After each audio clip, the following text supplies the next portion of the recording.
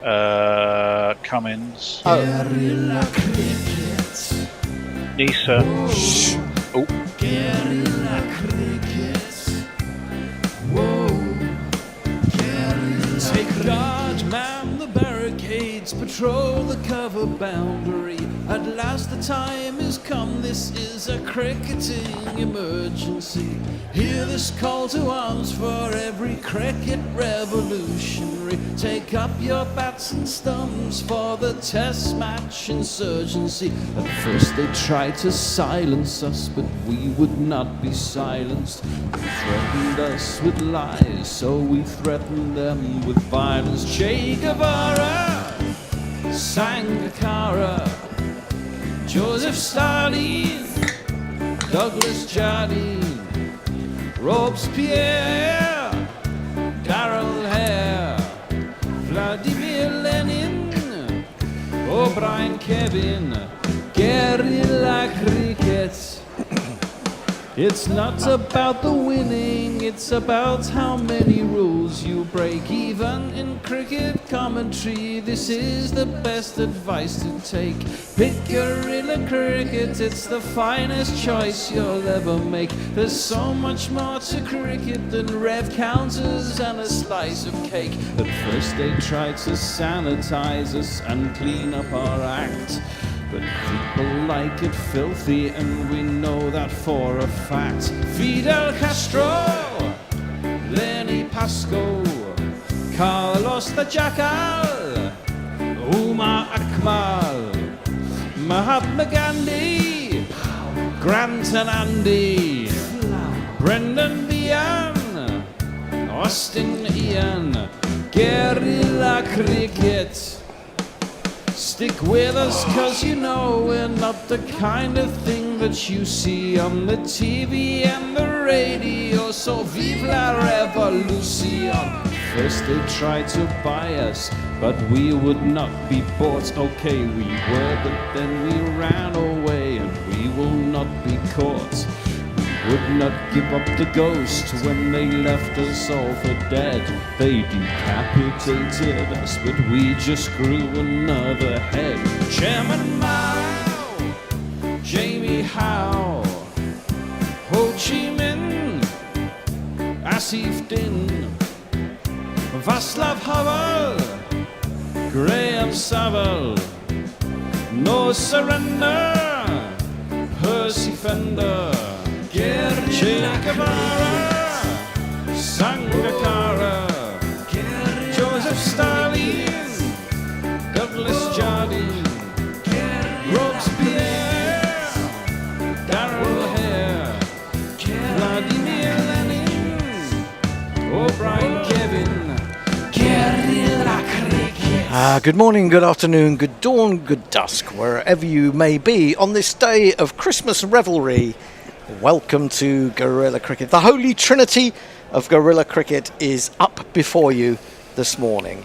It is me, Gorilla Hendo, the bear, back from his coughing and spluttering and... Still coughing and spluttering. Oh, God, I hope he's not a cough and splutter all over me. You missed the most gory details. You didn't want to hear those. No, I've heard those off air, and I don't think we should let our audience know. They can imagine, can't they? And the other voice you will have heard is that of the Bish, Tony Bishop, who is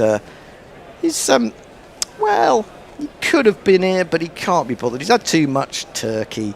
He can barely sit still. I'm like Mr. Creosote, Hendo. I think I'm going to explode in any second from now. Well, there you go. It's crowded. It's crowded at Melbourne. It's also quite cool, I believe. Last time I was in Melbourne 20 years nearly ago, it was the coldest day in 70, as I recall, for that time of the year. 70 years, that is. Anyway, England have won the toss and they have put Australia into bat. Not really surprisingly, there is meant to be a little bit of furry green. 8 millimetres apparently. 8 millimetres of green. Yeah. Extra millimetre. 8 millimetres of grass. You'd be interested in that, Bear. Yes. Well, I know bigger buds than that, but, you know. But as we say, they're expecting the ball to do a little bit early on And if England are to have any hope at all, they need to do a hell of a lot. They need to take their catches, and then they need to bat when the sun comes out, which, well, they said it would come out on days 3 and 4. It may all be over by then, but we shall see. It'll probably go longer if Australia are batting first than it would if England were. Steve Smith is back as Australian captain, as stand-in Australian captain. It's interesting how the actual captain has been the stand-in for this series, and then the stand-in captain has been the actual captain for 3 games of the series. It's curious the way cricket works, but there you go. Now, talking about the teams and the well, not so much the teams, the conditions. It means that spinners are at a premium. The only frontline spinner is Will Jacks. Well, there you go. in the entire 2 teams out there. In this match, I should bring you the teams just in case you haven't caught up with them. Australia line up: Travis Head, Jake Weatherall, Marnus Labuschagne, Steve Smith captain. Usman Khawaja retains his place, having got back in when Steve Smith pulled out. Alex Carey, Cameron Green, we think is going to slip down to number 7. Michael Nessa comes back. Mitchell Starc, Jai Richardson gets a very rare outing, and Scott Boland, which means, of course, Nathan Lyon, we know, has got a problem. Was it hamstring that he did? Hamstring. He's had to have an operation. It's not been out for months. It's been a terrible last couple of Ashes for him, hasn't it? Really? Yeah. Well, he's knocking on his 38. Yeah, but he's only a spinner. I know, but you know, spinners aren't generally as highly strung as the seamers, and if something goes, you know, at that age, it doesn't heal as quick, does it? I suppose not. So that is the lineup. Jai Richardson comes in because Pat Cummins has disappeared again. Made a brief appearance, a very good one, of course, yes, to ensure that Australia retained the Ashes, and then he's resting again. Zach Crawley, Ben Duckett, Jacob Bethel comes in for Ollie Pope. That was kind of inevitable. Joe Root, Harry Brook, Ben Stokes, Jamie Smith, Will Jacks, Gus Atkinson, Bryden Cast, and Josh Tongue. The worry for England is, of course, that there is no Jofra Archer. Oh, right. Well, yeah, I mean, Jofra has actually been one of England's best players. If you looked at with this bat and ball. With bat and ball. You know, if you look at England players who've actually stood up yesterday, Stokes has, Root has, Crawley to an extent, actually. I think Josh Tongue bowled well in the last. He did. The last innings. I'm a bit worried about Gus Atkinson, mainly because he looks so fucking forlorn all the whole time. I don't know what goes on inside his head. I just don't think a lot goes on in there, because I just look at his face and he just looks depressed the whole time. Yeah, he doesn't. I mean, I was looking back at his record. I mean, he was out in New Zealand, wasn't he, last year when we played Test? He didn't have a particularly good time there. So I mean, we spoke before. I was sitting here. I can distinctly remember sitting here with you during some game of cricket and saying that I was worried about Gus Atkinson in Australia, and you kind of agreed with me, didn't you? At the time? You know, he doesn't come down from a great height. He's kind of a skiddy bowler. 3 wickets for 79 this series. Well, exactly, and you know, he's been brilliant. He's been brilliant in England, but no one has turned around. All the talk about Chris Woakes of, you know, that he's not a very good player to take overseas, which may be fair enough, but Gus Atkinson was untried, generally speaking. I think that's. I mean, I said this on a WhatsApp group. I think the main problem with this side is actually we had all this high hopes of this bowling attack, but it's a very inexperienced bowling attack. Of course it is, yeah. Massively inexperienced. But then, you know, that's the problem. You lose Broad and Anderson, who've been the backstop of the attack for 15 years, and suddenly you're groping around looking for newbies. Well, people people I was talking to did ask me, you know, should we have got rid of Anderson? It's very difficult to say. You know, I think it was time. It was inevitable in some respects. Atkinson is in for his first ball of the morning to Travis Head, coming off that magnificent 170 on the second innings in Adelaide. Should we do some jingling? Yes. Okay. It's just a sweet Travis Head. A sweet Travis Head. From transdimensional Travis Head.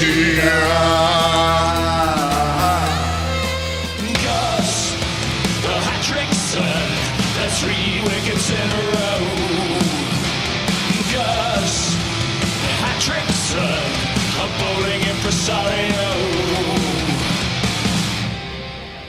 There he is, down the leg side to Travis Head. Doesn't really make a great deal of effort to actually lay the bat upon it. The Barmy Army flags are aloft. The St George's is being swayed to and fro. I mean, it's a sort of example of hope over expectation, isn't it? England winning a test in Australia? England sort of waving their flags in a sort of... I definitely think England have got a victory in them over this. I mean, look, they've got no Lyon, they've got no Cummins, they've got no Hazelwood for the rest of the series. Come on. We've got no Archer. Onto the back foot he goes, hit on the pad. And what was Harry Brook doing there? He took the ball and then ran off as if to pretend that he'd taken a catch. Well, it'd be kind of nice if he actually caught one that was a catch, rather than doing that. Didn't That was catch just it. silly. It wasn't wriggled out of his hands. It bounced before it got to him. I don't think it got away from him. I don't think it did. I thought he just took it on the bounce and then I think he was trying to kid some Australians. Well, that did a bit, that ball, to be fair. Yep. Well, we're hoping it will. On the basis that England have put them into bat. It doesn't look that green to me, I have to say. Into the pad, loops up to where a short leg might have been, but there is none. And so, if there was a little inside edge... One of the things that we learned against Head last time he was in England is you really need to bowl in tight at his body on about that line and on about that height. Yep. And really cramp him for room, and then he struggles. And we've not managed that this entire series. And, you know, I look back at this and I think, how have we lost this series? Well, you can't account for what Travis Head did in the first test, really. He hadn't scored above 40 for God knows how many innings. Now he tries to chop one a little bit too close to his off stump, gets an inside edge, will get a single to get the Australia innings up and running. 1 for none. So I think that was kind of like, well, one person won that game, and it was Travis Head, and he completely, did something that we didn't think would happen. I mean, but also England collectively lost it. Don't forget that. Well, yes, but they did. But that's because of what he was doing. Bowling that wrong line and length. Well, they bowled the wrong line and length in the second innings to Australia, but they should have been setting them a much bigger target anyway. Well, they should have been setting them a much bigger target, but even with that target, there was a chance. And if they'd have got Travis Head early, who knows what would have happened? Well, it might have made a difference. I'm not sure that it would have done. Actually, I don't think it would have. I think Australia would still have won that. When I figured they needed 200 with the best part of 3 days or more to win it, I thought yes, they've got this. Atkinson then to Weatherall, and sun comes through the clouds, and he shapes to play a pull shot. It nibbles a bit away from him, and eventually I think he just pulls out of it. And it goes through at comfortable waist height to Jamie Smith. End of the first over. Just a single from it. Tony, you must be... Wait. Whoa. Drowning. Drowning in super chats. Drowning in chats of all kinds. Mr. Handjob of Melbourne, $10 Australian. Suggesting you can't win without Archer is drawing a long bow indeed. Oh dear. Bar humbug, says... message ends, says Pirate Badshaw. Loads of people joining us. I'm thrilled to stay. Steve Bruce, all in capital letters. OMG, the Bear, the Bishop, and Hendo on Christmas Day. Best present yet. Hope you had a great day, lads. Yeah, well, I can only speak for me, but yes, I did. I had an all right day, yeah. I had very little of the day. I got up till about 3 o'clock. Got up, had quite a nice meal at about 7. And I wrote a new Hendo rant down the leg side by Bryden Cass. There's a surprise. Well down the leg side. Give him a jingle. As he opens the bowling. It's this man bowling. He's called Bryden Cass. He tries to bowl really fast. Don't expect art, but he'll put you on your ass. Bryden Cass. Bryden Cass. Starts with a no ball. It was a wide and a no ball in one, except it wasn't signalled as a wide. Well, he had that problem as well, didn't he? Massively in the last test, he was no balling. He bowled 4 on a no regular balls, basis. 1 in each of the first 4 overs of the game. Cass in again. That's a better delivery. Starts it outside off stump. It's back of a length, a little. I wouldn't say anxious prod from Head, because I don't think there's anything anxious about anything he does. But it was a sort of indeterminate prod, and he's beaten by it. Came back in quite a way, actually. This man is at the other end, by the way. Everywhere you do, you always check what's wrong with you. Everywhere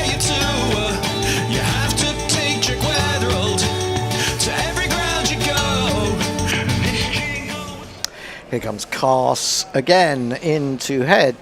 Comes off the thigh pad. Going to run through. Well, they don't need to run because it's going to go to the boundary. 4 leg byes. And Australia move to 6 for none. Someone got rid of my 1, 2, 3, 4 jingle. I always used to Dunno. go for leg buys. Someone's deleted it. Try another one. Motherfuckers. No. It's leg buys. They don't get signals. So, what? We've had 1 run from the bat. Yeah. 5 extras. Oh, yes, just a little bit of sprinkling of sunshine breaking through, which is not necessarily what England will want to see. 2 slips of gully, fairly fine. Short square leg slip. Cover point, mid off quite straight, mid on, long leg. In full on the pads. Tries to flick it away. Definitely a plan to cramp him, but a bit late in the day, you'd have to say. Yeah, I was going to say, you should have thought this one fucking 3 tests ago, shouldn't you? I mean, well, it was odd because they kind of knew how to bowl to head. Or they should have done. I mean, they did have a good plan to him in England. Well, I thought that's what we would see more of, but Yeah. yeah, I don't know whether they got carried away with the pace of the pitch in Perth or what, or you know, the very fact that they had Wood and Archer there, that they felt they were going to blast them out, and this was their chance, and they lost their lines a little bit, their lines and lengths. Cars in, head goes across. That's a better ball. It's full and brings him into defensive mode right in front of middle stump. Not such a good record for Travis Head at Melbourne in test matches. We saw at Adelaide, he's got an incredible Averages record. 86 or something, didn't he? Incredible Fucking record. hell. Well, Ben Stokes has got the long-sleeved sweater on, so that indicates something about the temperature there. And Cast turns again in that little skip and then tries to pull, gets a little bit bigger on him than he expects. He's not looking convincing this morning, Head. No, I think he's realising that the ball is doing quite a lot. The ball may be doing a bit, but to be honest, it hasn't really been in a wicket-taking area, I wouldn't say, generally. They could have easily gloved that, He couldn't could he? have quite easily gloved that, yeah. And were he an England batsman, he almost certainly would have done. Do we know if we've got Ultra Edge in this test instead of fucking Snicko? No, not yet. I don't think. Oh, well, I thought they were talking about it. I didn't think you could change it midstream. as Yeah, it were. well, I think everyone was complaining too much. I mean, there's been too much controversy about it, and Ultra Edge works. So there was talk, because they use Ultra Edge in the Big Bash, apparently, so they could switch the technology. Cast again, swinging, but down the leg side, tumbling. Smith does the taking, the keeping, and that is the end of the over. Actually, well, no, I suppose the no ball counts against the bowler now, doesn't it? So, Yeah. so not actually a maiden, but it wasn't scored off from the bat, let's put it that way. Let's take the good where we can. Tony. Yeah, well, a lot of hellos. A Mr. Handjob, finest lineup, he says, until at least the second change. Ghost Rider 01, good evening to you. Hello to Carl Herbert. Morning all. What can the English bowling attack do in the first hour? Kieran Rose played. If the bear isn't bladdered, I don't want to know. Well, he probably is. Well, I've had Music a Catch couple. King. Morning, gentlemen. Some confusion in Adelaide as to the start time. Oh, well, hopefully you found us. Well, obviously you have. Well, I thought this game started at midnight, actually, but I had to check. Anderson in gets that one to nibble from a goodish length. Weatherall Anderson? Did I say Anderson? Yeah, I you meant to said say Anderson. Atkinson. Wishful thinking. Yeah. Anderson in his prime. Atkinson, it was left alone. Oh dear. Yeah, so the new Hendo rant is up and running. I might as well push it here because nobody else will. It's all about Ollie Pope, funnily enough. We're getting dropped finally. Well, yeah, but not that he shouldn't have been dropped, but what they will do with him next. Atkinson it is, 3 slips in a gully. Ooh, squares Weatheralled up a little bit, jabs it up the pitch.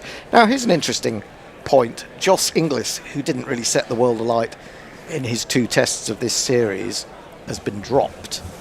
Khawaja is back, and you almost felt like it was the end of his career had Smith not have been either injured or ill at Adelaide. But he came back, got 80, and has kept his place. Joss has gone. Josh Inglis, rather, not Joss. But what about Weatherald? Atkinson in, bowls full, and he drives that nicely, just as I was about to slag him off through the covers. Only going to get one, are they? Slide from Duckett, I think. They do manage to get back for the throw because he was kind of very off balance. So Weatherald goes to 2. That 72, probably in Brisbane, is the one that saved him. He only averages 26, I think, in these 3 tests so far. What, Weatherall? Yeah. Yeah, and that's helped by a 17 not out and the 72, both in Brisbane. My point to go on from that was that it's easier to get dropped to a team that's not doing very well. And when you've gone 3-0 up in the Ashes and you've been brought in as the new opening batsman, you're probably going to get a bit longer, aren't you? Left alone by the aforesaid Weatherall. Through it goes. And it's 8 for no wicket in Melbourne. And it doesn't look as bad a day as I was led to believe as I came over. I was expecting gales and storms. Here comes Atkinson again. He's got Milky Sunshine instead for company. This one jumps on him a little bit into his midriff and he tucks it away down to long leg with fabulous name for a porn star, Milky Sunshine. Nasty. 9 for none. Current temperature is just 14 degrees. I mean, goodness me, it was what? It was 39 on day 2 in Adelaide. Yeah. So it's dropped by what? 24 degrees, more or Well, less. that's fucking Melbourne, isn't it? 4 seasons in a 4 day, blah, seasons blah, blah, in blah. one day, blah, blah, blah. Atkinson in again, bowls, left alone by, had now. 1 from 12. It's been a little bit more like the Atkinson we've known and loved in England. Oh Jesus! I wish I wish you'd told me that you were going to be as sick as this. Oh, I You just sound got a awful. cough. Yeah, but you're going to cough. It's going to come all over me. Yeah, but it's not. I'm gonna- not infectious. It was And 2 I'm gonna- weeks no, you weeks can ago. still be infectious. Right, well, in the meantime, chaps... I've read about this. Well, it's all right for you, Peter sir. Hogg. You can say it all right in the meantime because you're sitting at home with a I flipping am. great 4 walls round you. I've got about an armrest in between me and the. glass of wine and the cat. It's, Yeah. one of the cats for company. Right. Well, I've forgotten what I was going to say now. You see, you put me right off my stroke. Buenas noches and Feliz Navidad from Portugal. That's from Peter Hogg.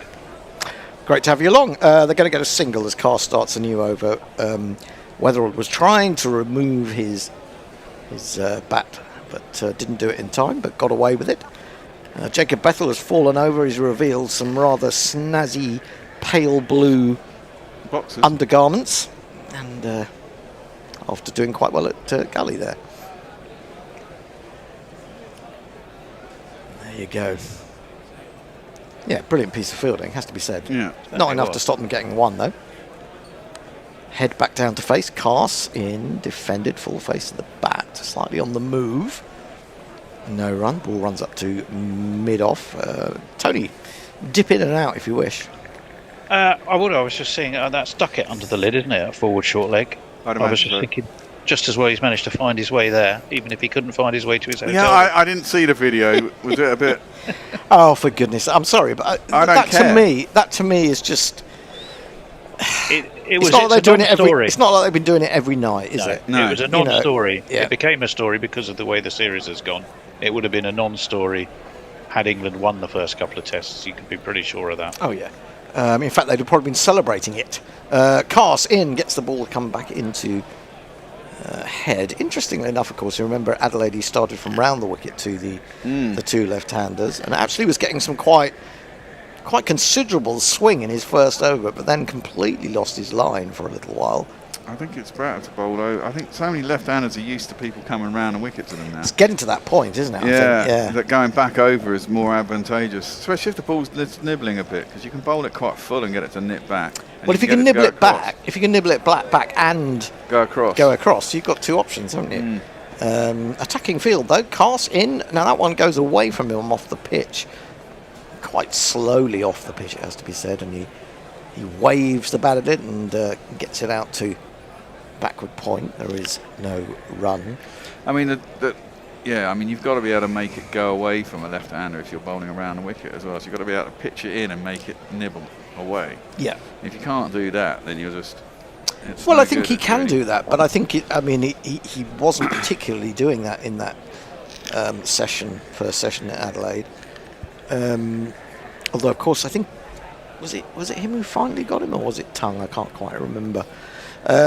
Carse in again. That little skip, that little sort of hover in the air as just before he delivers is flicked away. They'll get back for 2 to long leg, who has to make ground to his right. And Australia comfortably up to 12 for none. Now, I wouldn't say there was enough out there to make me think this was a bowling morning, but then maybe once a little bit of shine goes off the ball, maybe it will do a little bit more, and I'm not sure. It's not a particularly quick wicket either, is it? No, it looks pretty slow. But there's enough in it. There's grass on it. Yeah, not very much though, Bear. I mean, it's not to talk of it as a fluffy green top. I mean, there's a bit of green, but not very much. Down the leg side. Do they think they've got a catch, or is that Jamie Smith just mucking around? He does muck around quite a bit with regards to those sort of things. It's the end of the over. It's not out. The DRS timer is running down, but they're not going to refer it. 12 for none. Tony. Hello to Extra Fluffo. Says it's perfect weather in Adelaide. Well, we're in Melbourne, obviously, but glad to hear it. Fromelies, or Fromels. I can't see how the Poms can possibly take 20 wickets without Archer. Well, I grant you it's going to be very tricky. Extra Fluffo says Stark had all his ribs removed so he could play in this game. Not quite sure why that would be the case. Westminster 77, no pressure England. You've already lost the Ashes. True enough. Steve Smith's ton today, says Fromels. Please don't do that to me. Good evening from Recife in Brazil. Oh, now that rises and has a little bit more zip in it from Atkinson. This one was angled across Weatherall, leaves it alone. That's from Scott Harrison, by the way, who's in Brazil. Why does it look like the Aussies have the right bowling attack and, well, we don't? Well, because we'll be sending ours home frantically, not surprisingly. I mean, I think that they would have left... Well, I suppose it depended on the position, but had it been 2-1, England would have played Archer, probably. Yeah. But then they would have left... Well, they wouldn't have been able to leave him out of Sydney, would they, unless they'd lost again. Outside the off stump, probing quite nicely. That's much fuller, left alone by Weatherall. He wasn't going to play these 2 tests unless it was absolutely necessary. And I actually think with the Ashes gone, they thought he may have a slight side strain, but, you know, possibly if the series was on the line, he would come back for Sydney, or he would have played in this one. But there's no point, is there? There's no point, really. No, I do think England want to win a test, though. Outside the off stump again, left alone once more. Well, I think quite a few of us went for a 3-1, didn't we, over the series? We just didn't imagine it was going to be 3-0 at this point, or we didn't want to imagine. No. Quickest the Ashes has been nailed 3 tests in a row since, what was it, 1921? 1921, I think, when Australia won over here 3 in a row in pretty sharp order. Blimey, they did it over here as well. Yeah, they did. They do it once a century. Well, it was 21 that was the last time. Atkinson in again, cut this time. Ooh, wow. Has that gone down, or was that just a good piece of fielding by Bethel? I thought it was down into the ground. I don't think it was far from him. Let's have another look at this. It was aerial, actually, wasn't it? No, it's well short. Well short. It is a good piece of fielding. Otherwise, that would have run down to what is almost certainly an untenanted third man position. And we get another glimpse of the Bethel pants. Pant watch. Do you think that's a sort of summary of England's Ashes? Blue pants. Just pants. Pants. Yeah, well, it's been pretty pants. 3 steps in the gully. Atkinson in again. Ooh, good leave by Weatherall. Really, he's left quite well so far in this over. Wasn't that far from the off stump. 5 dot balls from the Surrey man so far. And 8 days. 8 days it took in 1921. I've just looked it up. 8 days to retain the urn. Fucking hell. Bang, bang, bang. I don't think they were 3-day tests then either. I think they were longer than that. Well, to be fair, it was just after the war Yeah, there might have been an element and the flu pandemic. Budgie smugglers. We were probably still struggling. Australia's so far away from that sort of thing. Left alone, Maiden. And Good Lord. Atkinson, 3 overs, none for 4. Australia, 12 for no wickets. Tony. Absolutely. Oh, our friend Mike Rochburns. Hello, Mr. Love Sponge. Oh, what's that? Could not get access to Hendo rant on Substack. Well, there you go, Hendo. You better sort that one out. Don't even go there, Tony. I've had Oh, okay. so many technical issues with that, and it's really beginning to peeve me. Anyway, Why? Here's one for technical support, by the way. Carl Surf King says, update your banner, guys. It's saying day 3 of the 3rd test. well, Oh. it feels like it is. It just Invisible. feels like it should be. Invisible Bob says, I wish I was drunk. Well, there is an answer to that, Invisible Bob. There is. It's Christmas Drink. Day. Drink. Yes. I think Invisible, isn't it? Where are you in the world, though? I think it is Invisible Bob is one of our own. Is he? I think he is. I think I I've heard not someone seen say him, that. the to other be day. honest. No, I've never seen him. I bet you haven't. You might. Yeah, I think you're going to see him later in this test match. I think he's coming in. Cars in full driven 4. I'm just going to go basically single syllable words from now on to save my energy. And Oh, of course, Invisible Bob. 16 Yeah, for none. it's Will, isn't it? It's Will, yeah. 16 for none. That was a rotten half volley. And, I think I've been misled again. I was coming in and I was thinking, oh God, I hope Australia don't bat because it's going to be long and arduous as an England fan. And then they all kept telling me it's very, very green. And there's another 4. Smashed on the up this time. Ben Stokes is chasing after it. And even with the capacious surrounds of this Melbourne ground, it is going to run to the boundary. Consecutive 4s for Head, who's suddenly stepped up. He's on to 11 off 20. And I was led to believe that it's very green out there. It's all cloudy overhead, and it's whatever. So, obviously England had to bowl if they won the toss. And of course they did. They have, and now they're being smashed around. 20 What have off been bowling 5. rubbish? Well, it doesn't help. But it's not doing that much, is it, really? Flicked away this time, hopping into the air, as he often does. Travis Head. This one finding some space in the mid-wicket region. He goes to 12. 21 for none.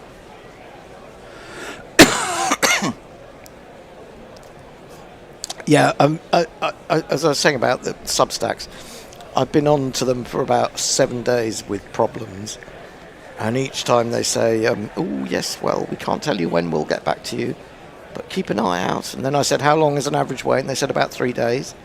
Ugh, And pretty 7 poor. days I've heard nothing, absolutely nothing. Cars again, and he pulls out of his run up. The sun is now it's not so much milky, it's more like Ovaltine, I would say. Ovaltine sunshine now breaking through. If you look at, interestingly enough, I'm not sure, if you look at the first 30 overs of the innings in this series, Australia have taken 32 wickets in the first 30 overs, England 23. That tells its own story in terms of Yeah, it does indeed. the bowling. Through to the keeper. This one left alone by Weatherald. Well, actually, 23 wickets in the first 30 overs of how many innings? Have there been? 6. 6 innings. Six. It's 4 wickets, averaging about 4 wickets, and they're averaging about 5, 6. 5 or 6. Australia's length has also been more consistent. If you take, I'm getting this from the BBC website, in all fairness to them, if you take percentage of deliveries landing on a good length, Australia 30%, England 23%. I mean, those kind of margins may not sound much, but they're match winning. Driven into the ground, and despite the height of Cars and the fact that he leapt with his right hand in the air, it clears him, and they'll get through for 2. Bethel and his pants go running off to retrieve it. 23 for no wicket. Here's a quick one to think about. Steve Bruce wants to know what's our cricketing moment of the year. Oh, God. Where to start? I always hate being asked those sort of questions Exactly. because I can't remember. No. I can't remember anything from before There must have been a moment yesterday. in the India series in the summer, probably. Cast again, driven by Weatherall. Plenty of runs out there for him and for Head, and it's going to be another boundary unless Stokes can just put in the dive. He may have done enough. No. Whoever's gone with him, I think it was Atkinson, has decided that he didn't manage to fingernail it back. So, we put them into bat and we've just gone for 15 runs. That's an absolute shocker. Okay, I'll volunteer an answer to that one. Meeting and chatting to Kate Williamson, I would put quite high up on my list. Not necessarily a watching thing. Not Kate Williamson. Kane Williamson. Kate Williamson? Kane Williamson. Kane. Did you? I don't know who. You did say Kate Williamson, didn't you? Don't think so. I said Kate Williamson. That sounded like, again, it sounded like Kate. It must be something to do with your the connection from Claygate. It possibly is. Music Cat King. England were talking about switching to DRS to avoid the series. To avoid the series.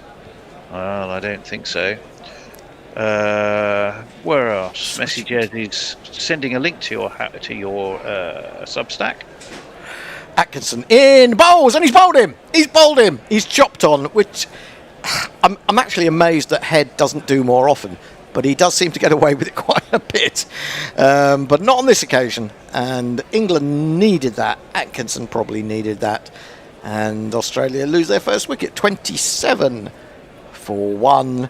Scrambled seam, well outside, off stump. Didn't get his foot across. He's sort of slightly square on. And the thing about Head is he never does that when you really want him to. He goes for 12. Weatherall's 10, and Atkinson has 1 for 4. Who's that? Who's that turned up?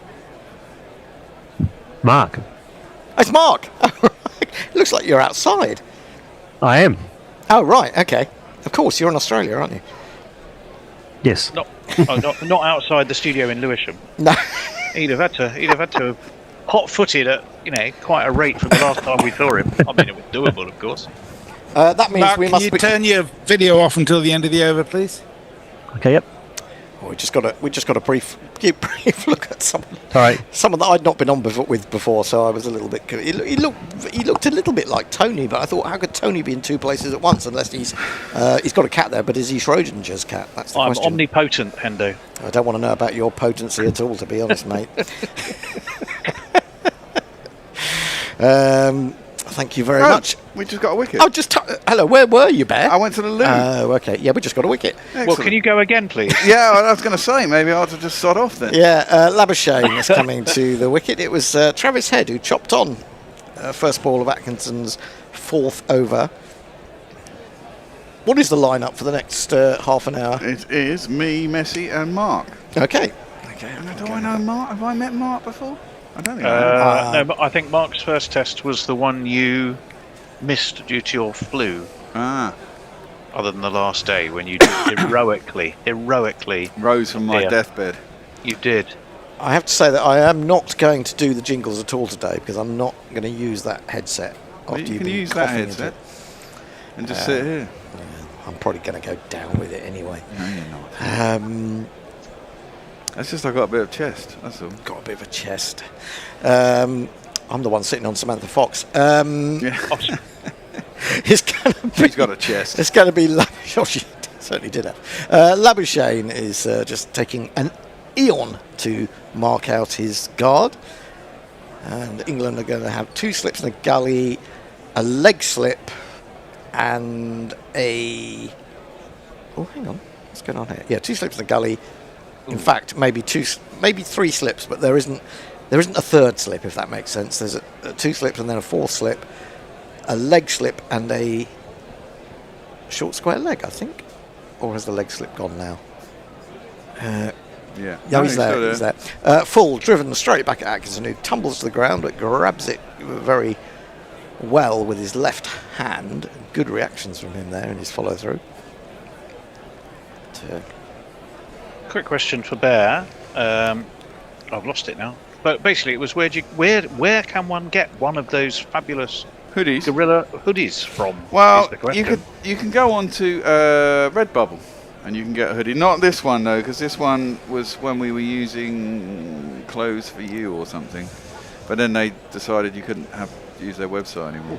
Onto the back foot goes Labuschagne, defends. Which is a bit annoying. They don't have an API and you can integrate it into your website, but my experience with API men has failed. If you're on the YouTube feed, isn't the Redbubble link? There are a few T-shirts on there which will take you probably through to Redbubble. But go to our website, click merch, and that will take you through to our Redbubble store, where you can search by item, and one of the items you can search by is hoodies.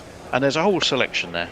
Atkinson bowls, driven through mid-on. That will probably go. Poor old Brian Cars is labouring what appears to be up a slight hill. I don't remember it being particularly hilly there.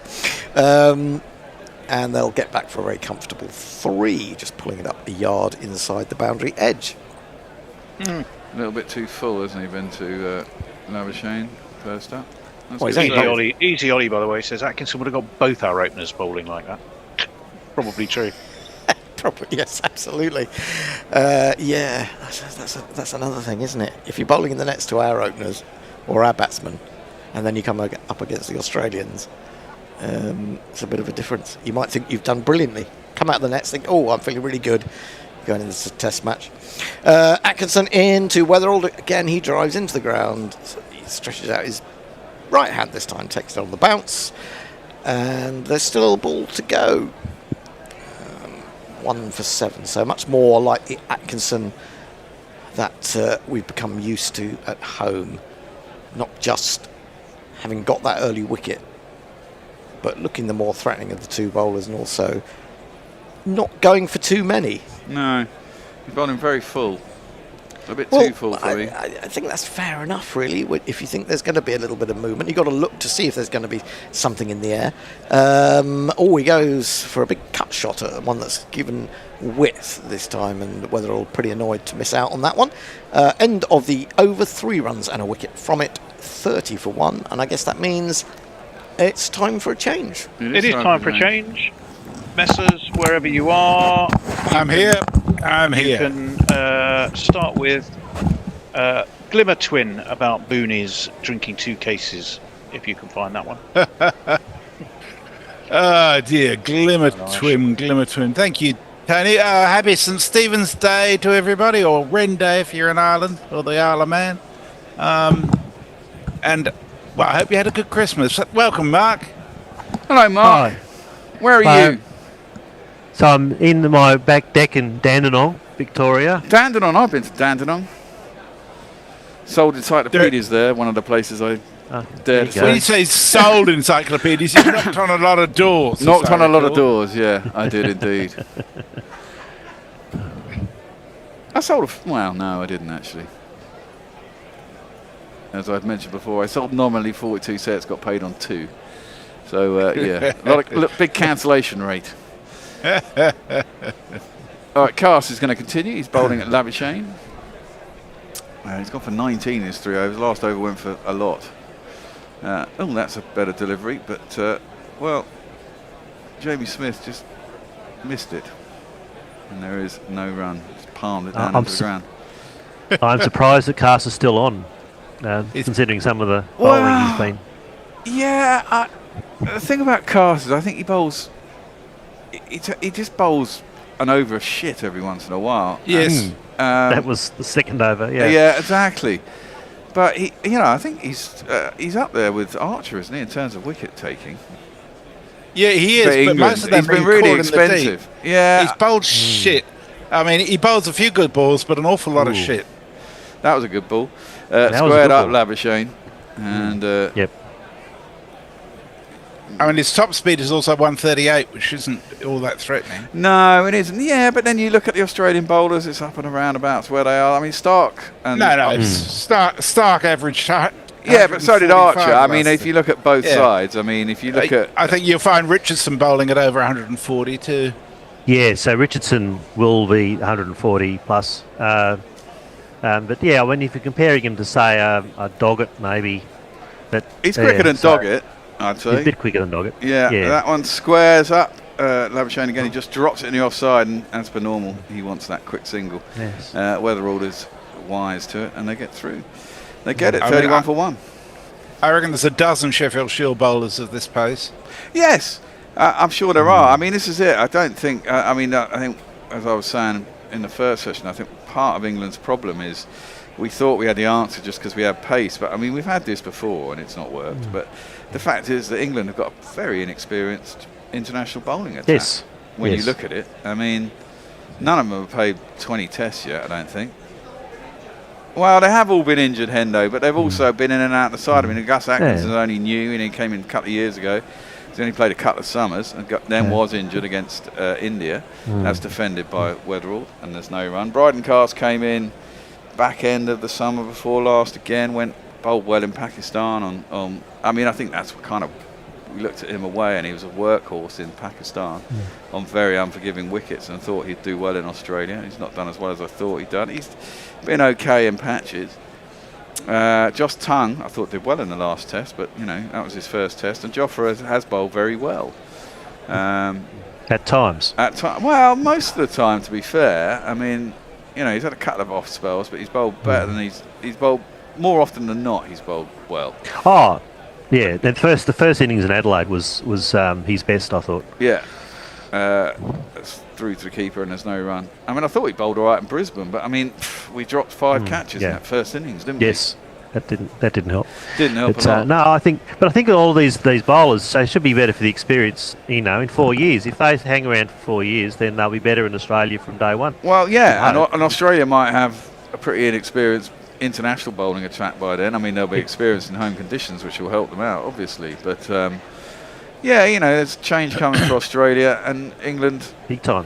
Cast in. That's straighter, and Weatherall just. Well, that's where Richardson. That's why Richardson bowling today is really interesting, because you've got him. He's going to be hopefully a main strike bowler for a few years because Hazelwood. I don't know. Hazelwood will come back. Stark's got a couple of years max. Even Cummins might not be playing in 4 years.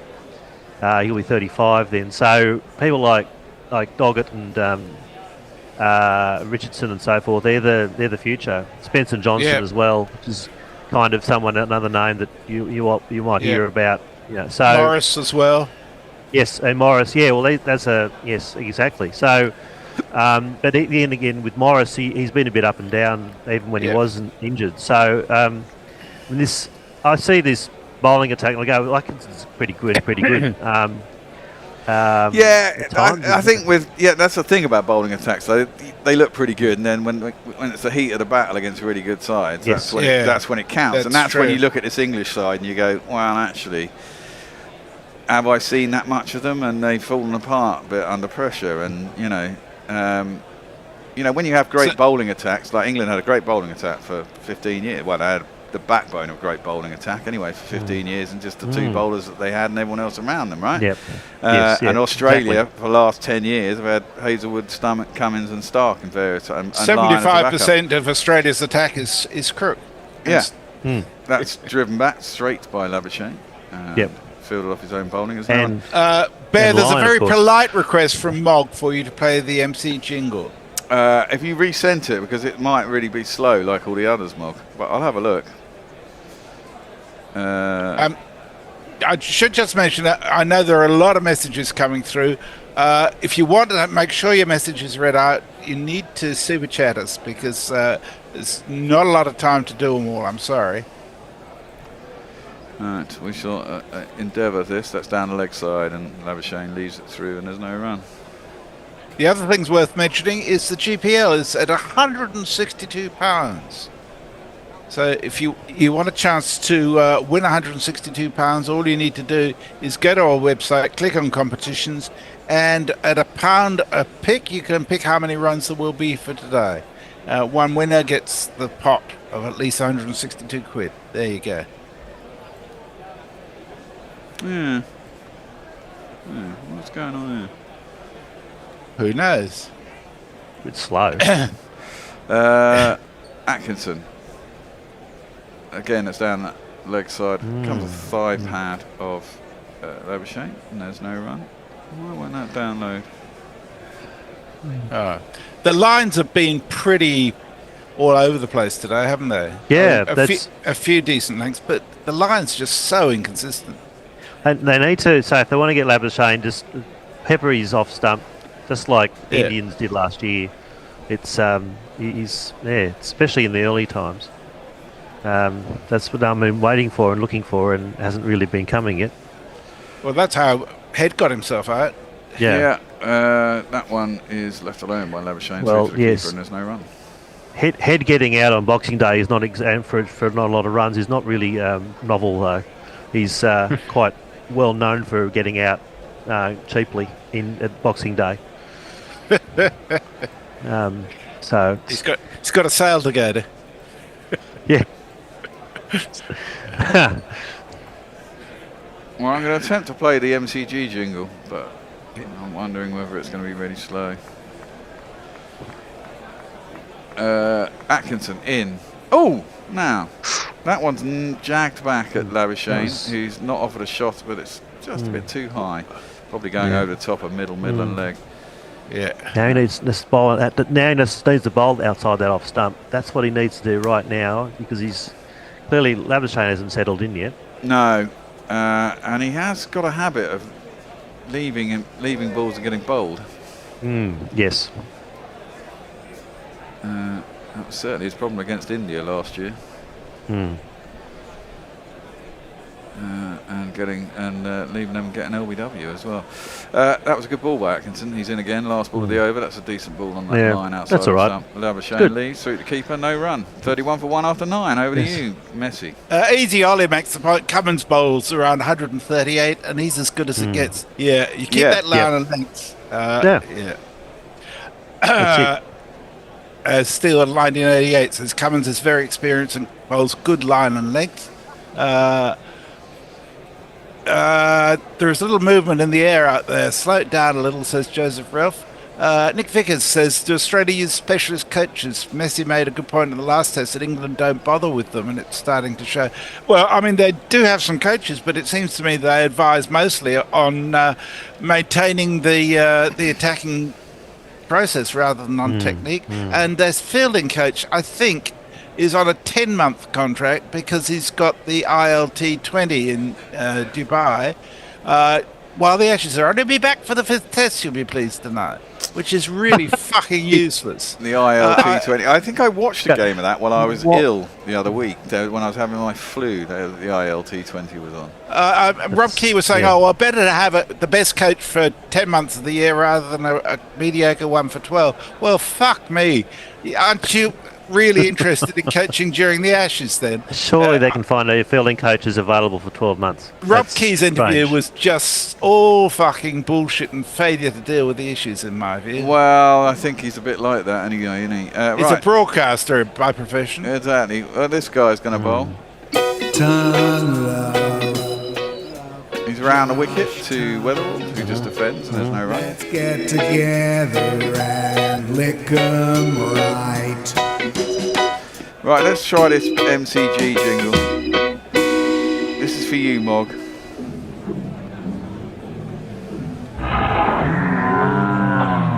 No. Mog, for some reason your stadium jingles are really slow. And just noisy. Yeah. Yeah. The one... It's odd. Don't know why. Tongue in, that's down leg side.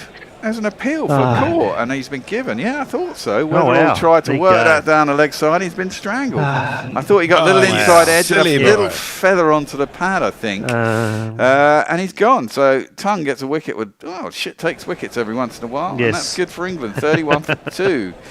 Dear, oh dear. Weatherall. I mean, he's not had a great series. But he did do all right in that one test. Yeah, no, He had big one inside test, but edge. but there's two stuff like that. You get stuff like that, and it's like, well, it's annoying with him. It's we like his tenaciousness, and all the backstory of Weatherall's very inspiring, but he just needs to be not hitting those sorts of shots. Indeed. Well, absolutely. anyway, let's give it a jingle. The crowd says, the crowd says, the crowd says you're out.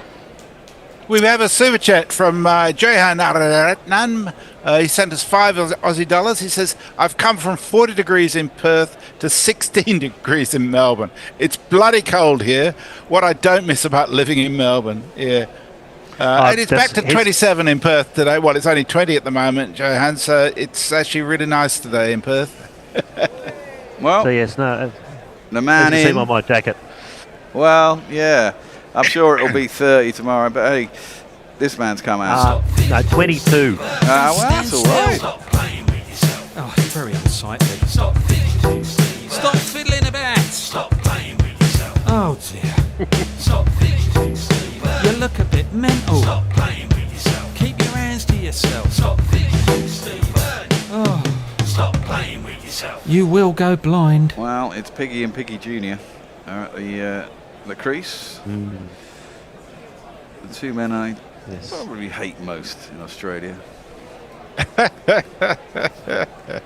You're not a very good hater, really, Ben. No, I know, but they're both very annoying characters. Piggy more so because he scores shitloads of runs. Labuschagne less so. He's just annoying. Well, Smith is going to face up. Tongue, 1 for none in 2 balls. Oh, and beats the outside edge of Piggy first up. Decent delivery. Nice. Pretty full of length, a little bit of movement away. And there's no run. I quite like Tongue, I have to say, actually. I mean, I thought when I first saw him against India, I was he sprays it a bit, but he does have wicket-taking deliveries in him. Yeah. He has consistency. Well, he's been more consistent over here than he was when he played in England for England. But maybe Right, that's because okay, maybe that's because he was a bit nervous and it was his first test of 2. You're right. He was coming back from a bit of injury as well. Goes right across his stumps as Piggy is wont to do, and he knocks it down to long leg. Gets himself a single. Gets himself off the mark. Mog sent us $2. He says, lift your hating game, Bear. It's a bit difficult. If I do some hating, all I'm going to do is get Aussie opprobrium on me, isn't it? Because, essentially we've been battered 3-0 so far. So there has to be grudging respect, but annoyance at the same time, to be fair. Being annoyed by Smith and you do that well. is not unusual. No, I know. No. Yeah, No, most Australians are as well. Yes, exactly. Oh, they are, yes. No, I actually like both of them for their annoying qualities, but, because most Australian cricketers are pretty boring people. Well, yeah. In a nice way. Tongue in. Bowling to Labuschagne, who leaves that through to the keeper, and there is no run. Well, I suppose the thing is now the scoring rate might well slow down with these two at the crease. Yep. Won't get on particularly quickly, you wouldn't have thought. No, they'll settle in and see how things are. And then Khawaja in after this, and then we're down to Carey and then Green. Always think with this, this is it. You look at this Australian lineup and you think beforehand there were a couple of people you wanted to get through, but there's always frailties in it. We just haven't been able to capitalise and there's been frailties. There's been frailties in it for a long time. Well, exactly. That was one of the reasons I thought we had a better chance. That one is driven up to mid-off by Labuschagne. Get himself 2 at the end of the over, last ball. 34 for 2 after 10. A lot of Nick Australians would have agreed. Yeah. Nick Vickers says, Cars isn't bad, but he needs some extra pointers to be right for this level. And most players would. Yeah, it's Will true. 274 says Cool. it's definitely a bowling pitch, but England need to take advantage early on. Yes, that's the thing. They got 2 wickets by bad shots, but Time for Bear to go to the loo again, we think, says Clive Alive. Easy Ollie says Atkinson is very good, not sure why he's struggled on this tour. Well, he's not been alone in that regard. Rock Noir says Melbourne is arse. Wino says, for fuck's sake, more shit, another wicket. Steele says, threw his wicket away. Rock Noir says, Stokes has a straight spike today and a smile. They may have a good one.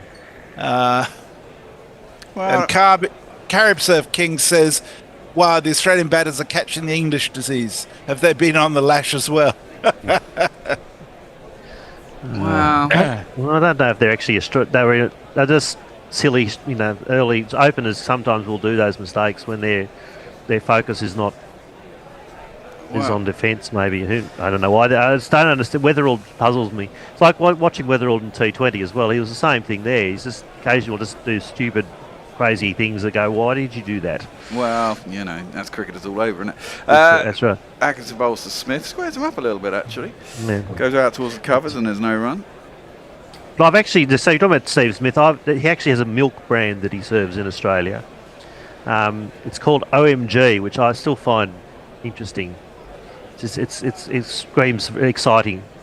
Left alone outside his off stump. When he himself is, yes, when he himself is not maybe in as exciting a personality, but no, he's. Well, it's a challenge to make milk exciting, let's face it. Well, That's true. But yeah, the milk marketing it's an oat board. milk. But yeah, when you travel around Australia, you'll see ads for all the cricketers. Are all these different ads. Cummins in glasses is everywhere at the moment. I associate Cummins with Gillette. That one's left alone by Smith outside his Yes. off stump. No run.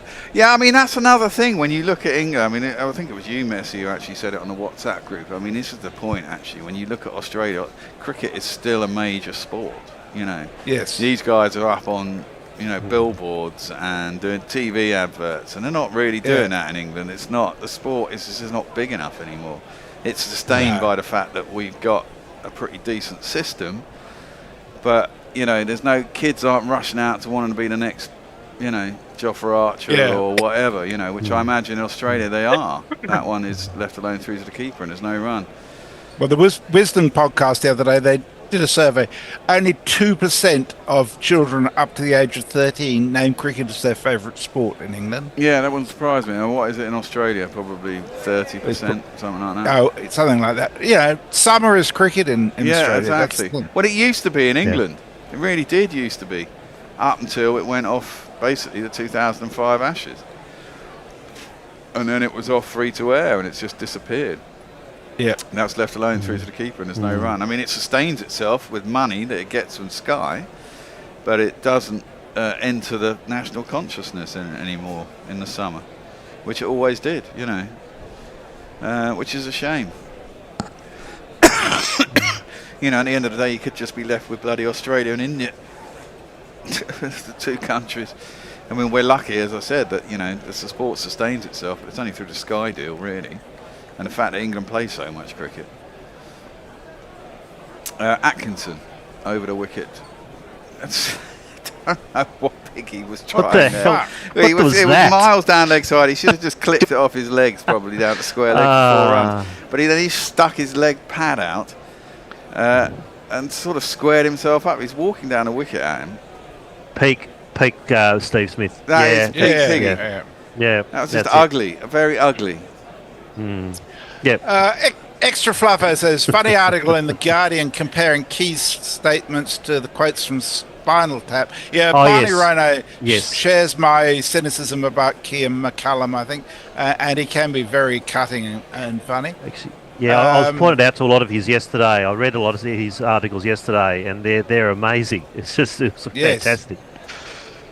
Yeah, I did if you're interested, there's a piece of mine on the Guerrilla Cricket website comparing McCullum to a doctor prescribing Manjaro and increasing the dose constantly without noticing the side effects. I've got an idea why Piggy didn't play that shot. That's left alone by Labuschagne as Tongue starts his next over.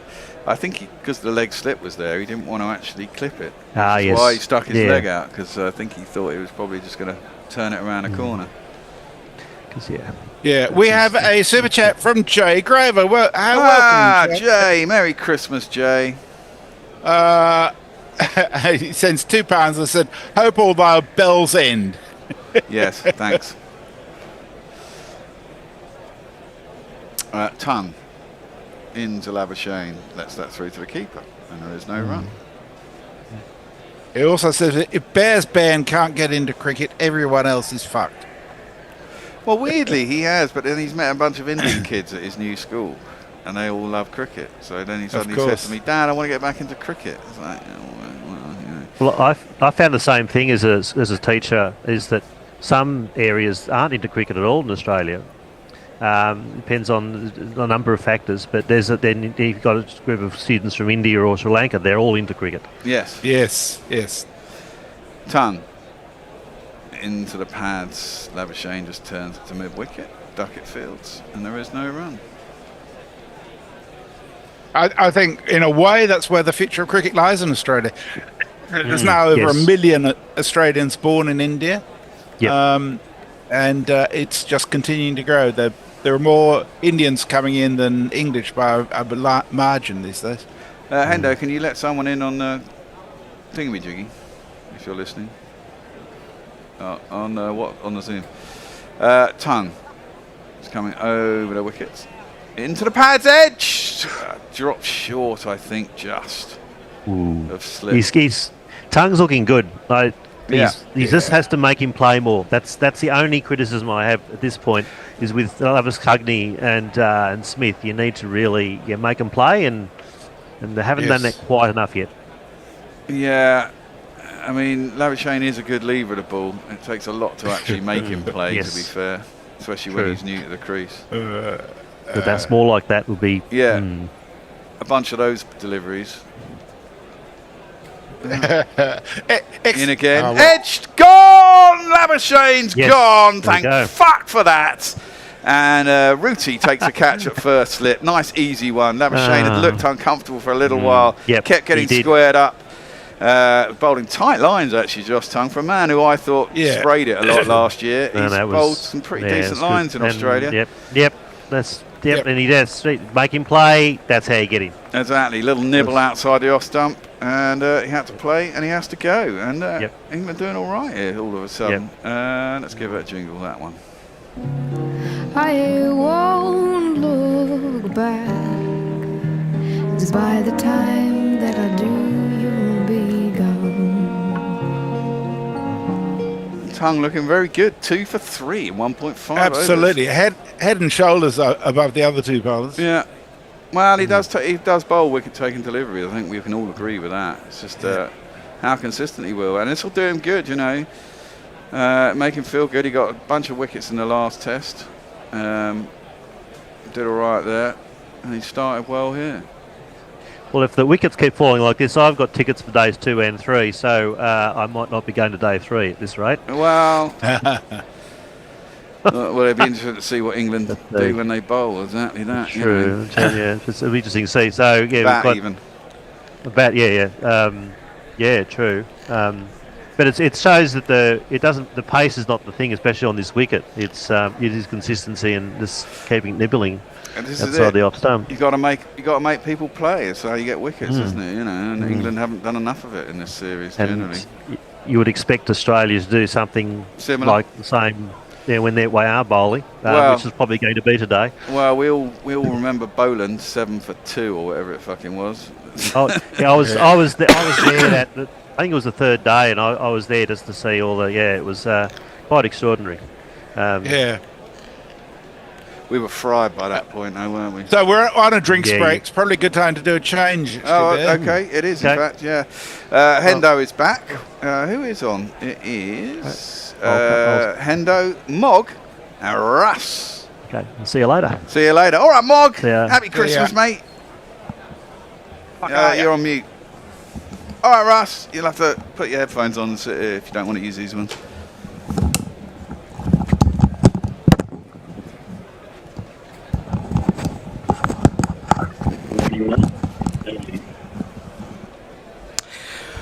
Welcome to Russ. Hi, Russ. And to Mog, we've got the Melbourne Mafia working for us today. All turned up to gloat.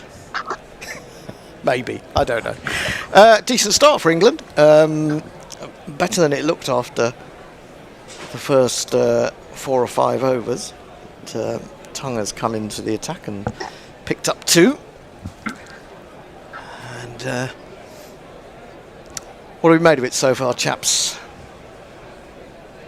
I think England have bowled well. I think they kept it full, which they need to do. And they've got the reward from a couple of slips catches and probably a couple of, not necessarily loose shots, but poorly executed shots. Yeah, certainly the Head one. I always feel like Head could get out that way, but he doesn't actually get as often as he might, it seems to me. Anyway, Usman Khawaja has now come to the crease, batting at 5. And Tongue has switched back round the wicket to the left-hander. It is in, bowls. It's very full indeed, and he digs it out up to mid-on. There's 2 slips and a gully and a leg slip for Tongue, and that's the end of the over. 2 overs, 2 for 3, 34 for 3. Mog! Can't hear you, Moggy. That's disappointing, that. That is disappointing. Your fans demand it. I mean, obviously, you're marvellous to look at as well, but, you know... Wait, did you hear me say it's disappointing?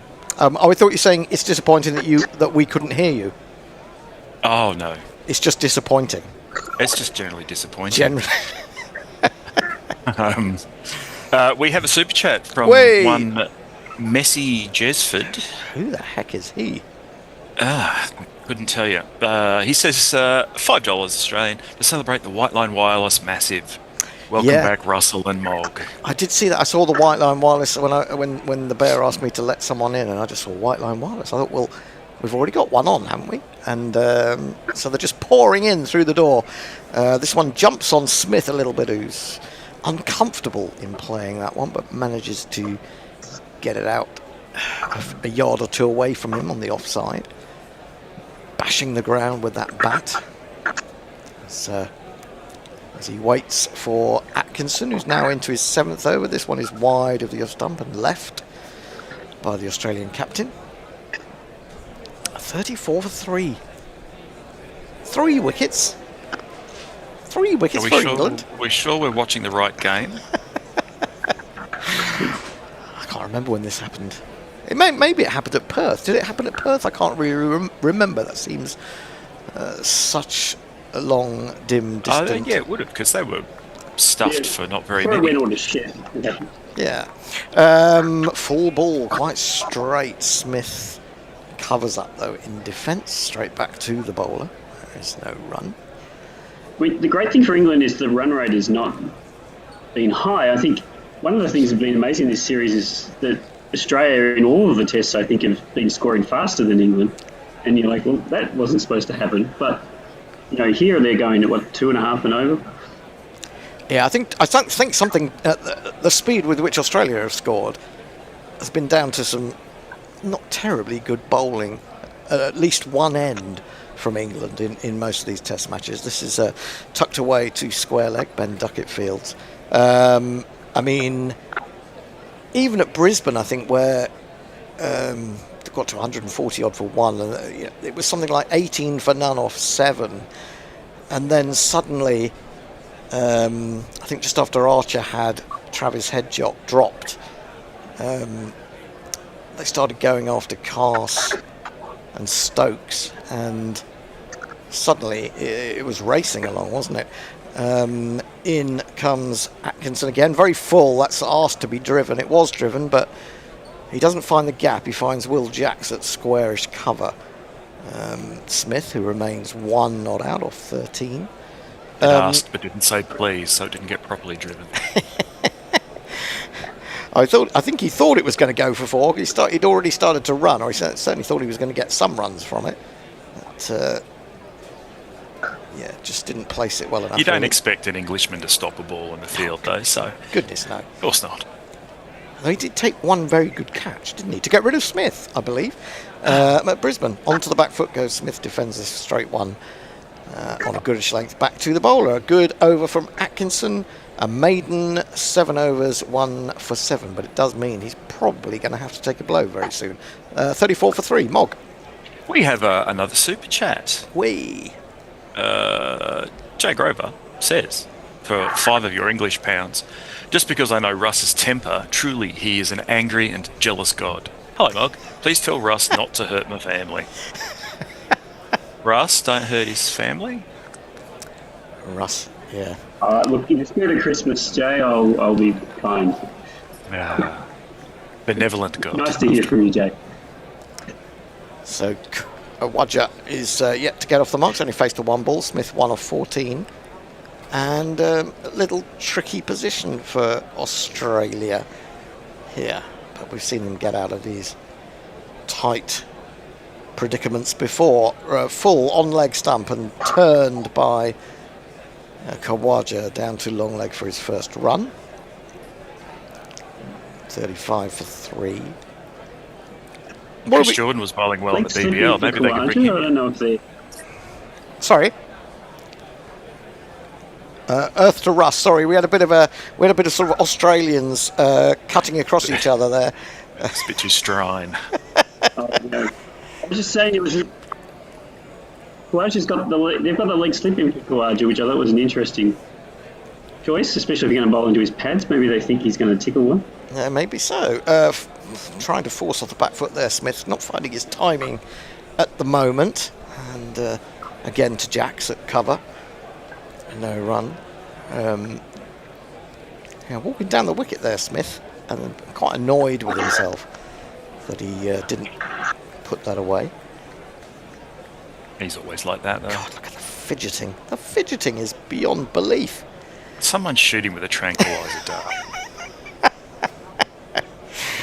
Someone sneak into Melbourne Zoo. Is there a zoo in Melbourne? I can't remember. There is, yes. There must be. There always is zoo. There always are zoos in cities. Defended into the offside again. Jack's doing the fielding. Although the wildlife parks might be more suitable than the zoo. Yeah. When you go to somewhere like Australia, sort of zoos don't really sort of do it for you. I think as you kind of think. I expect something a bit more than a zoo because really you've got so much space. The zoo should just be most of Australia, shouldn't it? Really, basically. Well, you can't curate the death animals out there. So. That's true. Now he's driven this one and he has found the gap. There is quite a big gap. Only went a couple of yards to the left of Ben Stokes, but he won't be able to catch up with that one. And Smith finally gets a boundary. He'll be very happy about that, I imagine. Now my innings going, great guns, I hit the ball, 4 runs, I hit the ball and it went for 4 runs. Beautiful the way he slightly opened the face as he played that shot to make sure that he didn't hit the fielder. And the facial expression he made afterwards was just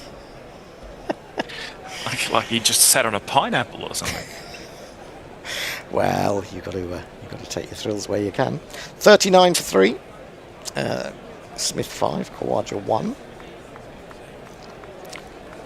What do you think about Khawaja? Do you think he's do you think had he not been able to get back into that game in Adelaide, this one into the middle and leg from Tongue, defended by Smith up on the onside of the pitch. I mean, I felt like that was probably the end for him, wasn't it? Was that the feeling in Australia, that had he not got back in and got those runs?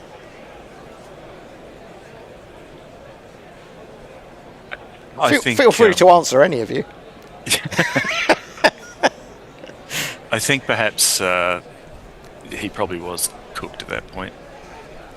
Down the leg side. Now Smith thinks he might have got a little feather on that. More importantly, umpire Dharmasena doesn't. There's going to be a discussion. I don't think they're going to review that, are they? I mean, I know it's Smith, but seen so many of these. Well, he is going to review it. 1 second left. Not sure that that's going to be worthwhile, but we'll play the jingle.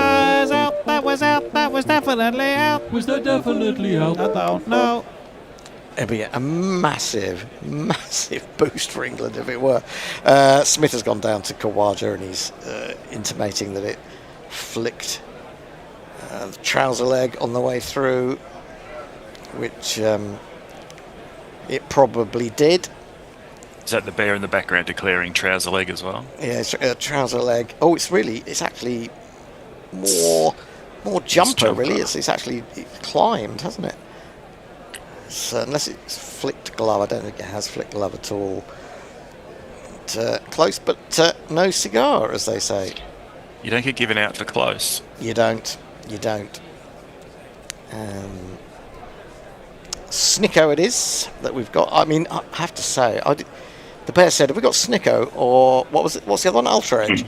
Ultra Edge. I thought they were the same thing. What do I know? End of the over, 5 runs off it. 2 for 8 for Tongue, 39 for 3. It wasn't out, by the way. Mog. Jake Rover's picked up another 2 of your English pounds. Russ, Mick Harvey of cricket commentary. Okay, take that as you will. Mick Harvey? I don't know who Mick Harvey it is either. Anyone know who Mick Harvey is? No? Anyone? No? No. Okay. No. Lucky Singh says, get big head 1 out. Okay.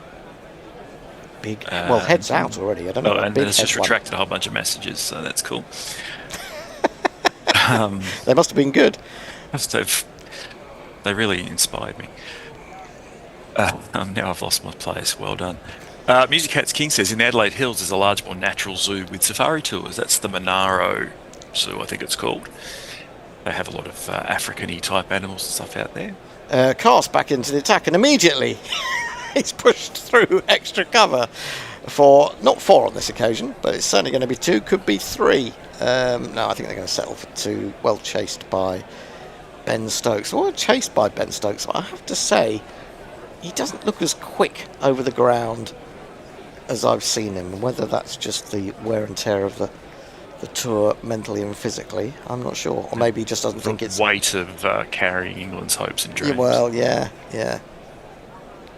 He's done a fair bit of running.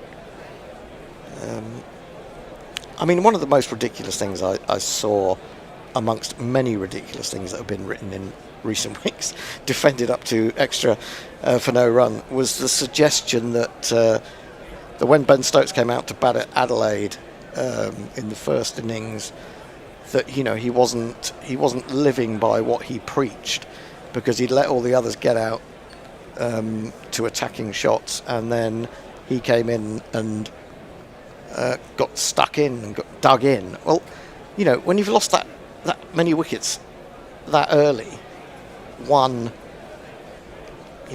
think you have to expect a little bit of thought. Tucked away behind square leg, they'll get 2 more. Poor bastard can't win. And then I thought to myself, well, it's not just that, but actually in that first innings, apart from Pope, no one fell to a terrible shot, or even a particularly attacking one. Don't know what you guys think, but I just thought, trying to make out that in some way Stokes was selfish because he was batting slowly after what had happened. Oh, goodness me. Onto the back foot goes Khawaja, who looks at that one suspiciously once having negotiated it. Ball rolls very slowly back up the pitch towards Cars. I didn't think he was batting selfishly, but I did get this impression he was trying to prove a point. Well, there may have been. Of his team. Well, yeah. I mean, I suppose people take in the notion of him saying it's no country for weak men, and I don't think that necessarily England are weak. I think they're just stupid. Defended into the offside, and there is no run. But I do think also that sometimes sticking in there is actually the more courageous thing to do. In a sense, if you're going to take the view that you're going to just go out there, smash it, if it comes off, you're a hero. If it doesn't, you go back to dressing room and say, everyone says bad luck, at least you were having a go. You're relieved of that pressure, sticking it out, staying out more there. Appropriate situationally too, isn't it? Cast in again, Fuller, defended by Khawaja. Again, very little foot movement from Khawaja. He just seems to sort of play from the crease. Back up to the other end it goes. End of the over, 4 runs from it. Cast coming back to his for his second spell. Immediately the runs started to flow, but he got it back a little bit towards the end of the over.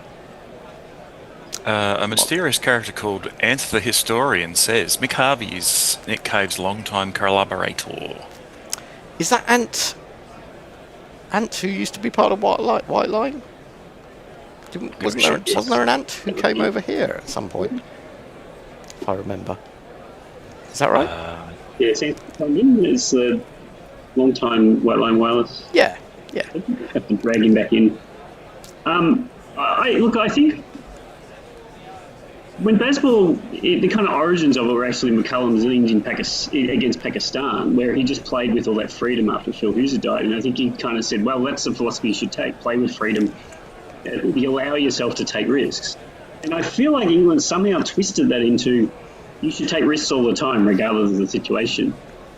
Tongue in, defended off the back foot, a little bit squared up, Smith, into the offside. Yeah, carry on.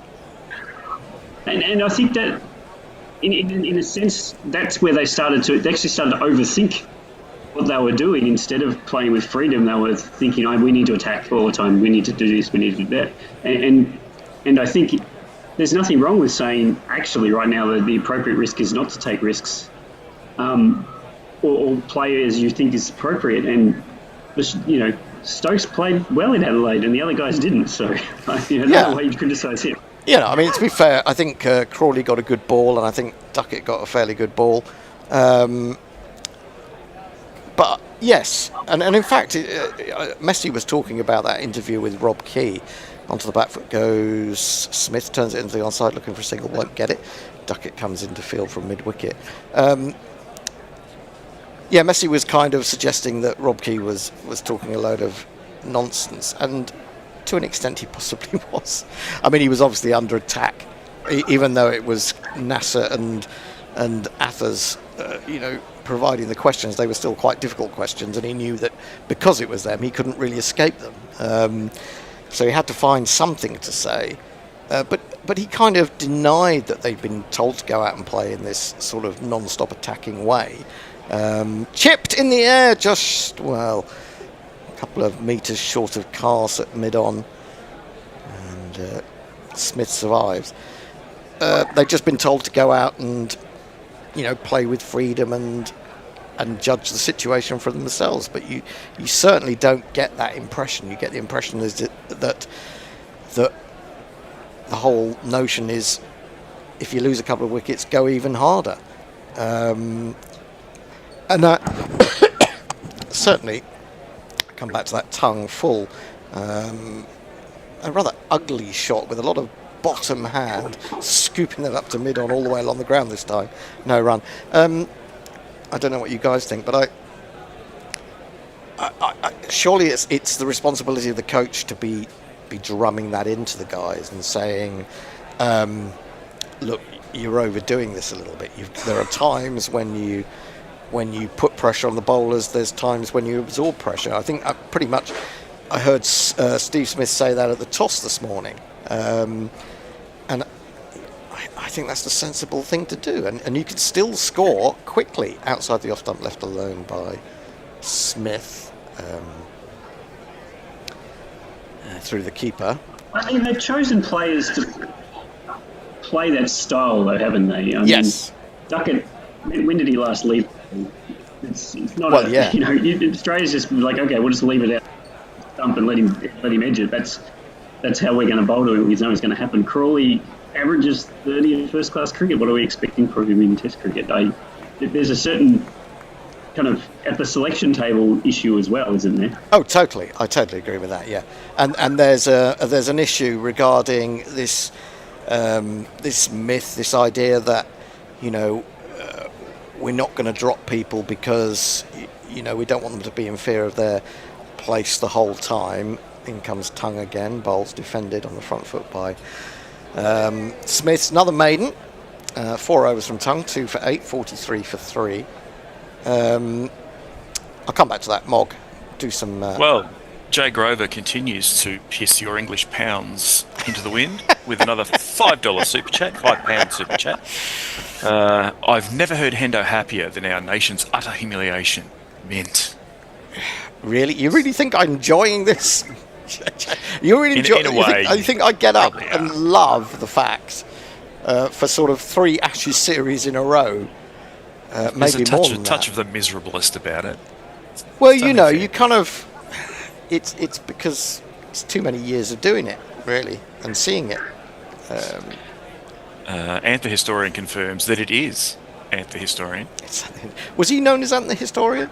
I don't think... I figured he was a historian, but I don't remember his handle being I Ant the don't think it was Historian. the Historian. Maybe it's changed. I don't remember. Cast round the wicket to bowl to Khawaja. Little hint of movement away off the pitch, I would say. But he jabs it into the ground and there is no run. Where were we? We're talking about selection. Yeah. This notion that there's this incredible loyalty within this selection setup. When you see that the way, to my mind, Pope has been treated, and it's the subject of my Substack this evening, should you wish to go and have a look at it. Pushed up to number 3. He's not a number 3. Nobody really thinks he's a number 3. Made vice-captain. Had that ripped away from him at the end of the summer. This again leaves Khawaja, but he also leaves the ball. So I think he's been a little bit sold down the river. And, you know, for people now to be ganging up and saying, I hope that's the last we ever see of Pope, is just really cruel and silly, really, because he's only 27. And he's got 900s and 16 50s in Test cricket, and you don't get a record of that sort without being fairly decent, because there are lots of players who would kill for those sorts of figures. Dan Lawrence, appallingly treated. Cast around the wicket, bowls, tucked away down to long leg. In fact, got a man behind square, not saving the one, really. And he is the one that does the fielding, thinking that it might not get to the long leg quickly enough. They might get back for a second. So, yeah, Dan Lawrence, who was basically carrying the drinks for a couple of years, and then when Zach Crawley got injured, they brought him in and made him open the batting. He's never opened in his life in first-class cricket. He may have done it in short forms of the game. And then when he didn't do particularly well, maybe.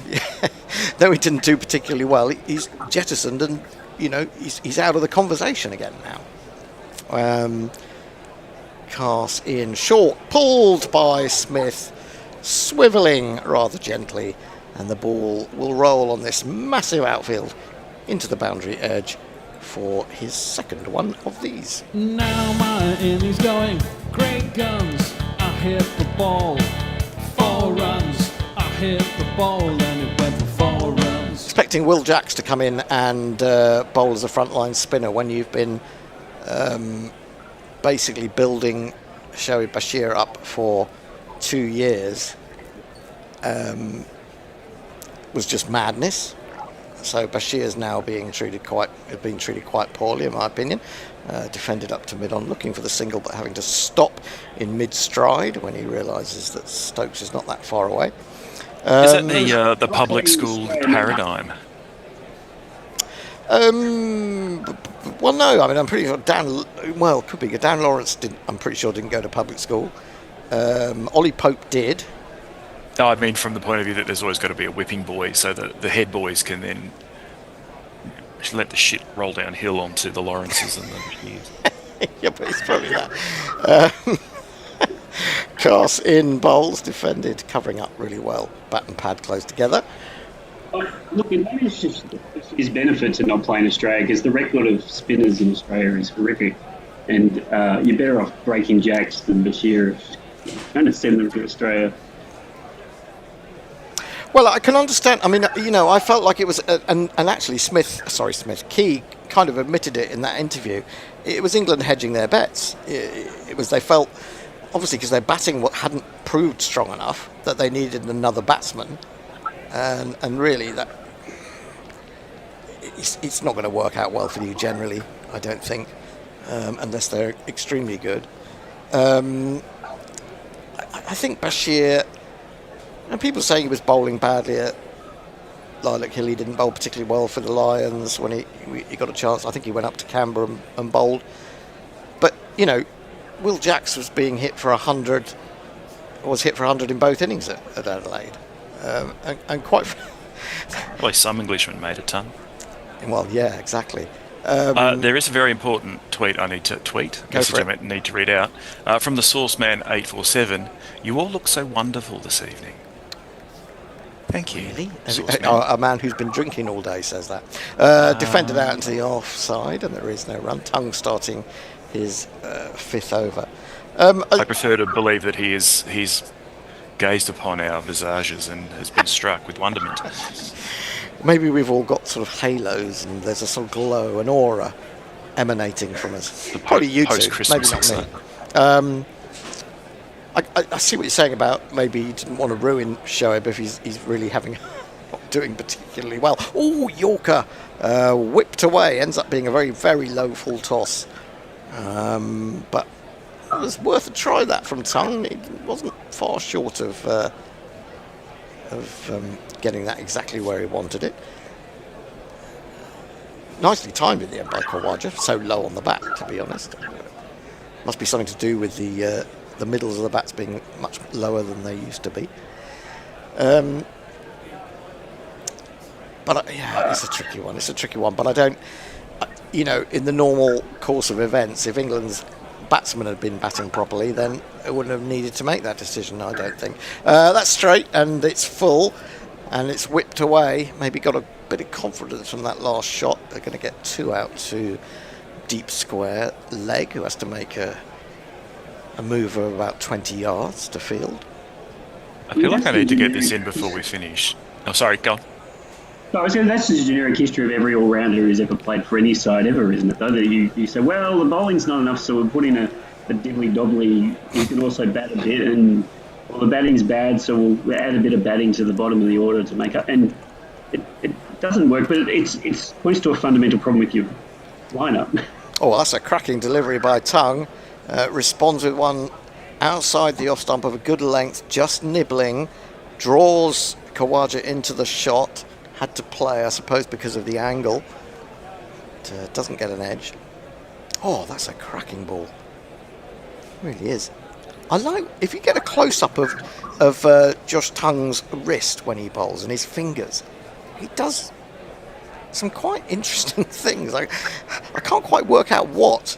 Because that looked to me Are they still doing that biometric thing where they're showing him Yes. side on with the frame and the wrist snap and such? Yeah, they are indeed. This is worked again, out to deep square for a single. The 50 has just come up from Australia, 51 for 3 now. Oh, your tweet. Sorry, can't hear you. I said Mog was going to read a tweet to us. Oh, it was just about Lucky Singh asking if Australia liked football and badminton, and I just wanted to say that I was a B-grade boys champion of badminton as a kid. It was just me talking myself up. It wasn't really that important. Nice. Listen, you have to talk yourself up on this programme. Tongue then to complete the over, bowling to Smith. Smith in behind that one, angled in towards Midland leg. Tucked onto the onside, there is no run. 51 for 3. Mog. We have some super chats. Yay. One from Zippy Tuna, $2. Clapton wrote, "Wonderful tonight" for the Gorillas, but only us 3, not the rest of them. And Jay Grover, for 5 more of your English pounds, says, Hendo, you once said Wimbledon should lose badly because they should be punished. You are a spiralling masochist. Get more cats. I don't think I ever said that. I think I might have said, what I'm probably said is that sometimes when you're watching your team and they're doing so badly and they're getting beaten 4-0 or something, you're just thinking, go on, get another one, just to really rub it in, and so that you know, the last thing you want is them to get a couple of consolations or someone to say, oh, that's only a consolation. That's just pathetic. Who needs consolations? Pushed into the offside by Khawaja, cast round the wicket into his 7th over. And there is no run. I bagged for Richmond my entire Victorian life, and we're one of those teams that just went through years and years of absolute misery, and with the occasional pat on the head for managing to fluke a win late in the season. So that was good. Well, I shall be later today. I shall venturing out to watch Wimbledon play Stevenage, who are pretty much top of the league. God knows how, but they are. And I imagine I'll be saying something like that later on. Driven slightly on the up by Khawaja, but stopped in its tracks by Cast, stooping down. 51 for 3. Khawaja and Smith both on 9.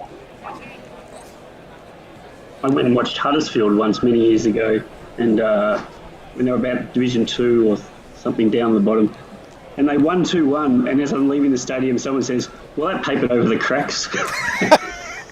It's not even positive in victory. Short, very short. In fact, that might even be considered a wide. No, doesn't appear to be. There were a few wides in Adelaide from short balls. Well, you know, football fans, I suppose football fans are probably more intense in general. You need more goals. That's a cathartic thing that AFL brings you. You might get 20 goals in a match or more. Yeah, lots and lots of goals. Lots and goals. It's a bit like basketball, lots and lots of points. Except a bit like cricket. Lots and lots of runs, unless England are batting. Another good ball from Cars. I say another. A rare good ball, really, that goes off just from back of a length, but nibbles away. That was a good ball. It just fizzed a little bit. I think they're doing. There's more sort of scrambled seam going on there to try and get movement. And Cast is the bowling bannerman of highest percentage of the runs scored in a complete innings at this point. It makes me curious what the record actually is. I might have to go and look it up when I get off this. Let's just think of that. Not the bannerman part, but how many runs. Cast again left alone outside the off stump. I think the Bear and Messi were talking about Cast earlier, and my feeling about Cast is that he can bowl these short inspired spells, but he can also just go for. I don't even think it's like one over that he bowls that is poor. He can sometimes bowl 2 or 3 in a row that can go for double figures, and suddenly the team has got away. And it's not just in 5-day cricket. I've seen him do that in 1-day cricket as well. More specifically ODIs.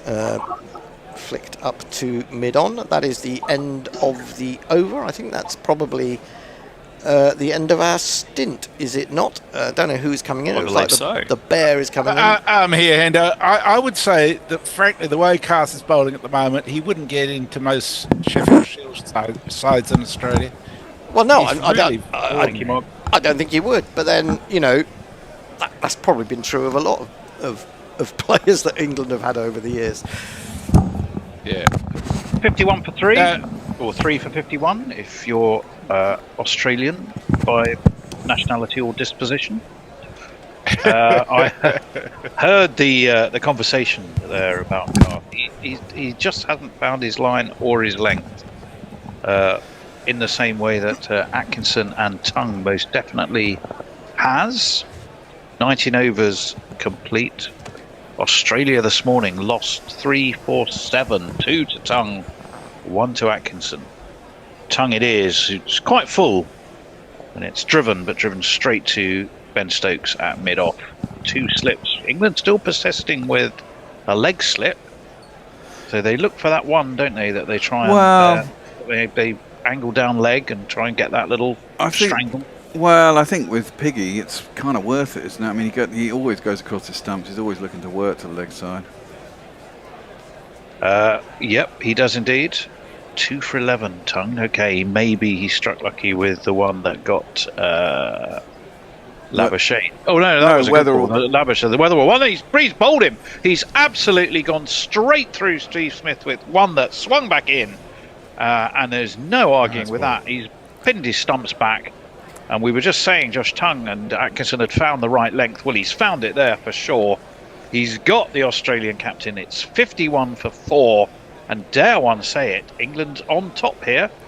Goodness me, didn't think we'd be saying that. Another one bites the dust. I think that is going to be out, Fred. Another one bites the dust. That nibbled back, didn't it, off the seam?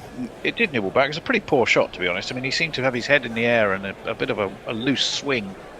But credit to the bowler, who's now got 3 for 11, has Josh Tongue.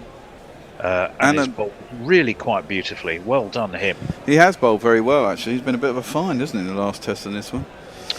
Well, yeah, I mean, we should have been playing before. Well, I mean, the thing was, I think the general consensus that we'd all seen last summer, and I don't watch enough county cricket to say otherwise. Other people said he was better in county cricket, but he seemed to be a bit wayward when he came into the England side and had wicket-taking deliveries. But actually, in the last 2 tests, he's bowled a pretty good line and length in general. Well, and was brought in. He's been head and shoulders above the other 2 today, I reckon. No, I thought Atkinson's bowled okay. I think, and the last 3 balls that Cast bowled to Khawaja, the balls that you just have to keep bowling at Khawaja because he just gets stuck on the crease, and they're the balls that are going to get him out. I think Messers is being a bit grudging there towards poor old Gus. Seven runs off 7 overs and the wicket of Travis Head. Yeah, well, Travis got himself out. I want him to be threatening. He's just non-threatening. I think Tongue is very threatening. I think Tongue's got a Cummins look about him today, and I think he's bowled beautifully. Certainly has. We got another super chat from Jay Grover, who sent us £2. He said he had to Google Mog's newest appellation, squids in. He also says, I just nipped out. They're talking shit about Sheffield. We welcomed you. Also, mint. Sheffield Shield, not Sheffield. Yeah. Which is, for those who don't know, but I'm sure you do, that's the Australian domestic state competition for first class. Yes, not initiated field by around Lord Sheffield. Tongue round the wicket to the left-handed Carey, who we know can be a really thorny proposition. Yeah.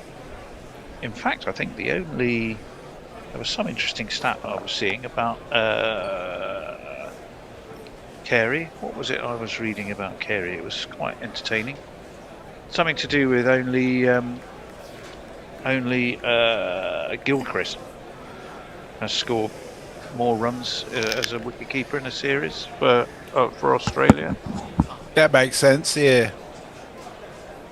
I have to find my source. He's sort of stuck under everybody's guard, hasn't he? Well, he has. Yes, he has. He's can be divisive, as we've said. Lovely, charmingly spoken lad, but trouble occasionally, or controversy follows him round rather than trouble, depending on which side of the argument you sit, of course. But he's a feisty character. He's a fighter once he crosses that white line, and he's been performing quite brilliantly in this series for Australia. Steve Smith, we're seeing a film of him looking back. That's full and whipped off his toes by Khawaja, very nicely indeed. Fairly square. Crawley loops around from backward square, and they come back for 2. Takes a score on to 54 for 4. I think we're going to watch that dismissal of Steve Smith again. Let's have a look. Came back quite a way, actually. In it comes. Great ball. It was a great ball, but it was a delivery. funny shot, wasn't it? It was almost like he was attempting to launch Tongue back over his head. A little bit. He'd been very chip him. More of a chip, I think he was looking for. Well, he's been very fidgety all morning in a very fidgety Steve Smith way, isn't he? Well, I mean, in other news. Yeah, exactly. Right, Tongue. Certainly the star for England this morning. Round the wicket he comes, left alone by Khawaja. Through it goes. It's got to be a bit that length, but just another stump in. Wicket for Surrey. Yeah, he's bowled very well. Messers. Music Cat's King says another one bites the dust. Bear. Sticky Smith going for 9. Yes. Andrew Kelleher's not happy. He says England are pathetic, turning up once the series has lost. Easy Ollie says Josh Tongue's better than Scott Boland. Eric J says tongue and groove. His tongue's in Will a groove, says I'll winning give the him that. toss looks to be a big advantage so far. I got to tell you, the bookies aren't convinced. They still got Australia as firm favourites, which is indicative, I think, of England's performance at the crease so far. Knowing the fact that England are going to have to bat, and that top order for England has been anything but convincing, as we know. Right. Jay says, no more money. I'm just pleased to have avoided the fidget apocalypse. Aren't we all? The fidget apocalypse, well, yes. Well, you lost Labuschagne and Smith. Yep. So they've both gone. Yeah. What was Labuschagne on about when there was that over when Nathan Lyon was bowling? He has some extraordinary expressions he was coming out with. Cast. Oh, yeah, they're in the it fridge. made absolutely no sense whatsoever. Defended fairly straight, fielded by a lively Ben Stokes, who should be lively. He should have been talking this week about defending his troops. He's been very defensive of the lost and lonely Find Me My Hotel Room Ben Duckett,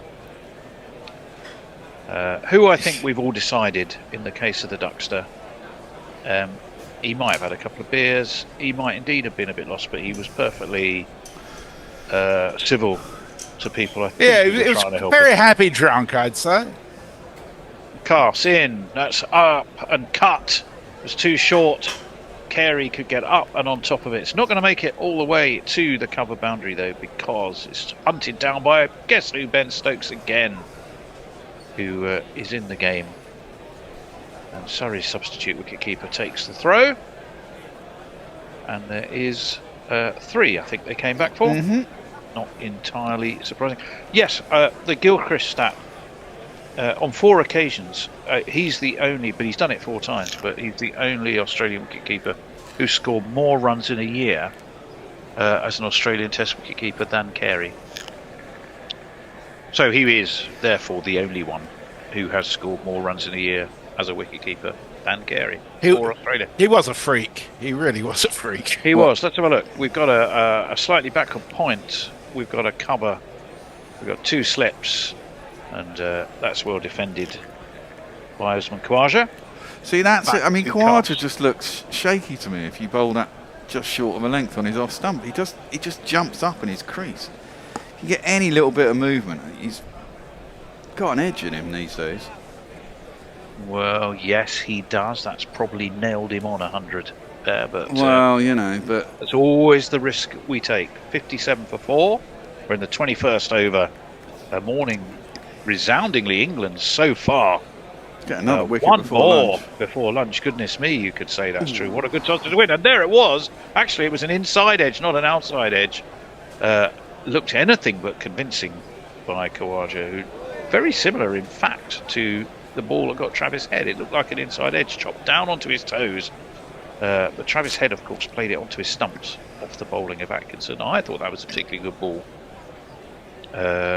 Messi wasn't so convinced. But there we go. 57 for 4.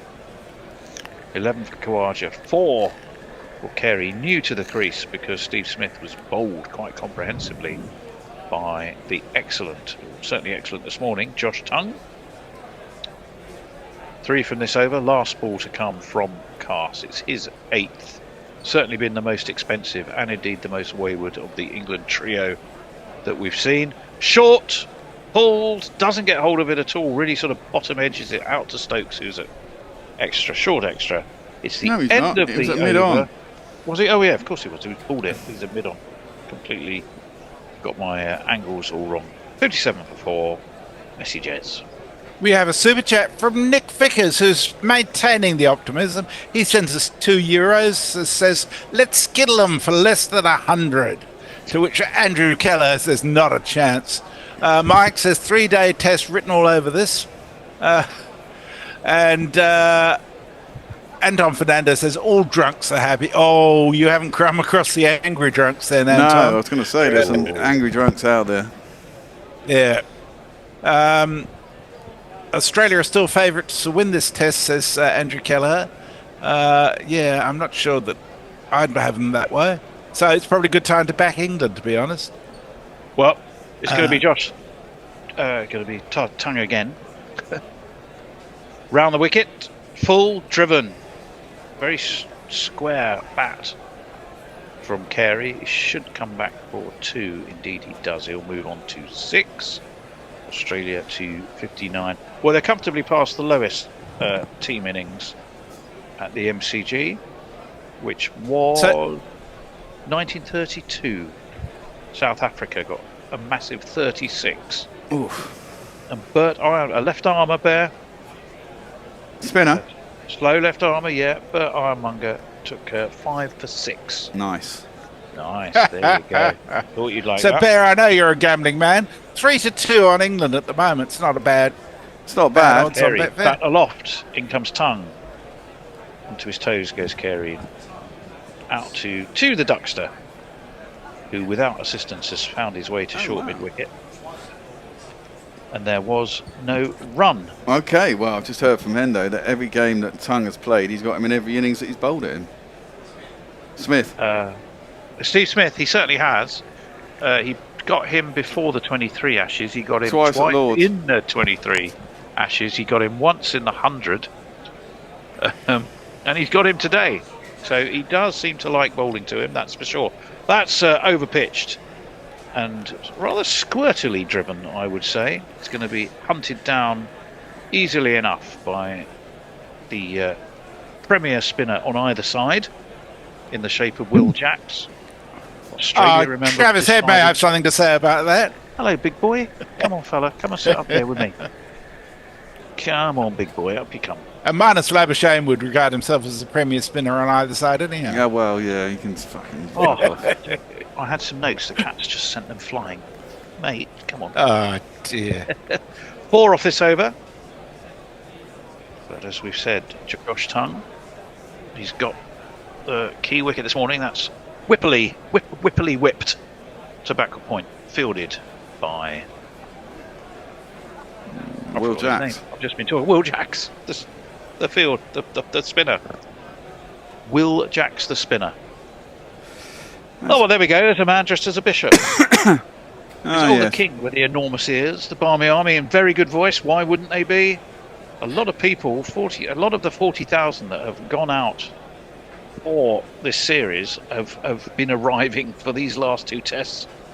For them, of course, arriving when the series is all done and dusted. That's well defended. I'm sure they'd like to see England win. Straight back down the track, no run. What are you looking for? 61 for well, of course they would. Of course they would if you've gone out for this test and the Sydney test, which are pretty close to being back to back. There's only a couple of days in between, really, aren't there? There's about 5 days. And when is what is it? The About last an one? hour's flight. Starts on the Sydney to Melbourne? 4th, doesn't it? The Sydney test. The 4th it starts on. I think that's right, yeah. It's a New Year's test, isn't it? Yeah. Hung in and driven out. 2 extra cover. That is Ben Stokes. There is no run. It's 61 for 4 after 22. England on top, but you could never really say that. Certainly not in this series. Messers. Well, YouTube is being a complete shit with me at the moment, but the last message I saw was from Mog saying, Tony, make more effort to get the cat on screen. I'll do my best. Hang on a second, see if I can get the lad on while he's sitting there. I'll have to get a zoom up with my camera. Yeah, I'm sorry, I'm getting absolutely bugger all from YouTube Let me know at if the you moment. can see him at any point. Oh, okay, I've got it on my other thing. Yes, there's something. Wait, we're getting. Dukas. He keeps coming in and out of the GPL. Does he? Well, he's very good at the GPL. I can tell you. Well, he He's just excellent. bats cut the buttons, and which reminds Excellent. people. Excellent predictor. Oh, we've got 10 minutes. 10 minutes for the GPL. Atkinson. Good length. Defended. Competent enough, though, by Khawaja. Into the offside. No run. Interesting that Stokes hasn't bowled himself today at all. He's let Tongue and Atkinson have had 7 over spells, which I think is probably... Well, I suppose it's the first morning and you're trying to get wickets, but... You are, and let's face it, it's been successful. I think the disappointment for England, the disappointment for Ben Stokes, and the disappointment for himself probably has been the waywardness of Cars, although he pulled it back a little bit in the last couple of overs. That's not what Khawaja meant at all. He was looking to turn that away to leg, and it's come off the outside edge. It's gone to deep backward point. That's young Bethel finding himself in the team, of course, in the place of Ollie Pope. He does the fielding. Look, they get 3. Let's have a look. What does he mean? No, he's looking to work that towards Duckett, who's at short mid wicket, and it ends up going to deep backward point, which is definitely not what Usman Khawaja had in mind. The 3 runs gets Carey back onto strike. What a thorn in England's side he has been. He has been. Carl Herbert has been burned. He says Messi before England bat is always a good time to back him. No, he hasn't. Just past the outside edge. Sorry, Hendo. Well, I didn't hear what Hendo was saying there in the background. He's saying don't talk over each other. Shouting in the background. Shouting in the background that we can all hear, not to talk over each other. Yep. But he's right. Of course. We need mic discipline. Oh, they've got this crazy graphic on the screen that looks like Star Trek when people are being beamed up. Who are we having a look at? We're looking at the fact that mid-off and mid-on have both been pushed quite wide, to the extent that I think you would call them almost a mid-wicket and a extra cover, wouldn't you? Yeah. That's defended though. To short cover. Crawley lopes in. There's no run. Carey on 8. I have a theory, Tony, in relation to the crazy graphics.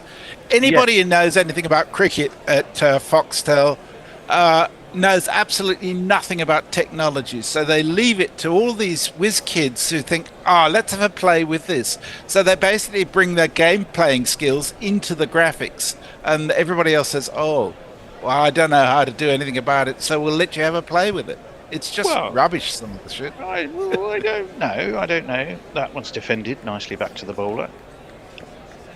Well, there is the weight transfer graphic. Yeah, which who is cares? Like the exoskeleton that we keep saying. We see a lot of that. Well, it's kind of interesting. Not really. Okay.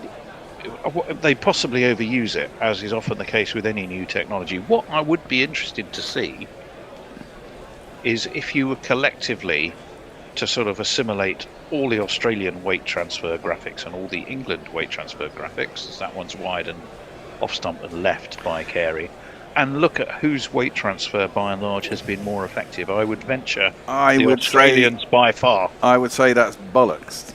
I would say that anyone who hits a decent shot gets their weight transfer pretty much 100% correctly.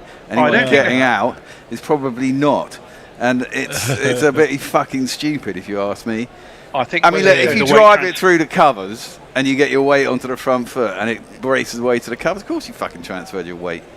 Otherwise, you'd spoon it in the air, wouldn't you? Or you'd be late on the ball. It's it's just nonsense. It's true. It's true. We have a super chat from Parrot Badshaw. He sent us €2. Thank you, Parrot. He says, "Beam me up, Scotty Boland."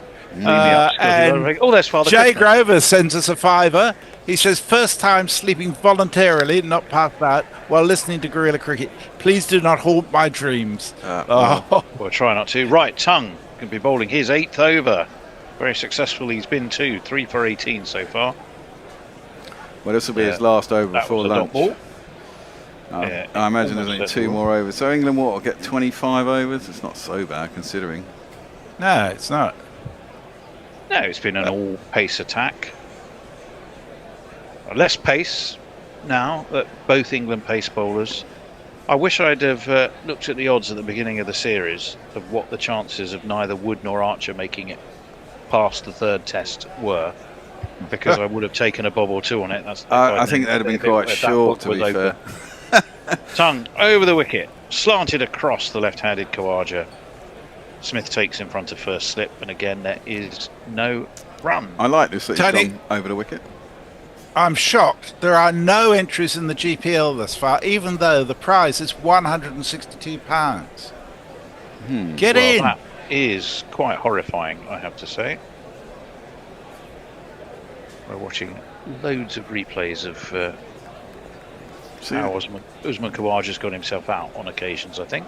No, that was just how they bowled him this morning. Ah, well, as yet, without success. That again is slanted across him. And again, taken quite low down to his left by Jamie Smith. Yeah, mixed series really. 2 off 6 in Perth, and then he didn't bat. Obviously his not batting, back spasm, potentially more by golf than cricket, was the suspicion, but it meant that Travis Head could put his hand up, say I'll have a go at opening, and we all know what happened from there. Adelaide 82 and 40. Got let off on 4, didn't he, as well? Yeah, he did. That's full on his off stump. It's driven actually quite nicely. Being lumbered after by Bryden Cass, I think, who never looks particularly sprightly in the field. It must be said he hasn't looked particularly sprightly with his bowling, to be fair. Just 2. Tony, there's an important question you might like to answer. I'll do my from best. Anton Fernando. He says, pardon my ignorance, what is the GPL? What is the GPL? It's the Guerrilla Prediction League. You have to estimate the number of runs that will be scored in the day. As we'll wait for tongue driven. That probably will go. It's a beautiful straight on drive. And away it goes, off drive indeed. And it's gone for 4 runs. Gorgeous shot. 4 on the floor, and 1 more 4 than the 4 before. That's what 4's are for, to get funky on the dance floor. I think this is too long a spell for a fast bowler. Guerrilla Prediction League. You can go to our website, look at the tab that says competition. You register, you estimate the number of runs to be scored in the day. It's £1 per go.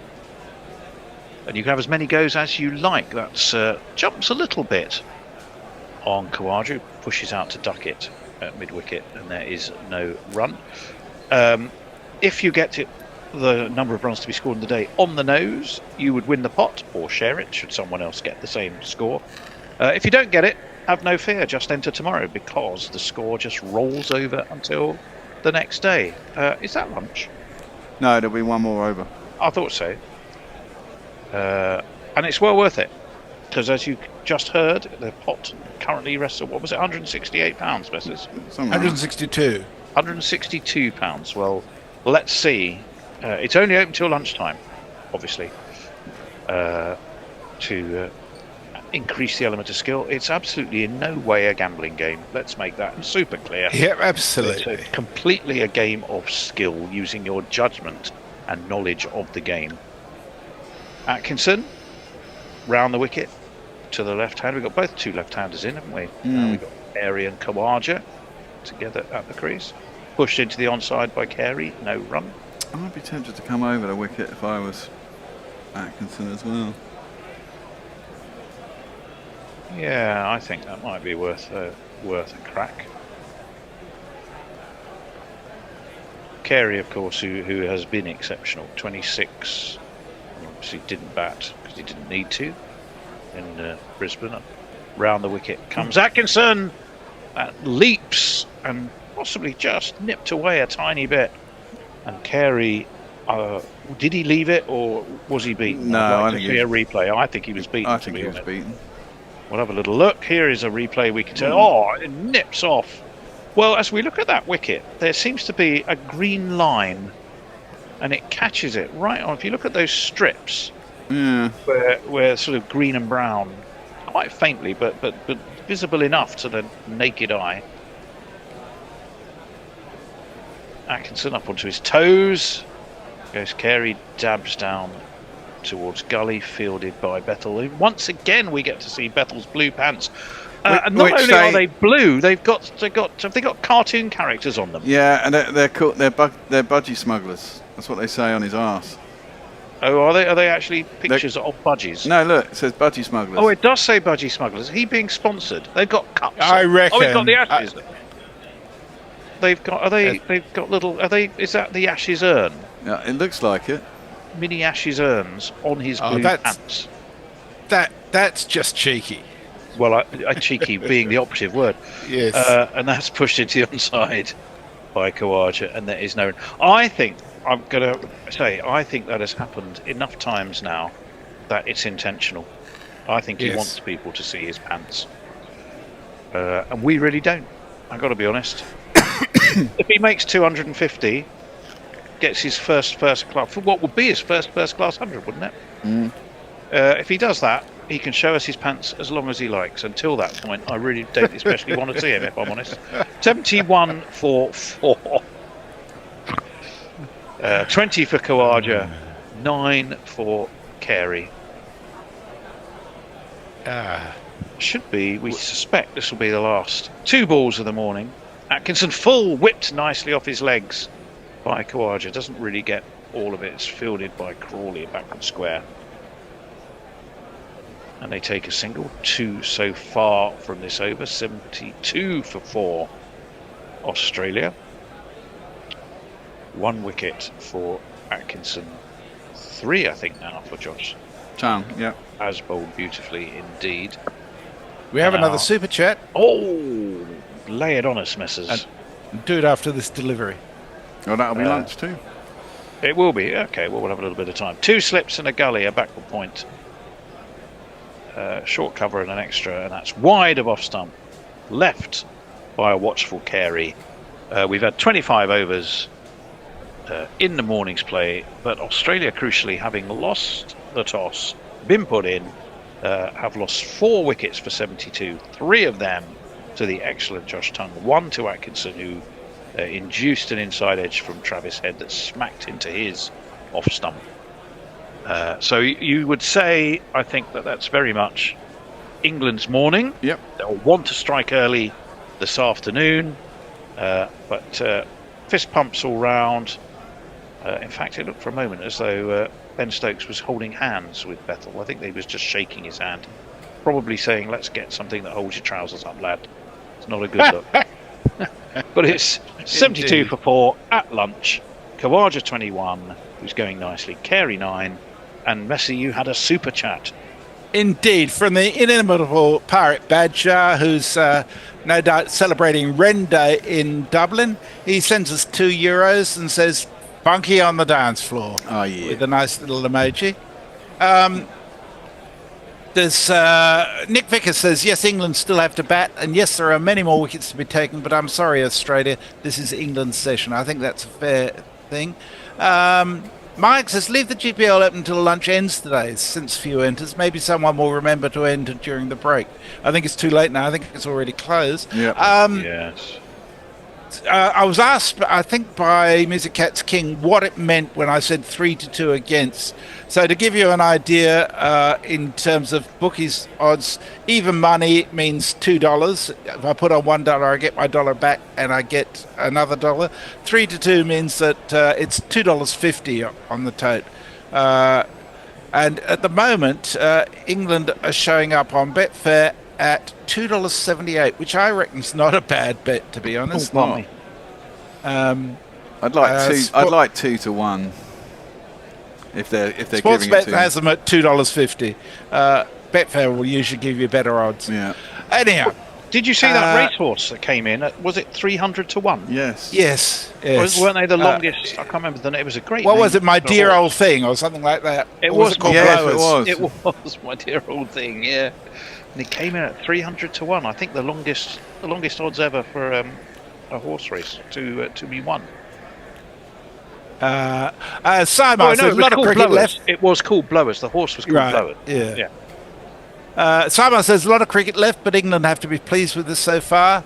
Anton Fernandez says, "England's morning for sure."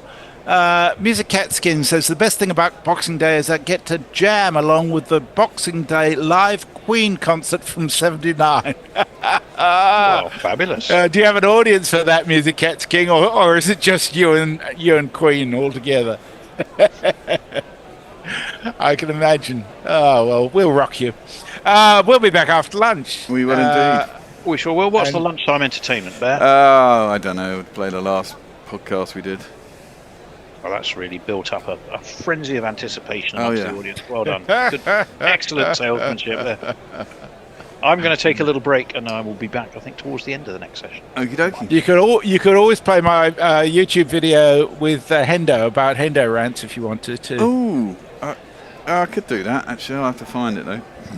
Let me go and find it, and I shall do that. All right. Catch you after lunch, all. Okay. See you guys. About 30 minutes, I think.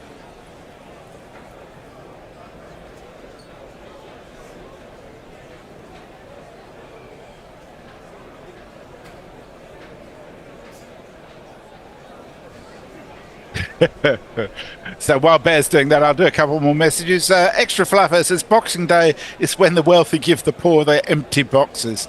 Ain't that the truth? And Steel 1988 says Kawaja to make a century. Oh dear, that will make the English very angry.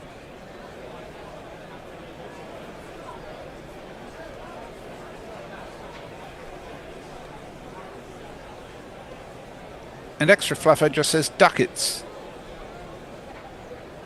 Whatever. Okay, catch you later.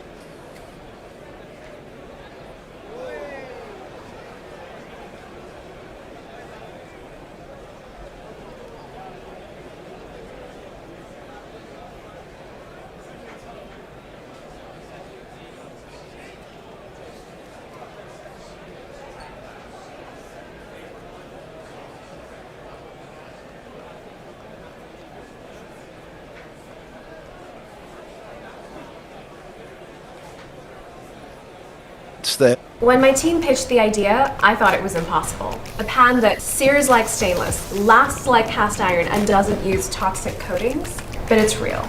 The non-stick is constructed, not coated. It's actually part of the pan. That means it'll never wear off or leach chemicals into your food. Even Michelin star chefs have called it a game changer. This is the coolest innovation of our lifetime. We pushed titanium to the limit. We heated it to 1,000 degrees, scratched it, hammered it. And with a lifetime warranty, you'll never need to replace it. That's why we created our Titanium Pro cookware. It's pro-level, toxin-free cooking that you can rely on for every meal, for the rest of your life.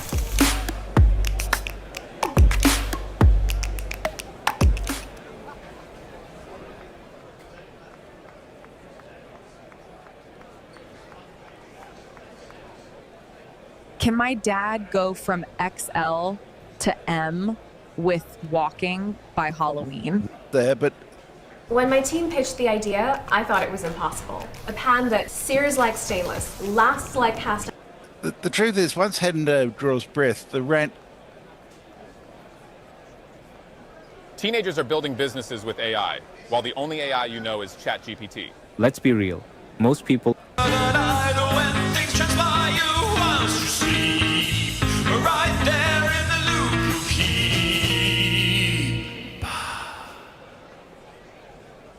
Well, hello and welcome to a very special edition of Gorilla Roundup. Yes, the test match is over, but the roundup continues on apace because today I'm blessed with the visit of our guru and master, Hendo, Nigel Henderson, the master of the Hendo rant, and one whose beatification is close in Gorilla Tars, but he needs to do a few more rants in the meantime. And part of the reason for this, apart from giving you something to occupy your time up until the Boxing Day test starts, is to give Hendo a chance to explain to you what it is he's doing at the moment to attract your attention and hopefully bring in a little income for him because he's poor as a church mouse. And welcome, Hendo. Tell us what you're up to. Well, yes, thanks, Messi, for giving this or giving me this opportunity to self-promote on an incredible basis. Well, it's something I've been thinking about for a long while. I've been thinking about doing a Substack or having my own platform. I suppose it harks back to the days of when blogs were first in vogue back in the, what was it? I think I started a blog in about 2008, and then it kind of fell apart, really, because of work, and the sofa, of course, came along, and so I was pretty busy still freelancing. So I haven't really had, apart from Gorilla and Twitter and Facebook, I hadn't really had an outlet for getting excitable about cricket. And there's so much to be excitable about, especially where England are concerned. And talking of excitable, I've got an excitable cat that is just popping up to say hello. There he is. Oh, excellent. We always get our views up when there are cats on. That is, he's going to show your face, or he's just going to go over and smell my tea. That's Felix. You can see they're wandering in the background, or in the foreground, in fact. I just felt that what I was reading in, I suppose you'd call it the mainstream, although, of course, there are some brilliant writers in the mainstream. A lot of it was very simplistic in terms of the Bazball approach, if you want to call it that. It really is a terrible, terrible name.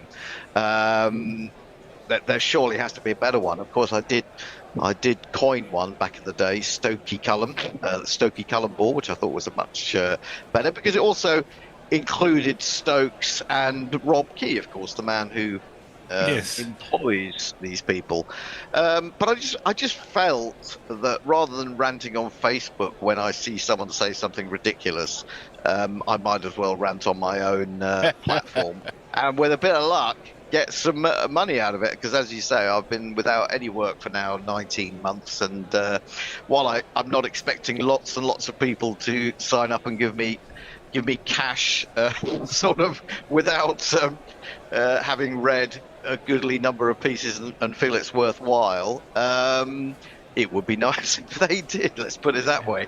So yeah, I think there's just a lot to be said about not just the cricket that is being played, but about where the game is going, where the people involved, are they the right people that should be pushing cricket forward? And I suppose I wanted to get it off my chest. I wanted to write well as I can. It's not just simply stream of consciousness, although I suppose a rant in one sense it is.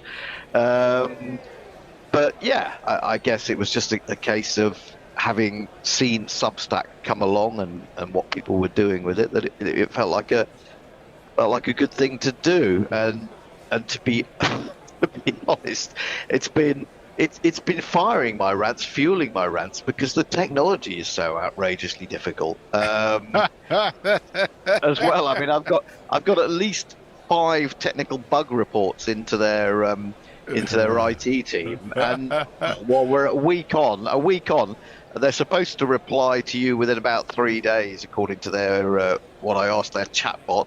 But I'm still waiting to hear anything. So what?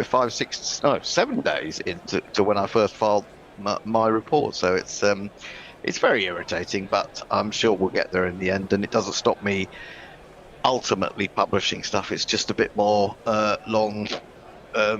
long-winded in that respect. Long-winded, maybe that's the right answer. Well, I think there's a certain satisfying irony in the fact that your first rant is actually about the platform for the Hendo rant that's going to be published. Indeed. I've got to say that as a long-term listener, originally on the sofa, but mostly with Gorilla, I'm not alone in actually looking forward to the Hendo rant. There's a certain grim satisfaction in having someone share the emotions that I have, but eloquently and loudly on air. And I've absolutely no doubt that there will be plenty of other people who will enjoy that. The beauty from my point of view too is that if you put them in writing, you write very well, I really enjoyed, and particularly your book on the tour of Australia that was such a disaster for the England side, but which you enjoyed nonetheless, I suspect. And just reading it in that style, it's something very enjoyable. So a reminder that for anybody interested in finding your rants, we will put a link to them at the bottom of this page. Under the YouTube video, so you can just click on that and go straight there and see if it's for you. But I'm going to invite Hendo to do a few rants. Bear in mind that he's not actually a miserable person, but he does have things to get off his chest. And perhaps I can start with the biggest elephant in the room, which is the performance of the England Test team over the last 3 Test matches and the preceding 4 years. If you need full dentures but can't deal with the endless expensive dentist visits, you need to see this. I used to hide my mouth every time I laughed. I'd avoid eating out because I was terrified my dentures would slip and fall out. It's exhausting. You feel like a part of you is gone. Then I found these True Ease custom fit dentures. The crazy part? They're designed to mold perfectly to your mouth in just 3 minutes, whether you have all your teeth, some teeth, or none at all. No glue, no dentist, no appointments. All you have to do is dip them in hot water to activate the FlexFit material, bite down to mold it to the unique shape of your mouth, and you have a brand new set of dentures.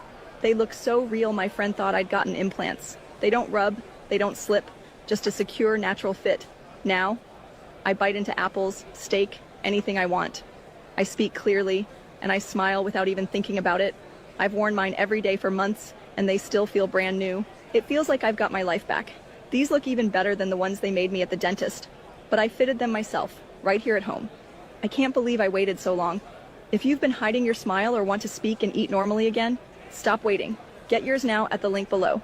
You deserve to feel like you again. Plus, there's a 90-day smile guarantee. Love your fit or get your money back. Upon launch, this dental appliance caused an explosive reaction and quickly sold out.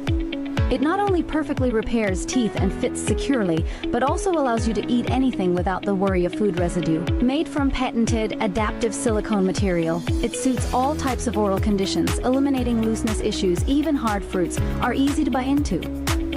Certified by the British Dental Association and the U.S. Food and Drug Administration, FDA.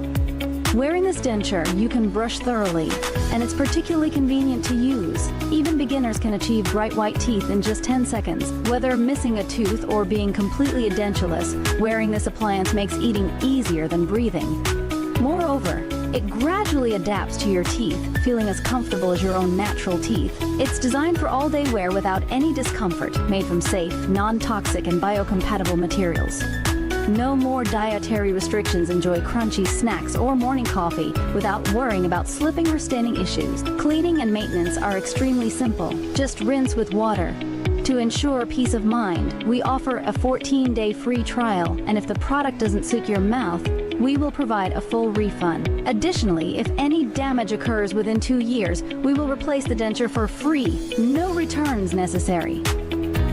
Limited quantities available. Order now to enjoy a 50% discount. Don't miss out. Click the link to purchase now and regain the freedom of enjoyable eating.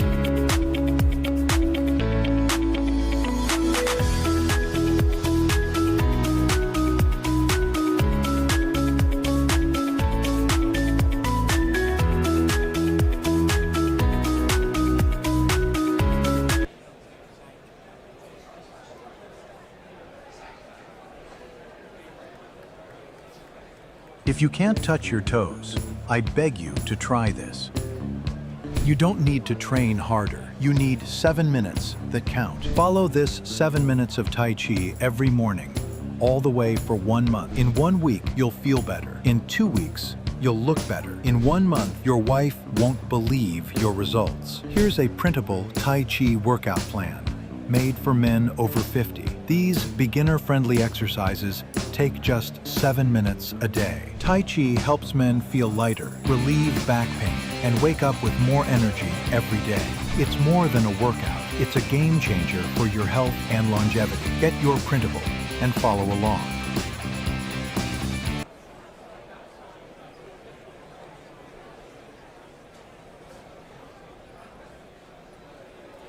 maybe put some perspective around it, Hendo, as how you've seen the progress over that period, and where you see the light at the end of the tunnel afterwards. Well, I think the bit about the light at the end of the tunnel is a tough one. I think it's receding. Put it that way, the tunnel's getting longer. To be honest, I find one of the things that makes me more angry than anything is when I see people talking about the McCullum era and then saying, "Oh, but go back to what it was before. Is that what you want?" Well, actually, look back. It wasn't so bad, was it? Okay, in those years before McCullum, it was a bit tricky. Joe Root was not the best captain. He may be the best batsman, but he's not the best captain. And not surprisingly, because let's face it, he'd only, I think, ever captained in one first-class game before he was asked to take on that role for England. And I think what England is doing and has been doing and accelerated during the Baz McCullum era is that they are throwing players to the wolves. I'm trying to find another way of saying throwing people under the bus, but I think that there's been a lot of that during the McCullum era, despite the fact that they have been putting forward this idea of squad loyalty, we're all in it together. That sounds familiar if you're English, doesn't it? If you're into the political scene as well. And yet some players have been treated abominably. For all the Zach Crawleys that there have been, which is basically Zach Crawley, there have been the Dan Lawrences, the Rayan Ahmeds, Jack Leach, even Jack Bairstow. Leach's Bairstow. I think people will say maybe he's past his best. I mean, he probably is past his best. I mean, how long does a cricketer have at their absolute peak? But none of these guys like Bairstow, who was flying in and out of India, wasn't he, a few years ago, and getting ducks here and there, and getting a lot of flack for it. But let's face it, are there many players that are doing better than him? Certainly in this series, and certainly in the subcontinent. India know what they're going to produce, and I have to say that trying to play Bazball against the turning and bouncing ball that you're going to get on those pitches is doomed to failure, because it's not just the fact that the ball is turning and spinning. Is that when you're playing slow bowling in general, it is harder for you to time the ball, or harder for you to actually hit the ball long distances. You can do it maybe 3 out of 4 times, but the 4th time you'll probably be caught on the boundary when the ball is doing that much. You can get away with it to a certain extent on quick pitches against pace bowling, because you just need to time the ball. The ball will come off the bat. You can deflect. You can pick up runs that way. So I think it's flawed. And in Pakistan, of course, the last time we went there, having scored, what was it, 700, 800 in our first innings with that triple century from Brook, the Pakistanis caught on to what we were doing and suddenly produced fantastic turning pitches for 2 fairly journeyman spinners, which is too much for England from that on in. And of course, with India, we know that they've got top class spinners, being produced on a mass scale. So, in a sense, possibly the only place it would work at the moment for us is Bangladesh and Sri Lanka, and that's probably only because they're quite weak. And I'm not even sure about Bangladesh if they produced an absolute Bunsen burner, but we don't go there too often, so that's doesn't really come into the equation. Let me be the devil's advocate for a moment, if you will. When McCullum first arrived, unarguable that there was a massive improvement in the performance in a number of English players. I think it's fair to state that there was a core of 4 who were always going to be good. Stokes, Root, Anderson and Broad had done the work, had the talent, had the application and were great, but the others weren't. But, you know, for that first 12, 18 months, there was something quite remarkable that did happen. The world's first titanium nonstick pan. It's gonna blow your hair back. I'm Mike Begale, 3 Michelin chef, and I've been cooking for 25 years. You like badass shit? Well, here you go. This is the coolest innovation of our lifetime. The nonstick surface is made with titanium. There's no coating on it. You can't scratch it. Not to mention there's no Teflon in it. I got this pan because it's beautiful, but it's also indestructible. Your car is gonna break down before this thing. Your house will probably fall apart before this thing. This is also the only nonstick pan in the world that you can scrub with scorched earth. This is quite literally gonna last forever. I love this fucking thing.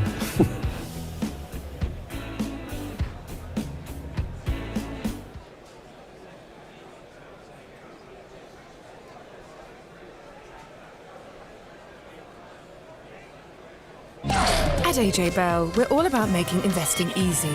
So easy, you can open an award-winning ISA in under 15 minutes. Even this chap can do it with his teeny tiny arms. AJ Bell, feel good investing. Absolutely. I mean, I think that a really good game at Lords against New Zealand, I think maybe in the first of that series in 2022, where I think it was Root and Folkes got us over the line playing reasonably solid cricket rather than anything too adventurous. And I think it was the next game where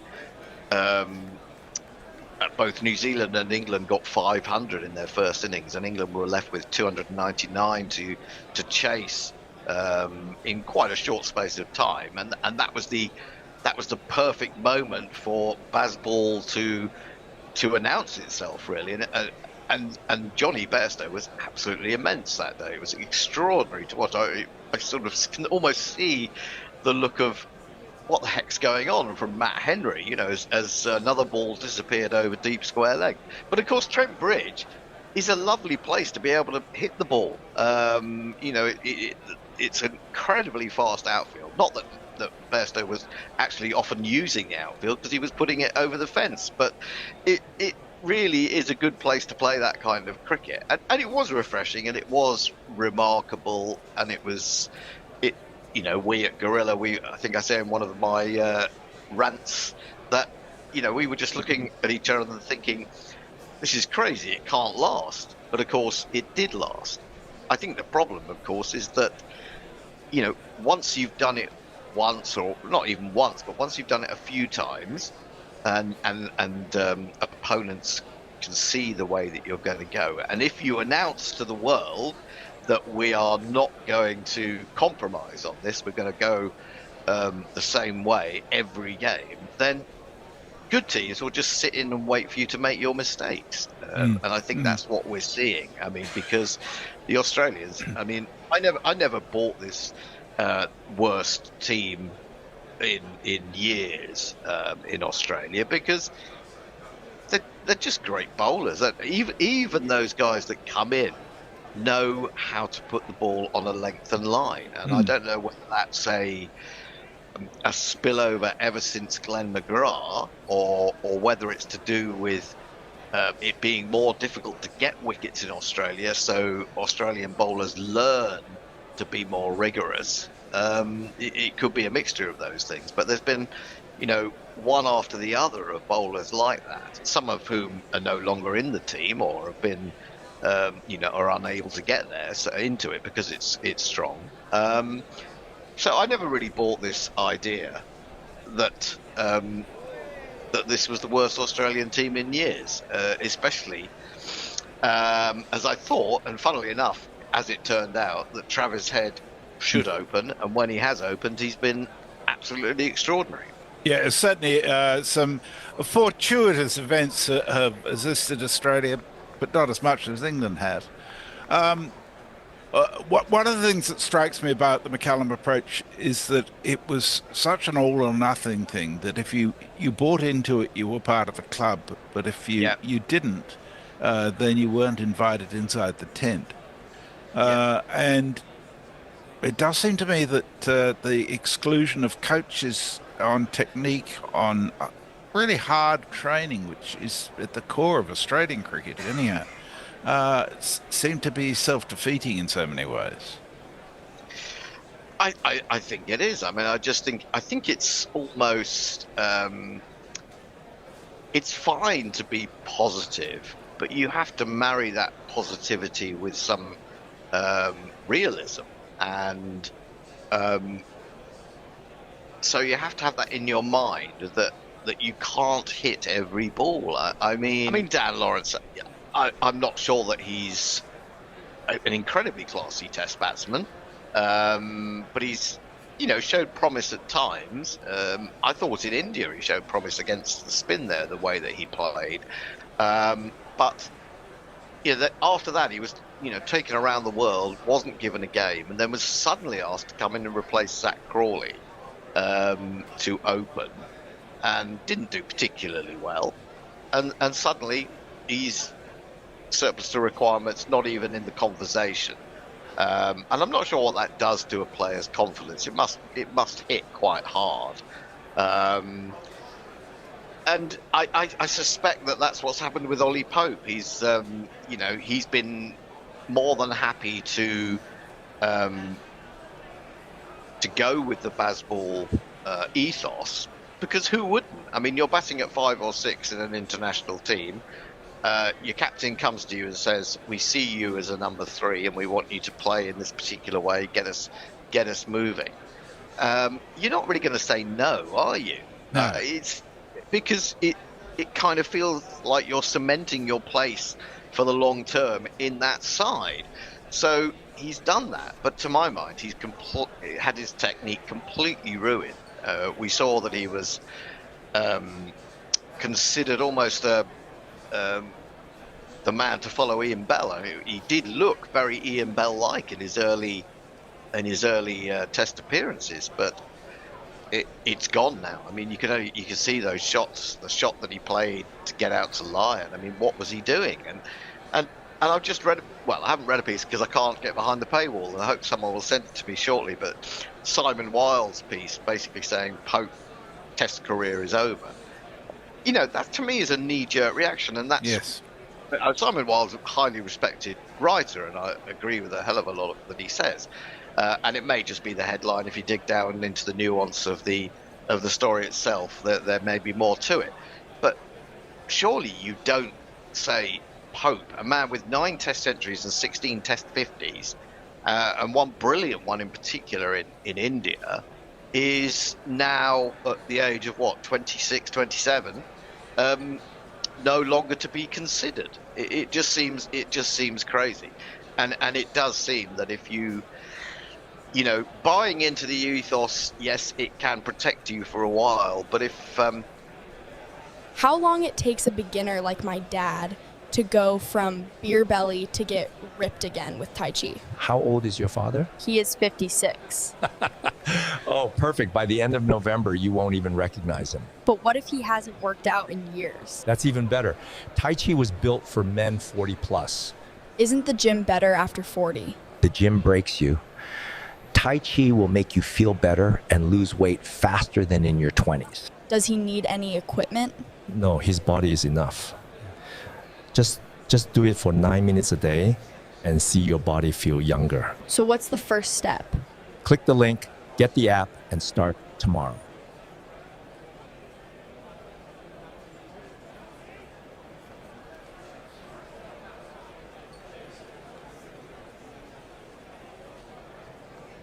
But if ultimately you are seen as a failure, it seems that there's a kind of ruthlessness about McCullum and Stokes, perhaps. I don't know how much input he has in this. I'd like to think it was all McCullum just to blame one person, because in a sense, I love Ben Stokes as a cricketer. I think he's possibly our best ever all-rounder, but I wouldn't like to think that they are kind of plotting in a way, and once someone falls out of favour, they are never to be considered again. Will Jacks is the latest one to be thrown to the wolves, asking him to come in and be the main spinner. Up against a guy who's got 550 Test wickets. I mean, the comparison is crazy. He's gone for 100 in both innings in not that many overs. Would Shoaib Bashir have done any poorer? I can't believe he would have done. He might not have got 40 odd in the second innings, and perhaps that shows up something as we go into Melbourne that Will Jacks maybe should get a chance higher up the order. He batted pretty well, and I'd be inclined to give Ben Duckett a rest as well. I mean, everyone could see. Well, I think everyone could see at the end of the summer. I mean, he'd been playing in all formats. He looked jaded and really struggled towards the end of the summer, and he'd been doing so well that the Ashes has come at the wrong time for him, and he's not been able to adjust. He's got some good balls. He's played a few bad shots. It's a bit of a mixture, but again, I think why do we have to have this knee-jerk reaction that everyone's got to be dropped? I mean, I saw something on Twitter today where a bloke had written the team for the next test, and it basically had I think it had Crawley at 3, it had 1 and 2 vacant, it had vacant at 4, it had vacant at 6. Well, hang on, that's Root and Stokes. What are you talking about, man? So there's this incredible knee-jerk reaction to everything. That's often the way. I mean, but what basically people are doing is channeling their self-loathing as a result of England letting them down, and so they have scattergun. I feel let down by England in lots of ways, and have done for many years. And as you said, you alluded to my book from 2006-7, which was disastrous in terms of a tour. But I actually think this one is worse. I'm glad I'm not on this one because, at the start of the series to only get, 4.5, 5 days from 2 test matches was just appalling, really appalling for all those people. 45,000 people apparently going out there. It's astonishing. Yeah, it's crazy. I want to direct you away from the playing field a little, because I don't suppose anything we say is something that hasn't already been said. But to the area of the media and the way they have behaved in not just during this series but in the lead up to it. And it's always traditionally been an area where there's been plenty of bullshit spoken in the lead up to Ashes, and this was no different. But I had a sense this time that there was something more going on. Did you... you weren't happy with what you saw, I could tell that. What's your reaction to the way the media's behaved throughout this process? Well, I don't really have any problem with the banter from Australia, really. I mean, it is the kind of thing that you get each year, and we've dished it out. I remember Tubby Taylor taking it terribly from the Mirror back in the day. I don't know, did they not take out some enormous wide cardboard cutout of a bat to him at one point? Oh, I mean, yes, all that stuff's been going on. I was thinking more of the way in which so many so-called commentators have actually been cheerleaders for their particular teams, be it Hayden or be it Broad. And I know there are so many podcasts and so many articles to be written that they need to look after themselves. But my sense is that it's got to so much self-interest for some of those people that actually objectivity goes out the window, and they hitch their wagon to their team to an extent that may not have happened in the past because real journalists were actually writing the stories. Well, that's interesting. I mean, as regards Stuart Broad, I actually saw his stage show. Grubby it was, with Gorilla Fame, who had a spare ticket and took me to Wimbledon Theatre to see him talking about his career, and I remember him saying that England needed to win that first test if they were going to have a chance. So that's kind of stuck with me. I haven't really heard a lot of what he's saying on live TV, obviously, because he's not been on British TV. I've watched his podcast occasionally with Joss Butler, and I found that quite entertaining, although I haven't really, and quite well done. I haven't really looked at it since the end of this test, I have to say. I've seen Nasser and Athers talking to various Australian personalities. Greg Blewett, I thought, talked really well, and wasn't just... If you can't... Okay. Welcome back. You thought you got away from me, but you hadn't. And Messi, he's back as well. You can't get rid of us. No, you can't. I do owe you an apology, Hendo, though. I posted the link to your Hendo rant, but unfortunately I called it Hendo Rat, which is a slight worry. Well, I've been called worse. Well, I'll have to try and do it again. I did actually send it out earlier today, and I've just read it. Facebook just said it had gone out, and it hadn't. I don't know. I just give up with technology. It's there for me. I've just read it. Okay, brilliant. And agree with every word. Of course you do. Of course. Quite right. Quite right too. Well, England have had a good morning. It's all a bit little. It's all a bit late, but it's better than we feared, especially with Jofra Archer having to set out the last two tests. I imagine he's gone home, hasn't he? I think so, yes. Probably went home for Christmas. Well, now Stokes didn't bowl at all in the first session, but he is going to bowl, by the looks of things, immediately at the beginning of the second session. He is. That's a little bit curious, because the Bear and I were talking in the lunch break and saying that as well as Tongue has bowled, probably over bowled him. Certainly in that, he bowled an 8-over spell. Towards the end, he was tiring. Yeah. Yes, absolutely, I agree. He still bowled. He was still bowling the odd good ball, but he was. But I do think he was a bit over bowled there. And Khawaja wasn't troubled that much by him. No, Khawaja was trying to bowl in the Yorker, and he kept just getting in the low full toss, not quite getting it right. Anyway, that's the voice of Mark, along with me and Messi. He's out in Victoria, and so we got a man in Perth, a man in Victoria, and a man in southeast London. Here comes Stokes. Sun is well and truly out now, defended into the offside, and there is no run. Khawaja. Yes, I know the sun is out in Melbourne. Our next door neighbour is mowing the lawn, so that's why I'm inside. Right. Is that because just the noise? The noise of the mower next door, and it was quite. So obviously, the sun's out here. He's come out. I thought maybe you were going to say you had hay fever or something, and it was churning up the grass and making that worse.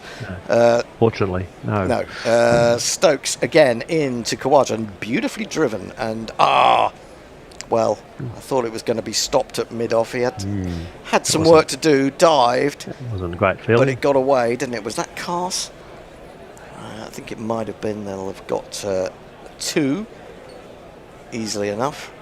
Yeah, he didn't quite get down, did he? He didn't get his body behind it. He's got a big wingspan, but and Stokes, you can see his face was not happy. Not happy with that. I think you could do a big montage of Stokes' face right through the series, and him being unimpressed. He's not one to hide his feelings. No. In again, onto the pads, and that's going to go very fine indeed. I don't know whether he got any bat on that. I'm surprised there wasn't a little bit of interest. No, in fact, he's got bat on it. Maybe that was why.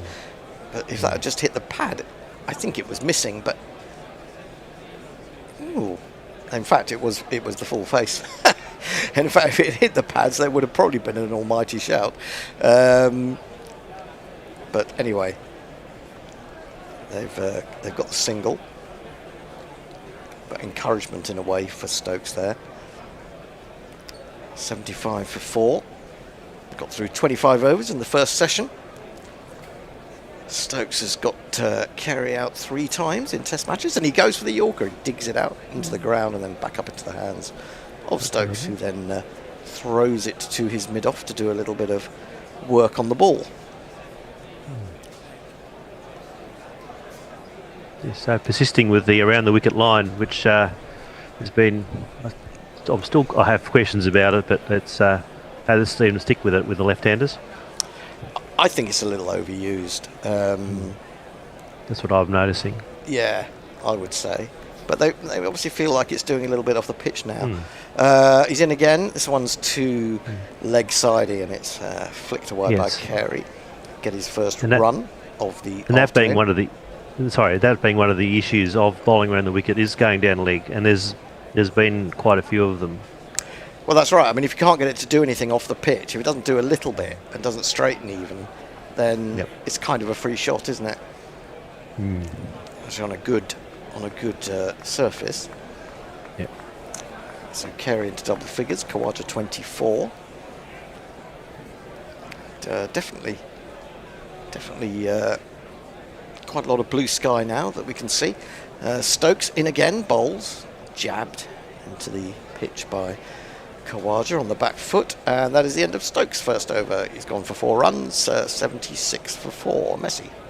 I noticed Stokes is marginally the fastest of all the England bowlers. Rishab Durobo says, please England take wickets from here. I don't want them to get a partnership. Mog says he got the email, Hendo. There you go. Excellent. And we're joined by Jamil Durrani in Lahore. He says Pakistan time is 7:10 in the morning. Good morning. Good morning to you. Everybody else is either fallen asleep or still having lunch. Well, Atkinson is going to continue. 9 overs, 1 for 12. So he's got that 1 wicket. A little bit fortunate with Head chopping on, but he's been economical, very economical. That's what we want to see from him as well. We've lacked that ability to shore up both ends at times. He's in, bowls full, skews off the outside edge as Carey aims a bit of a drive. Not quite where he meant it to go. He's going to get a couple though. Carey's looked fairly secure. He looks innings again. To me, he looks like technically the best batsman in the Australian team, to be honest. There's a good argument for that, yeah. He's very solid player. But Khawaja has been pretty good since he's come back as well. Well, I think he's just sort of can't believe that he's had a sort of stay of execution to some extent. Yes. Atkinson in again, bowls, and he takes that off. Middle and off and works it round the corner. They're looking for a second and they're going to hurry back for it. They shouldn't have got 2 there, really, I don't think. That was slow, wasn't slack. it? Yeah, very it was slack. slow. And this is the trouble with Carey. Another thing that he does, I think, is he scores quickly with proper cricket shots. Yes. So you kind of don't notice that he's speeding along, and it was reasonably slow before lunch or watchful, but already a couple of 2s from this over, just suggesting he's switching up, trying to put the pressure back on. Has a little bit of a that wasn't a great shot. Yeah, a bit of a over adventurous drive at that one, gets an inside edge and he'll get a run behind square leg. Because one of the interesting things about Carey is he's made his name as a bit of a smasher at the top of the order for the in the BBL. Right. And but then when he went to the Test team, he started doing those sort of shots, and then over time he sort of put them away a bit more. I mean, he still does adventurous shots, but he's less of a smasher, and that's the maturity has been quite something to watch. Yeah. He just seems to me to get better and better. Atkinson in shorter, and this one maybe sticks in the pitch a little bit as Khawaja was trying to turn it and just ended up playing it straighter than he maybe wanted to. I could watch Khawaja block and just be calm all day, quite happily. He's got that sort of style about the way he just methodically builds things up. Oh yeah, he's been a really good player for Australia. Sometimes feel like he moves very minimally. Yes. He's almost stuck in the crease and just sort of jabs at it. He jabs at that one. He's a really good ball from Atkinson that spears away from him off the pitch. Beaten by that one. It has been a criticism of him that he does move not a lot, and he does look too casual and so forth. But it's also the flip side is that he can also spend a long time. Just moving along. And also when he does play his drives and shots, when he plays his shots, they're normally lovely to watch. Yes. Yeah, sure. Final ball of Atkinson's over in bowls, jabbed into the offside, taking the bottom hand off the bat. Duckett Fields at mid-wicket. It's the end of the over, 81 for 4. Messi. It's worth remembering too that in Australia, Khawaja, for all his recent travels, has an average of 48, which is pretty bloody good. Yep. So Mog says he's delighted to be of service. Baby Shaker, who was with us last in New Zealand but is now back in Mexico, he says it's 8:17 p.m. In Mexico. Andrew Kelleher says Australia have steadied the ship. England will sink. Mike Black says it's 4:20 here in Bulgaria. Kirikos says I'm here, but just enjoying your wonderful commentary. I had a bit too much rum on Christmas Day, which might be a factor too. I don't suppose you were alone in your overindulgence, Kiriak. It's to be excused this time of year. Rich Turner Music says, good morning everyone, this looks like good bowling. Well, Tongue in particular has been good and Stokes has been okay. Stokes a bit short there and he's pulled by Carey down to long leg. They'll take a single. 82 for 4. Partnership now to 31 of 47. So yeah, there is a danger that this is mounting a little bit. And Cameron Green to come in at 7. I know there are Australians that don't particularly rate his batting. Now we've got me. That's hello. I'm one of them. We'll come back to that. I'll just say that Khawaja seems to have injured his finger slightly as he went back to that one from Stokes. Got a little bit bigger than he expected from back of a length. What are your feelings? What are your doubts about his batting? He has he has a lot of ability, and he's proven overseas in really important times. I'll watch this ball from Stokes first. Yeah, Stokes in again, looking for the fuller one. This one just clipped up wide of mid-on, so they'll get a single. He's performed very well at certain times. I mean, there was a New Zealand test, and there's been other tests where he's really come through and done fantastic things. But then in Australia especially, he just has brain fades, or there's a problem with the technique, or there's something that's happened which has just stopped him from settling in and just playing in a way that is sustainable and is going to get him those consistent scores. That's one of it's just consistency that's the main problem for Green in Australia especially. 2 slips in the gully for Stokes. And he finds the outside edge, but he goes straight down into the ground from Carey. Maybe it was the bottom of the bat. As legs. But I also, sorry. I also tend to think that maybe it's not a bad thing for him to be at 7. And play the all-rounder role rather than necessarily expecting him to be 4 or 5 and being the next big thing. So maybe it will be a good thing for him. I don't know. Have I got this right? I seem to remember him having a good knock in the West Indies. Yes, he did. He's had when everyone else a was really struggling. Yes. Yeah. Oh, there was I think it was the last test in West Indies. He was incredible, and there was another. There's been 2 or 3 tests where he's absolutely been the reason Australia won, and there's been, and as I say, that's why he's worth the experiment, and it's worth having him in the side. But the issue is in Australia, it's just this consistency through a long career rather than just having these breakout cameos. Yeah. That's the main knock I have on him. Yeah, driven back by Carey, actually timed that beautifully, hit it with some power, but Stokes reacted brilliantly and grabbed it in his right hand. Good cricket all round, as they say. Looking for the fuller ball. This one he finds the gap on the offside. Didn't shot. really time it, but he got the angle right. He opened the face and found the gap, so he gets 2 more. End of the over, another 4 off Stokes' second over, 85 for 4. Mike's doing all right. He says, players had lunch. I just had some Christmas dinner. Pasta stuffed with sauteed veggies and chopped up hot dog because I'm a little kid. 9:20 p.m. here in the US East Coast. Good one, Mike. Andrew Kelleher says, Merry Christmas. The series will end 5-0, looks likely. Kieran says, I think what you're describing regarding Carey is learning from your mistakes, which seems to be banned under Bazball until Adelaide, perhaps. Good point. Yeah. And Music Cats King apologises for being away. He was at the trailing round bottlers or off licences to get some booze. Left alone by Khawaja as Atkinson starts a new over. Yeah, but England will not be that happy to see the sun out quite so strongly now. But that said, there does seem to be, if there's movement, it's off the pitch. It's not really in the air, is it? There's not very much going on in the air. No, not getting much in the air, no. No.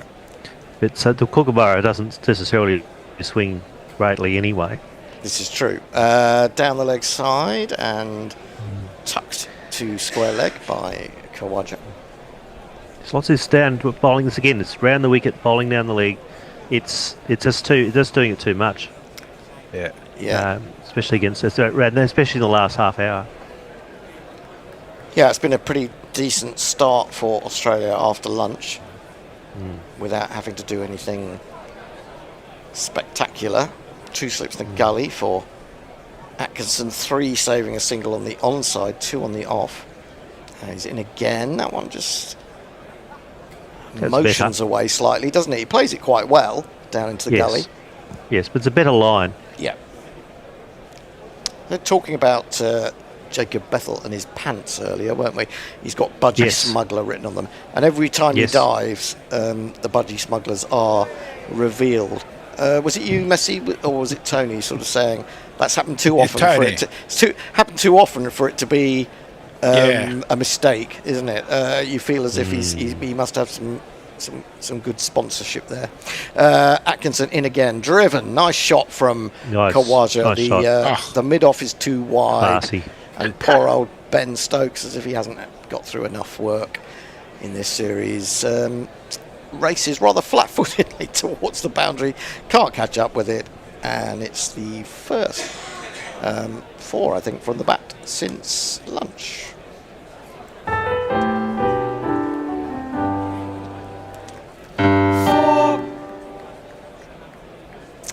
I can't help feeling that actually that England also have got a 4-man attack here as well.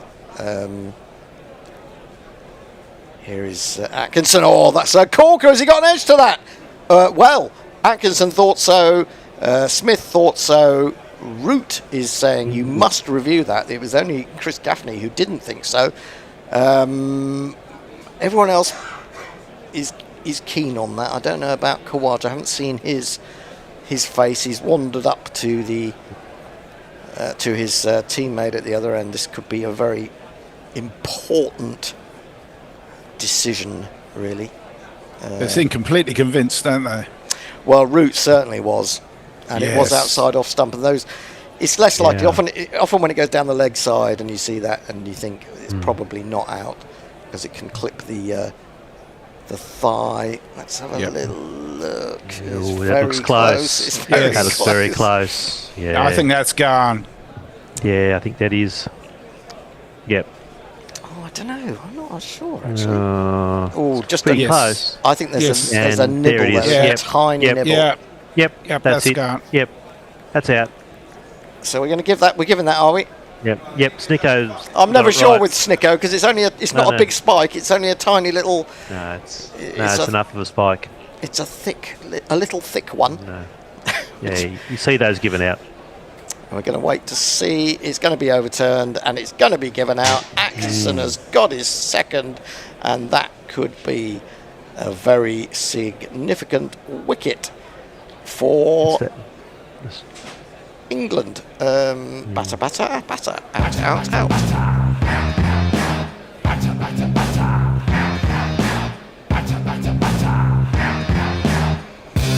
On your bike, mate.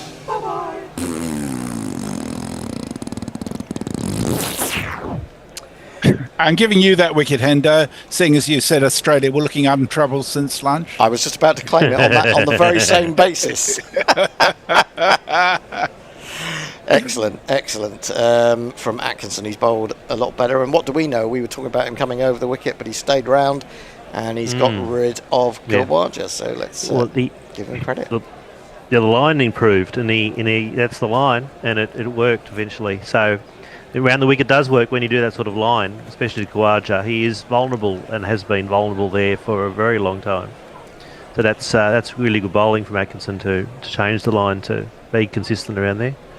But talking consistency, we've got Mr. Green out. I'm hoping Mr. Green proves me wrong. I've been saying that for a good number of years now. But it's not that I don't like the bloke. He's a very nice bloke. He's a really, but and all the rest of it. But just consistency. We'll see. Yes. Yeah. Do you think? I mean, I'll come back to that. But do you think he's been sort of moved around the order a little bit too much? And this Partly, is another example. That could absolutely be a part of the problem. Yes. Yeah. Well, let's jingle him up. We are the Cameron Green Appreciation Society. God save Mitchell Marsh's brand of all-round variety. We are the Cameron Green Preservation Society. His injuries cause all of us excessive anxiety. First ball is left alone outside the off stump, a little bit too wide from Atkinson, so he gets a bit of a sighter. End of the over from Atkinson, 11 overs, 2 for 21. Stokes will continue after Messi Jez. Scott Harrison says there's something magical about a Boxing Day test. As a kid listening in England at the end of Christmas Day, it seemed to help take away the post-Christmas Day blues. Yes. Kiriak Oz was an optimist. He says, let's hope they accidentally switch Snicko on at Adelaide Oval instead by mistake. And Mog says Snicko will find a way to fuck you over. Don't you worry about that. Short ball from Stokes to start with, and for a moment Carey thought about going after that, but then just sort of held himself in the sort of slightly stooped stance position and allowed him to pass over his back. That's new Carey as opposed to old Carey. Well, he's got to be quite Carey, quite new Carey here, hasn't he, with Australia 89 yes. for 5. Absolutely. We got what have we got? We've got Stark in next, and then after that we have Nessa. Oh, Nessa. Sorry, Nessa and Stark. Well, Stokes in again, bowls, turns him around a little bit. Part of the attraction of Nessa is that he's actually become quite a good all-rounder with the bat in the last couple of years. Developed a little bit. Yeah, I mean, I was going to say Cummins and Stark always strike me as a pretty good 8 and 9.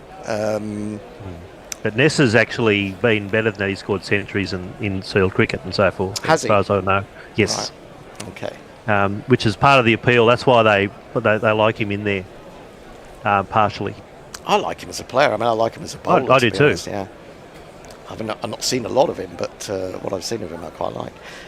Stokes again into Carey, staying around the wicket. This one jabs him high up on the hip. The ball runs out into the offside. There's an argument for putting Nessa front and centre for the Ashes in 27 because of the way he bowls, and he's more possibly more suited to English conditions than Australian conditions, which is part of the reason they don't play him that often out here, because he swings the ball, and I think that might be what they do in 27. He's been around for a while though, Nessa. I mean, what age is he now? He's 31, I think. 31, 30, so he's been around a long time, but it's that case of because we've had such a good bowling attack. Yeah, he struggled to get in, absolutely. Tickled away through square leg. That will be an easy single. But with his batting as well as his bowling. He's actually 35. He's 35. Oh, good Lord. Wow. See, that's how... Wow. I thought... How good... Because he's a bowling 35 too, isn't he? I can't remember. He's not getting younger either. Goodness me, that's how out of touch I am. Well, it doesn't mean. I mean, look at Stark, No. 36. He's had a brilliant series. Yeah. And you wouldn't expect to see many of those back in 4 years' time necessarily. No. Boland's 36. Yeah. Yes, I knew Boland's near the end of his career, but he's pretty close. But no, this is it. So it's why this will be interesting for 27. But that would be his only Ashes series. Well, I mean, as a frontline bowler. Yeah. If they do that, because Hazlewood's not going. I'm assuming Cummins will be there. Stark may be there, but we'll see. Stokes bowls left alone by Cameron Green. Side the off stump, just need to make him play. He's had a couple of sighters. Stokes needs to try and be a little bit more accurate and get him pushing forward. 3 slips in a gully. He's in again, slightly outside the off stump, but he does play this time and very competently onto the front foot and towards extra cover. And that is the end of the over. 9 from 3 from Ben Stokes. Messi. Shining Knight says, why are they wearing sweaters? I thought it was hot as heck down under. Was that just Adelaide? It's only 17 degrees in Melbourne today. It's going to get warmer through the test match, but at the moment it's pretty chilly. Beer Better Gummy Show. Oh, sorry, we've got a super chat. Yay. £2. Jay Graver just says, cricket ban for anyone over 5'8". Quite right. Well, that's quite right. Well, actually, no. I mean, I'm a smidgen over that myself, so I need the tape measure to be a little bit wrong. Atkinson starts a new over, driven quite powerfully by Kerry, but without great timing. It's fielded by Stokes at extra. There's no run. Still got that leg slip in. Had that most of the day. I was talking about England only really having a 4-man attack, because I mean, I'm not sure that Will Jacks on a turning surface is one thing. Will Jacks on a surface that's not expected to turn might be even worse. So Atkinson is in. Turns in the hand a little bit there from Carey as he gets it up to mid-on and gets through for a single. Well, Will Jacks on a bouncing track might be slightly interesting, but I don't know. Will Jacks can turn it. The thing is that he doesn't bowl enough to get to be consistent. You'll have 2 4 balls in an over instead of 1 in his case, and sometimes 3 depending on who's playing him. And that's part of the problem for Will Jacks. Yeah, totally. Atkinson over the wicket to the right-handed green, who wants more, leaves. Now that's a nice leave. I want that green more. They're leaving green, not playing a silly shot to it green. Well, I prefer the green. I want the old green. I don't want this new green of leaving the ball. Mind you, I'm a little bit worried about England getting in too early. They'll probably lose 5 by the end of the day. Atkinson in, bowls, and jabbed down into the gully by Green. I mean, there's an argument. You always manage to find the black lining, don't you? Well, I don't have to go. To be fair, I don't have to go looking for it. To be honest, I think the thing is that you would, with England, you'd almost like them to just dry up the scoring and keep them out there a little bit longer. But then again, I suppose that means they have to bowl more, although it's not particularly warm today, as you said. It's not going to be much warmer tomorrow either. Right. It's going to be 22 tomorrow. In a short, and Green ducks underneath this one. By Smith to take it. 22 tomorrow, 28 the next day 3, and then it's going to be 31 on day 4. No, it's building. No, because I've got my wardrobe ready. We'll work out which clothes to wear, and I have a backpack with variations if necessary. It's so how many days are you going for? Melbourne. 2 and 3. 2 and 3. Well, you should get. You should get. Oh, I don't know. I was going to say you should get full days, but With Australia 91 for 5 and England's batting, you really don't know, do you? No. So I'm looking at this going, oh. Down the leg side. Cameron Green doesn't really play at that, I don't think. And it's through to the keeper. Just the 1 run off Atkinson's 12th over. Still got those good figures. 2 for 22. Australia 91 for 5. I think we'll do a change. I'll do a couple of messages while we're doing that. Shining Knight to start the series has been a proper all-rounder. The Game Cat says, on the first day of Christmas, Gorillas gave to me a parson in some French cheese. Evening from Las Vegas. Welcome, Game Cat. Kirikal says, Nisa has 5 first-class centuries, I believe, unless he's had another one recently. And Nitish Deshpande is with us. Come on, England. I'm watching for 3 weeks here. Well, hopefully you get 10 days of cricket over those 3 weeks, Nitish. And I shall leave you. Okay. That's me too. I'll see you later. It's Thanks, Mog. Should be back with us if he's there. Messi. Mog's here. Right. Stokes is in, bowling to Carey. He's on 20, and he defends that first ball, and there is no run. Get another one here. Oh, man. What? Another wicket. Oh, I see what you mean. Well, yeah. But... yeah, get another delivery from Waitrose or something. Yeah, I don't... I mean, these two can bat. Let's be honest. Notwithstanding what Mark was saying about Cameron Green, I always feel like there's a 250 partnership around the corner with Australia. Exactly that. You just want to keep taking the wickets, don't you? That one's down the leg side and gone, and we get another one. Carey has just clipped that straight to the leg slip. Stokes is a pretty poor ball, actually. It was there to probably be deliberate. picked up. It was. They've kind of been bowling for it, but it wasn't the greatest ball for it. But Carey's just fallen into the trap, clipped it around the corner. Who was that? Was it Crawley? It was probably Brooke. Brooke was there for in Adelaide. But he just played it straight to him. That's a fantastic wicket. I've just been saying that. No, it's Crawley. Crawley goes there quite often. I mean, it was a simple catch. Done something useful. It was loopy, wasn't it? He really didn't get hold of that at all, did he? He's a little bit deeper, isn't he, than the other slips if you look across. Well, it's going to come quick, isn't it? Someone clips it off the face of the bat, you'd have thought. Yeah. But we have to say goodbye to Carey, which is, for England, that's genius. He's been a thorn in our side.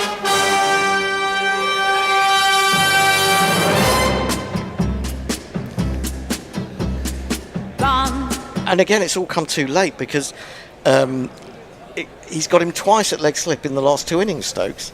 He did it at Adelaide. He bowled him a bouncer, which he fended to leg slip. Preparation, my dear man. Preparation. Exactly. Oh, well. But I mean, the thing is, they've played a lot of these guys before, so they should have known. You know, just because the wickets are different doesn't mean that their weak spots are any different, really. I mean, Travis Head, when we were in England and we had Anderson and Broad, all the time when we were playing the Ashes, they kept talking about how they keep him quiet, was to bowl it up into his chest from around the wicket or straight at him from. He doesn't hook that well if it's onto him. Yes. And they did that successfully for 4 tests, you know. And in Australia, they just hung a load of shit outside his off stump and allowed him to smash it through the offside and get away. And he's a dangerous man once he gets going. Well, a new man. We have a new man.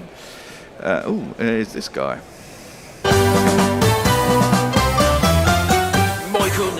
And his first ball, he lets through the keeper. Hi-ho, diddly-i-ho, Michael Neeser's here in town. Whose jingle is that? Is that you, Mog? It was me. Love it. I didn't know he had a strong Irish background. I'm not sure what accent that was meant to be, right, but we'll say Irish. Fair enough. Maybe it just wasn't an Australian one. Yorkshire. We've got 2 right-handers in as well now. There's an awful lot of left-handers in this Australian side. No. Oh, no. Hang on. Yeah. Why they're so sinister. Stokes in, and Nisa defends up to mid-on, and there is no run. I mean, a couple of plans have gone well for England today, and that's good. And then we look back and we think, you know, we all start to think what might have been. It's a problem with cricket, isn't it? You always think what might have been. And, you know, are the Australians that good? Well, I'm not going to say are they that good. Are they it's hard to say are they that bothered, because you always think Australians are bothered. But No, they are. They quite like to beat us 5-0. yeah, but if you think of times when, back in the day when they were really dominant over us in England, I'll come back to that. We'd always win one test. Exactly. But then we Normally the were at last one. home as well. But normally the last Stokes is one. in. Yeah, normally the last one. That's defended up towards mid-wicket, Duckett Field. Dead rubber syndrome is a real thing. Oh, well, it is. I guess even if it's not fully conscious, you know, there is a sort of an unclenching of the sphincter muscle once you've got 3-0 up. Well, yeah. You know. But also, England should look at this attack without Lyon, Hazelwood and Cummins. And they should have been looking. Say sphincter again, Hendo. I couldn't possibly. His ring. Stokes is coming in to bowl to Nisa, who defends up towards mid-on, and there is no run. 91 for 6 after 32, the Australians. What are the people out there saying, Mog? Well, Andrew Kelleher says, OK, England are our favourites to win this test. Music Hats King says, shit! Or is that a replay? No, it's not! Far out! Be About It Gummy Shark says, declare and put England in, then roll them for 80 and move on. That's probably more likely what will happen. Yeah. Yeah, you can see what they were trying. Yeah, and that was actually the worst ball of the lot. But I think that was the fact that they got in there in the last test, and you would think someone of Kerry's batting intelligence, he would have. Yeah, but I often, with the tuck round the corner. Oh yeah, it's I'm different. sorry, any batsman is a sucker for that one. And that's defended by Green, and there's no run. If you get a ball on your legs, and you're a professional batsman, it's very difficult to stop it. You noticed earlier there was a ball that actually Piggy was playing, and then it was down the leg side, and then he sort of came down the wicket a bit, and then stuck his leg out to leg side. Yeah.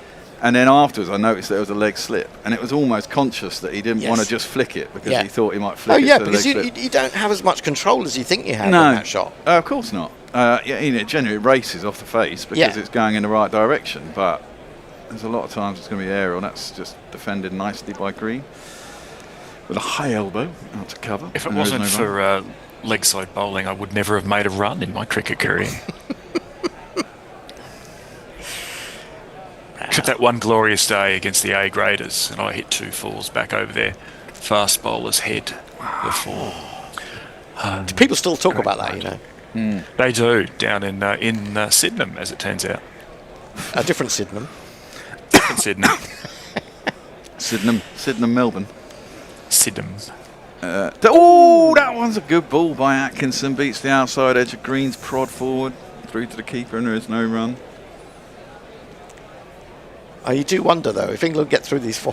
I'm sorry to be the bearer of bad tidings, but you kind of feel that if England do get these wickets quickly and then bat, something similar could happen. Oh yeah, it definitely could. Australia back in before close of play. Because we had 19 wickets on the first day in Perth, didn't we? Exactly, and the movement is off the pitch, which is more difficult, really. Yeah.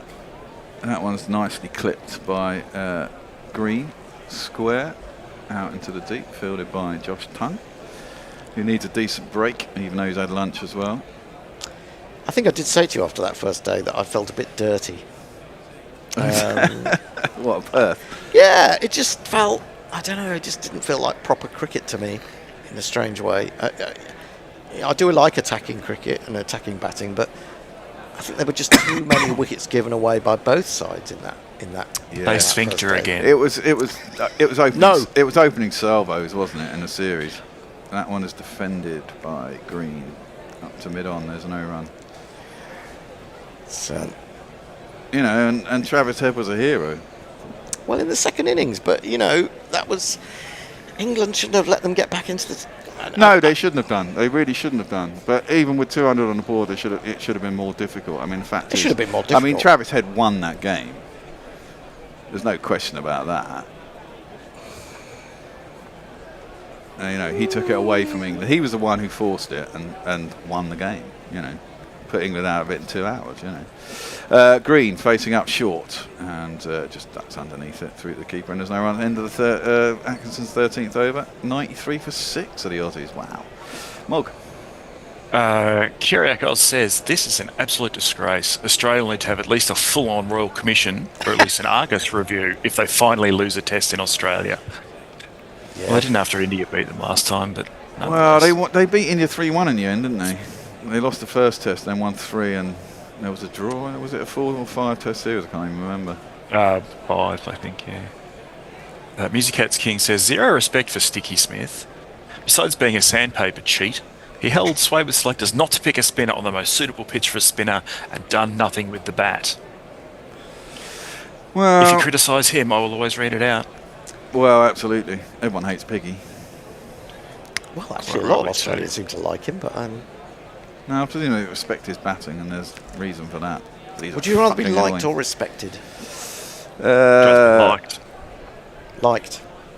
I don't know. If you're a hard ass, you'd be respected, rather be respected than liked, wouldn't you? Oh, no, that's beaten Nisa all ends up. Bat's quite funny, Nisa, doesn't he? He kind of straightens up and sticks his head across a bit and straightens. What happened there? Did it hit him on the pad in the end? I think it must have done. Because it died on the way to... No.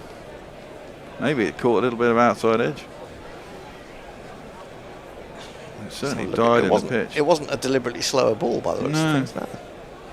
He was just playing a little into the leg side there. Yeah, which he does seem to open himself up. You watch the way he braces his front leg and sort of brings the bat down a little bit from first slip.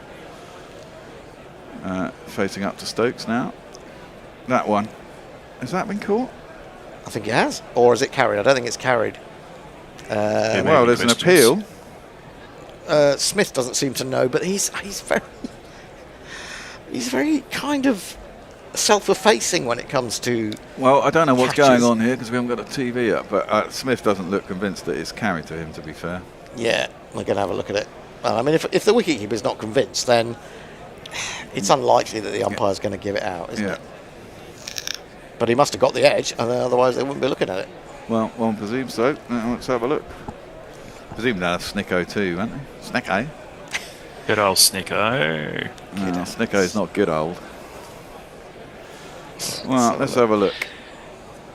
Yeah, well, there definitely could be an edge. I think there is the question an edge. is, that's dropped. That's dropped Well short. Well short. God. That's not even close, really, is it? How could he not tell that had hit the ground? I don't know. But he didn't really appeal, to be fair. He didn't really appeal. It's an umpire's decision, isn't it, to have a look at it. It is a quite clear edge. But, just dropped short. He might have been kind of forewarned by that previous delivery that died, that perhaps getting a bit further forward might have been a good idea. But, that's not out. No, it's not out. Definitely not out. Yeah, we can see that. Can we get on with the game, maybe? Yeah, not out, thank you. How dare you? Oh, well, he doesn't look very comfortable, though. No, good over so far. And Stokes is in again. Oh, that one hits him in the thigh pad. Trying to turn it around the leg side, no run. So who's in next? Is it Stark in next? Stark, in next. and then Boland and Jai Richardson, who hasn't played a test since well, they've got 4 2021 left.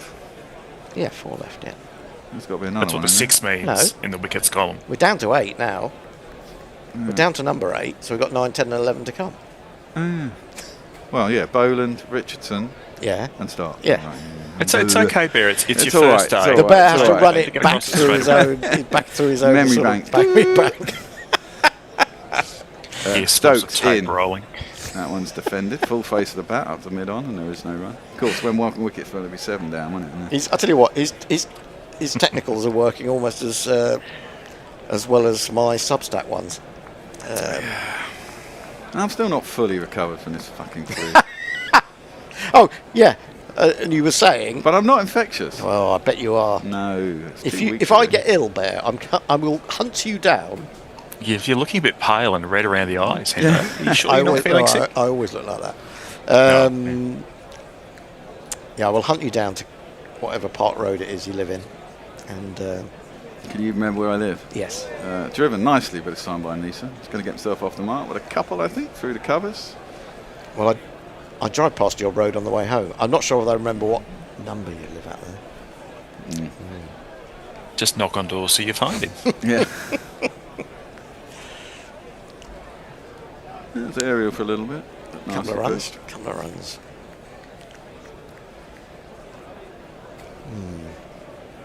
Crawley looking a little bit upset, don't know why. Last ball of the over coming up. 1 for 11 for Stokes. He's in bowl 5 overs. He's in his 5th. It's not bad for number 8, averaging 28.2 in first class Yeah, cricket. not too bad. Stokes in this time. Again, defended. Doesn't look particularly comfortable. Does Nisa up to mid-on, no run. End of the over at 95 for 6. Someone on YouTube did say before he's got 5 first class hundreds. Yeah, Mark was saying that he's got 100. It's like yeah. Adil Rashid with his 6 or 7 or 8 or whatever it is. Yeah, but if we only ever bat Adil Rashid at 11 these days, so he's never going to get any runs, is he? And he doesn't play Test cricket, unfortunately. Mog. Messenger says, I've got Bear's number, Hendo, and Mog has the axe. I do. Which one would you like? We could go with this one. Can you show us one? Can you show us an axe or not really? Did I just do that? Oh, Can you see bloody that? hell, Jesus, I'm not... Yeah. Oh, God, that is scary. Fucking hell. It's coming for me. How many have you got of those? Of that particular kind, only one. That's an Egyptian-y kind of one. But all up, I don't know, 100 maybe. Jesus. What? 100? Yeah. Well, that axe Atkinson that I just in. showed you was sitting on 2 other axes currently. Driven by Green up to mid-off and there's no run. Is that the axis Next of to an- evil? Next to another axe, and there's another axe above it, and then there's a small axe. I've got too many. You've either got a big house or very little room to move around in. A very little room to move at this point. Are they all on the wall? No, a lot of them are just on an armour Storage? stand. So I've got 2 cupboards full of the bastards. So it's great. I wonder if any of your neighbours... Do any of your neighbours know? Atkinson I in, wouldn't short, think so. Green, ducks, and sweep the keeper and there's no run. What do you do with them all? Just look I've at got them, 3 axes. I've got 3 very large axes by the front door, actually. just in case. That was just a Rough part of space to Melbourne. put them. Yeah. I remember when I was selling encyclopedias, I knocked on a door in Melbourne. This old dude was behind one of those, mozzie nets. You can't really see him. Told me he had a shotgun pointed at me. Oh, Jesus. There's a man opposed to learning. Yes, exactly. Oh, God. I'm not sure if he was lying to me or not, obviously. But through the keeper and there's no run. I assumed he was. You never know. Back in those dark days before. That was before 95, wasn't it? Yeah, it was. It was 1990. What did it... No. What, 89, 90. what do you think you had in your encyclopedias? Well, no, he just assumed some dude knocking on his door at 8 o'clock at night on Oh, I see. 8 o'clock at night. some dodgy suburb of Melbourne. He was probably a couple of cans deep at that point. so- Yeah, well, it wouldn't surprise me. No. Which is even more worrying. Blimey. So you didn't actually see it? You couldn't actually see it? I couldn't actually see it. I didn't. I suspected he didn't have it. That's clipped nicely off the hip by Green out towards square leg. They should pick up a couple. Dangerous place. You should write a book about your attempts to sell Encyclopedias. Would be brilliant. encyclopedias in across Australia. Crazy Australians you met en route. Yeah. I'm buying weed off more. Problem than we though, sold the problem encyclopedias. for the bear is that he can't actually string a sentence together. Well, that's where you come in, author of multiple books. Yeah, well, but exactly. He'd have to pay me a lot of money. You can do what you did for Jared and, just write my book for me, essentially. Scandalous. Scandalous. Atkinson in, defended by Green. There is no run. Well, no, he did produce text. I could produce text. Oh, you could produce. Oh, that's Just true. wibble. Yeah, you could produce text. Yeah. And then you could just rewrite it. That's what AI is for now. You can just talk. Oh yeah. It'll pick it up, course. it'll transcribe it all, and then Hendo has to go in and work out what fucking language it's in. Queen's English, my dear. How many boy. flipping? 70,000 words, and 68,000 of them will be Fuck. fuck. Yeah. Atkinson into the pads, nicely clipped by Green. It should be a couple as Duckett has to chase it out into the outfield. And it is a couple. I would give Atkinson a rest at that point. Yeah, he's bowled since lunch, so he's bowled bowled since lunch 5, I think he's bowled. Getting on for an hour. And he 50 bowled minutes. a 7 over spell this morning. Yeah. It's difficult, isn't it, when you've got bowlers that are bowling well, and you haven't got a lot to back that up. No. Yeah, it's tricky. Well, you might have to turn to jacks at some point just to give them a little break. But might do. whilst you've got your foot on the heel, you really want I think I might be inclined to go for root, to be honest, on the basis that it's not going to do anything. Or just get to bowl little darts. Yeah. With his low slung action. I'm surprised he didn't bowl more at Adelaide, to be honest. I mean, this is the thing, you've got to get 2 more wickets, really, and then you're into Boland and Jai Richardson. Oh, wow, that's an absolute peach. Cut Nisa in half, but somehow he didn't get anything on it. Unbelievable. And it goes through to the keeper, and there is no run. Yeah, his bowling is just it's got a class above Nisa's batting at the moment, isn't it? Oh. Several classes, you might say. I don't know how he didn't get anything on that. Well, if he survives this little spell. Wasn't good enough. Well. Yeah, it's too good a ball from Stokes, really. Yeah, it's come back quite a long way. Yeah. According to the old Jagometer. Jagometer, that's a great name for it. Stokes in. Full attempted drive by Nisa, but mistimes it back to the bowler. No run. That was the kind of ball that Mitchell Stark gets loads of wickets with it because he's a little bit quicker under the angle. Where, because Nisa had kind of he's been struggling so much in the last couple of overs. He saw his eyes lit up when he saw the fuller ball, and he wanted to give it a hammering, but he mistimed it horribly. Stokes in to Nisa. Oh, big appeal, but it's going down leg, surely. It's jagged back too far, isn't it? Well, I thought it was quite good unless it got an inside edge. And I think it jagged back way too far. Stokes has given up on it, I think. He gave up on it, certainly. I don't know what the slips were. God knows what Jamie Smith's doing. Cause he does. It's gone way down. No, it's too high as well. Probably height. I thought it hit him low and jagged back more, actually. But Joe Root was up for it. I don't think Jamie Smith did appeal, did he? Everyone else did. Mind you, he's 3 he's in the slips and best a gully position. Stokes in. And now he might can't have got anything on that because I think that did carry to Smith and no one appealed. I think it did brush the top of his back leg as it went through. Yeah, it definitely brushed something, didn't it? But I don't think it got an inside edge. No. Smith could take a step or two closer. He certainly could, yeah. No, it didn't carry on, didn't it? They definitely need to come up. I mean, it worked really well for Labuschagne, didn't it, at Adelaide? I mean, he had to take those great catches as well, but... Well, Nisa somehow surviving this. Is facing up, Stokes in again. That one is full, and he drives it back past the bowler. And he's going to get 4 for that. Well, that's what happens.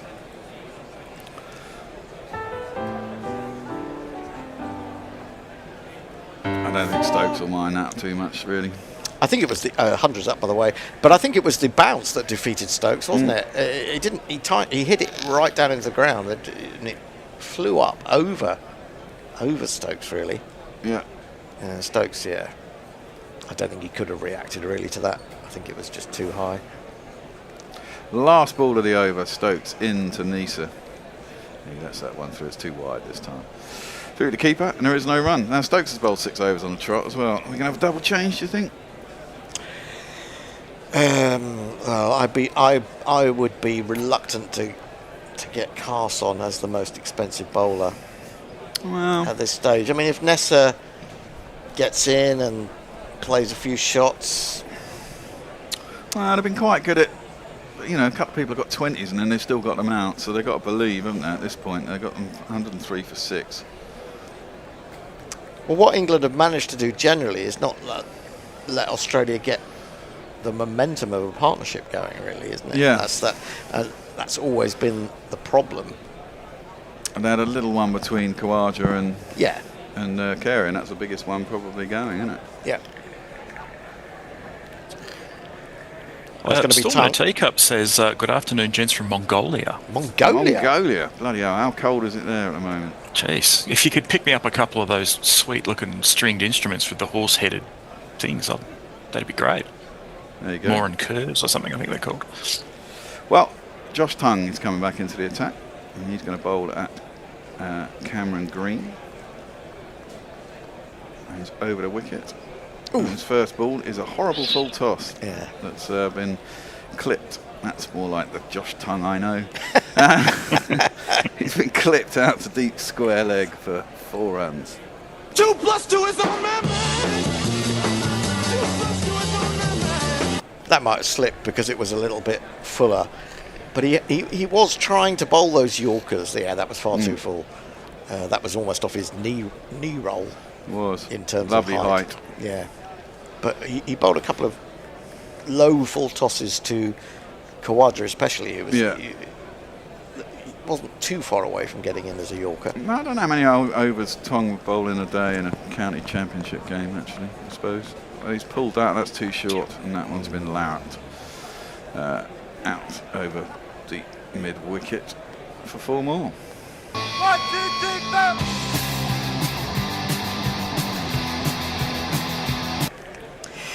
I think it just goes to show you, doesn't it? Maybe the best thing for someone like Tongue is to keep him on. I was talking to the Bears only at lunchtime about how when Stokes switched him in the first innings at Adelaide, he really lost his rhythm and went for quite a few.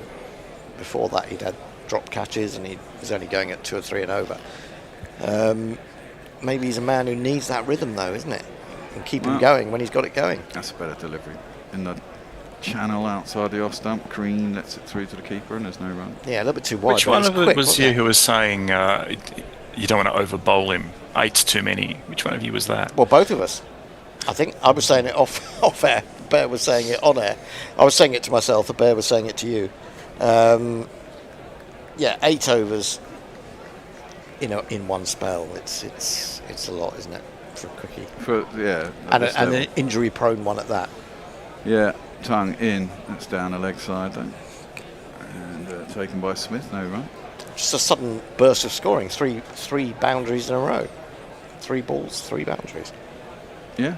Last ball of Stokes over, and then first 2 of this one. They've released the shackles, as they say. That's what it is. Well, England don't want to let them. I mean, look, England are a fantastic position at 111 for 6, aren't they? I mean. Yeah, but it can soon get away. Yeah, from it can soon get away from you. I mean, this is it. You've got to keep on going and make sure you take those last 4 wickets. Tongue up to the crease now. That's a better ball, and it's just defended by Green up towards mid-on. No run. Pulled it back after a couple of looseners. I presume he's going to have to go to Will Jacks at some point in this session, then, isn't he? I mean, well, he is if they don't get wickets in the next half an hour or so, probably. Yeah, I don't think. Yeah, wickets will sustain the bowlers for a certain amount of Stokes time. is bowling well, but he's at the end of his spell, isn't he? Yeah, really. I can see 40. There he is. Oh. Is he there today? I believe he is, yes. Left alone through the keeper, no run. That's the end of the over. We'll have one more. I'm just going to let Will in now because. I shall read some of these things then. Go for it. My ink says normally there's a Boxing Day test in New Zealand and South Africa, but this year, unfortunately, nothing. Luckily, in an hour, we have Myanmar versus Bhutan, the 3rd T20I. I'll be watching that. There's also 2 BBL games after this, says Hooves 1. He also says, I say 175 runs, game is on. Yeah, I mean, the nearer Australia gets to 200, I would agree with that. Yeah, totally. Where else are we? 2026 will be a big year for South Africa with England and Australia touring our wonderful country. Can't wait, says Christian Kurtzer. It may not be that warm, but it looks like a lovely day. Yeah, nice bit of sunshine. Well, 17's all right if you're an Englishman. Let me look out the window. Reasonable cloud cover, but nice and sunny. Into Nisa, who works that into the leg side. Duckett fields, and there is no run. Into his 7th over now. Stokesy. As the crow flies before you snatch it out of the air with an axe. How far are you from the MCG? 10 or 12 Ks probably. Oh, right. Fair way then. Sorry, 6 or 7 miles. Come on. You can't For expect those me of to you convert. who still live at some point in the late 18th century. Says the man with axes. Yes, and swords. Touche. That's full and driven by Nisa. And he's going to get away with that. And it's going to be 4 runs down to third man, basically. We'll give it this one.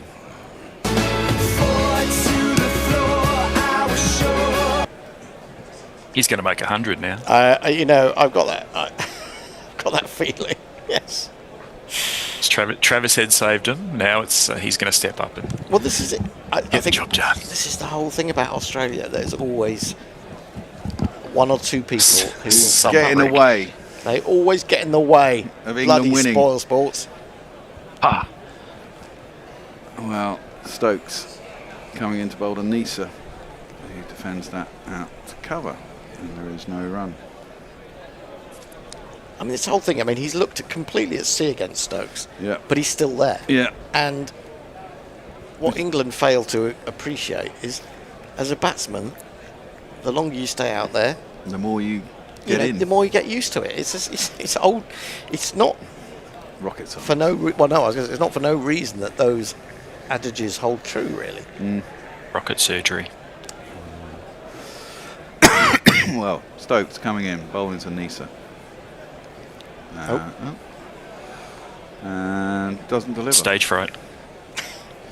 Pulls up as he gets to the crease. It didn't look like an injury, did it? I think it was just his run-up was maybe a little bit wrong.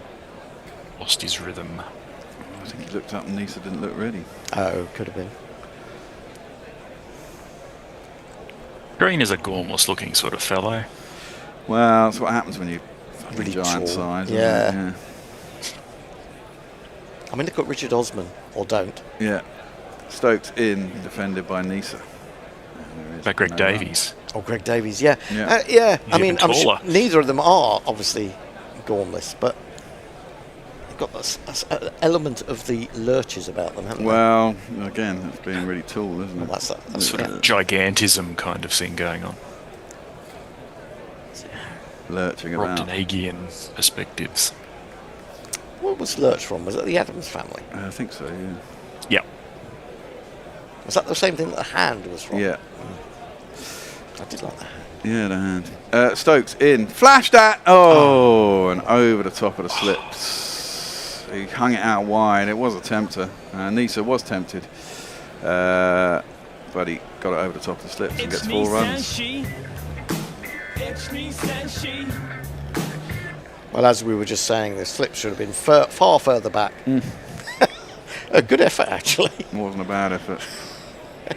How much further back do you think they should have been there? 20 metres? 30 metres? Yeah, fly slips, all of them. They need to come up for the previous balls that have dropped short, and then they need to go back. They need to be able to tell which balls. The big ones. They need to have prescience and know exactly what's going to happen. Exactly. They're professional cricketers. They should know how to do this stuff. Stokes, last ball of the over, bowls it short, gets it up. Ooh. And, well, it was kind of well defended in the end. was. It was a little bit aerial for a played that while, but very there was well. no one in it. Yeah. Short on the offside, and there is no run. Well, that's the end of our spell. Right, it's the end of me for tonight. That is, you fucker. I only did 4 days last week. Don't worry about it, though. Nights. I will be back for day 3, should there be such a thing. Indeed. Well, Should there it's Tony, Messi, and Will. So I'm going to go and chill Hello, on the hello, sofa. indeed. No jingles for the next half hour, boys. Waving goodbye. Thank you, Mark. Thank you, Hendo. Thank you, Bear. Well, 72 for 4 at lunch, and suddenly it's 2 more wickets this afternoon. Captain Stokes inducing clip to what was it, leg gully, really, wasn't it? Not for the first time this series by Carey. Crawley did the business there. And who else have they lost since lunch? Who have I missed? There's been 2 wickets. Carey and Khawaja. Yeah, that's the fella. Indeed, that is indeed the fella who was. They've looked a little more comfortable recently, but it's still a long way to go for Australia. I think we're on a drinks break, so I'll do a few messages. Please do. I can. Anthony historian, loving this tactic of Australia to give English fans some hope on day one. The mental destruction of Ben Holtz will be complete by the time they go home. Indeed, he says the UV is 11 today, but only 18 degrees. There are going to be some bright pink Englishmen at the MCG this afternoon. That's very mean. And is it cool enough for you to wear your flat cap today, as is your wont? Music Cats King says, what do you know? Melbourne's finally got some sunshine. What a miracle. And he says, when I was in school, we were all taught how to convert imperial to metric and vice versa. So either works for me. It's only your bizarre odds notation that tricks me up. Yeah, it's England are no longer favourites, according to the bookies, which doesn't take long. Adam Newman says, England has an ODI and T20 tour of Sri Lanka after the Ashes, while New Zealand has the same tour but in India from January the 11th to 2026. And the men's T20 World Cup is from February the 7th. Starting with Netherlands versus Pakistan, which will be an interesting game to start with. We'll be covering all of that, won't we, Tony? I expect so. We may need some help from White Line Wireless. We may well do. That hasn't crossed. It has crossed my radar, but I'm getting us through the Ashes resourcing-wise before I start to think about how much of a World Cup we can cover. We'll certainly be aiming to do most of it, as indeed we always do. Atkinson's bowled beautifully today, 2 for 28. He's only gone for 2. Noticeably, how much better will the economy rates are for England bowlers as they've got themselves on top. Can they stay that way? Back. Mind you, Cast back into the attack. They also switched Tongue to the other end, as that's left alone by Michael Neser. Through it goes to Smith. He'd had all that success, had Tongue from one end, and then they switch him to the other end. Whereupon he hasn't bowled anything like as well. You do wonder sometimes what would be the logic? Why would you switch? Of switching around a bloke who's actually bowling beautifully and getting great effect. No, that's far too good. Let's try and see if we can upset you by getting you to bowl the other end. Cast turns at the top of his run. Comes in over the wicket. Neser, not pretty, but effective. Just dabs it down towards Gully Bethel Fields.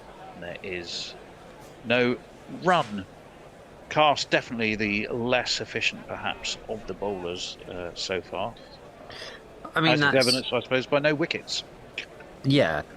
But And that's often runs true of him, needed. isn't it?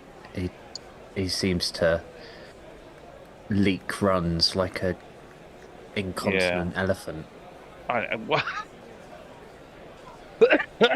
Over the wicket he comes, the incontinent elephant, and it's defended in front of his off stump by Michael Neser, man well known to Glamorgan followers for his spell in county cricket. Last time he played for Glamorgan World 23. I don't think he played last year, did he? For Glamorgan? Yeah, it was. But he certainly had a few seasons leading 23, up to then. I think. Yeah. Maybe. Much loved in those parts. So's Marnus, strangely, isn't he? Yes, he is. Yes, he is. 2 slips in a gully, go down. Carson, that's beaten the outside edge. That was a cracking ball. Just shaked away a little bit. Got some bounce as well. And Neser retrospectively plays the shot he'd like to have played, but what actually happened was he was well and truly drawn into a very loose defensive shot with bat and pad and body complete strangers to one another. Not surprisingly, he gets a round of applause from Stokes. Great ball, Will. Yeah. And he comes again, barreling in, short, ducked under by Neser. You do wonder, having bowled a terrific ball like that, what's the value of bowling a bouncer? I'm really not at all convinced. I don't really there we go. I don't understand Cass as a bowler. I can't sort of get a read on his sort of bowling plans or sort of what he wants out of a spell or sort of anything really. It's just very difficult to kind of work out. That said, so far this has been a maiden, and it's going to be a maiden because the last ball is well defended back towards Cast by Nisa. 120-6 after 39. England will be desperate to break through these two, and we can go to Messers in the meantime. Matthew Plummer says, I thought Archer was one of the better players of the series and been taken out but stuck with Cast. Well, Archer's officially injured and he's going back to Blighty to deal with a side strain, so he won't play again. Baby Shaker in Mexico says, I'm a day behind most of you. I guess it's 9:15 in Mexico, still on Christmas Day. He says, I'm halfway through a bottle of Matusalem rum. Well, make sure you get for the full way through, Baby Shaker. There's no point opening it, not finishing it. Well, quite. Yeah. Adam Newman says, oh no, sorry, we've done that one. He does say Nepal versus England, February 8th is England's first game in the T20 World Cup in Mumbai. He's back into the attack here, and that's defended by Cameron Green. Solidly enough, your Western Australian man, Messers. Indeed, we've grown big here. Him, Mitch Marsh, Marcus Stoinis. Yeah, he's threatened. He's threatened with the bat. 24 in the first game at Perth, his home ground. 45 at Brisbane of 57. That one swings in. That's beautifully driven, but driven straight to mid-off. And there is no run. Not so good at Adelaide. A two-ball duck, caught by Castle Archer, and then fell to Josh Tongue, caught by Harry Brook. Was that a short ball, from my memory right? Either way, I thought ducks had cloacas. Could be. Two slips and a gully. Stokes over the wicket. In he comes, and that forces Green onto the back foot. England trying to keep this pressure on. They've got these 2 wickets after lunch. But the runs have also come a little more freely. That said, they seem to be getting the lid back on now. So do we think Tongue was just a one-over experiment? And then they might switch him back again? I think that it's looking like I that think might well that be the looks case. like it. Maybe Stokes recognising the error of his ways. Over the wicket he comes with his own bowling. Forward comes Green. Pushes out to cover. And there is no run. England have done well today, Will. They've tried to shut out the background noise. Gone on with the job, haven't they? Is that an element of the kind of old England where actually they do better when everyone hates them?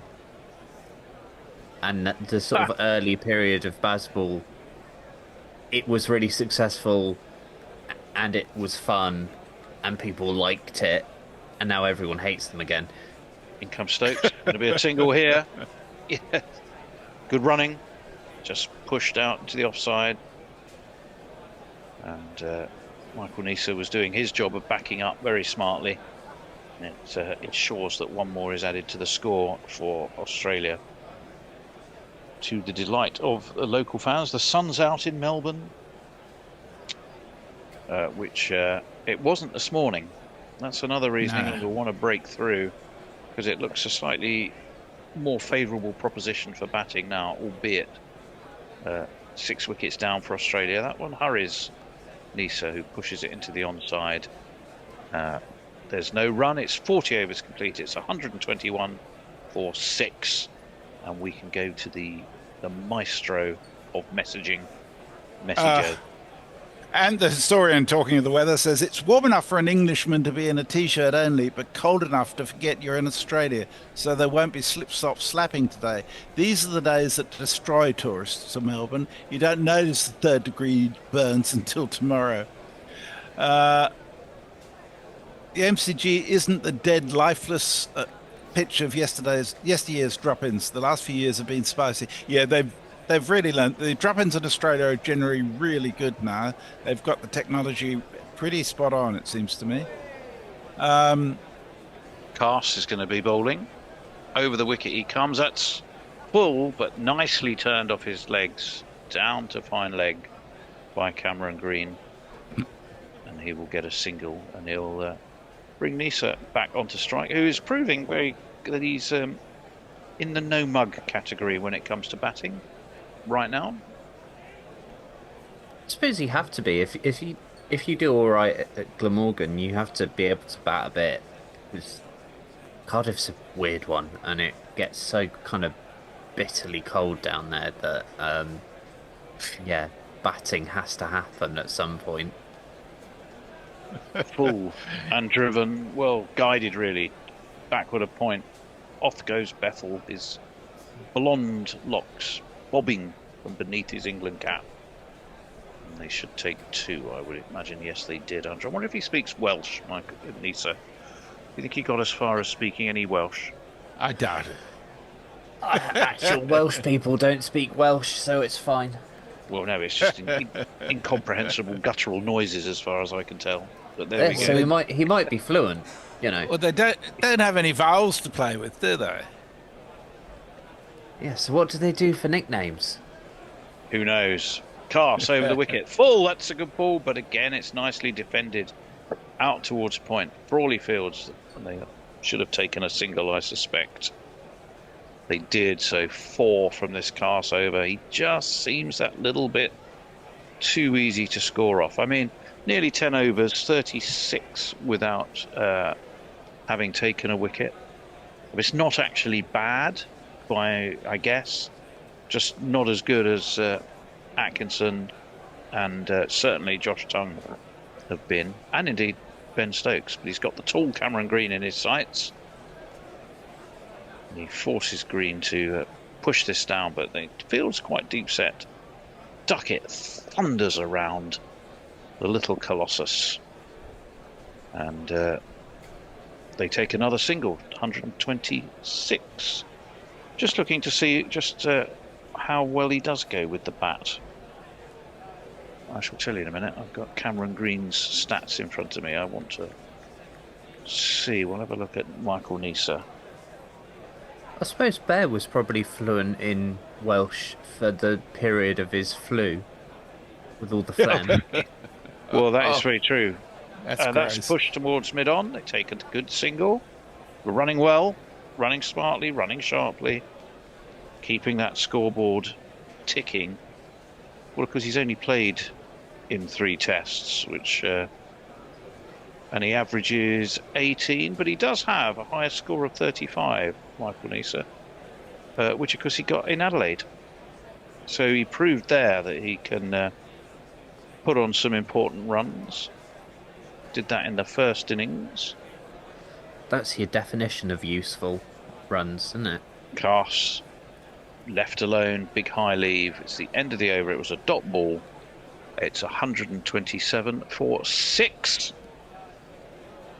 I detect a note of hubris in some of the Australian tweets. Still 1988 says 200 will be enough, especially with England's batting. Frank Rockefeller says looking good. Ant says this far into the English innings they'd be reverse sweeping in-swingers. Some talk of the weather. Snow in Tassie yesterday. Yeah, Mount Wellington in Hobart was snow covered while it was 43 degrees here in Perth. It's a big country. Actually, I've gone completely mad. That 35 at Adelaide wasn't this series. That 35 at Adelaide was the 2021 series. Was that yeah, because yes, he made 16 in the last game. Josh Tongue from the right end edged. Has it been? Oh, what happened there? Clips too deep. I think it pitched just short of root, but I'd like to see it again to see just how much short it was. It was an absolutely legitimate edge, and it's dying on root. It drops just short. It then wriggles away like a particularly stubborn, slippery bar of soap. I rather suspect Marnus would have been 2 metres further forward for that. Yeah, and he would have been right. Yeah. That's one that wriggled away. That's a flashing drive. And it's going to get 4 runs for Nisa away down towards third. And 4 more to the score. Oh, we've got a remote team, haven't we? That probably means no one's doing jingles. Yeah, we're jingleless. We are jingleless. Well, Tony, your singing is quite sufficient to do it live. Occasionally.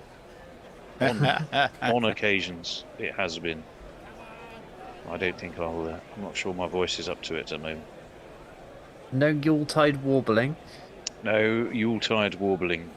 Oh, that's absolutely smashed away. Just beats extra cover. Oh, nice. And that's back-to-back 4s. And Cameron Green is, I beg your pardon, Michael Nisa, who we were talking about that 35 in Adelaide. Well, he's on his way to a decent score here. He's on 27, and he's just got back-to-back 4s. And he absolutely launched into that. And it was a gorgeous-looking shot.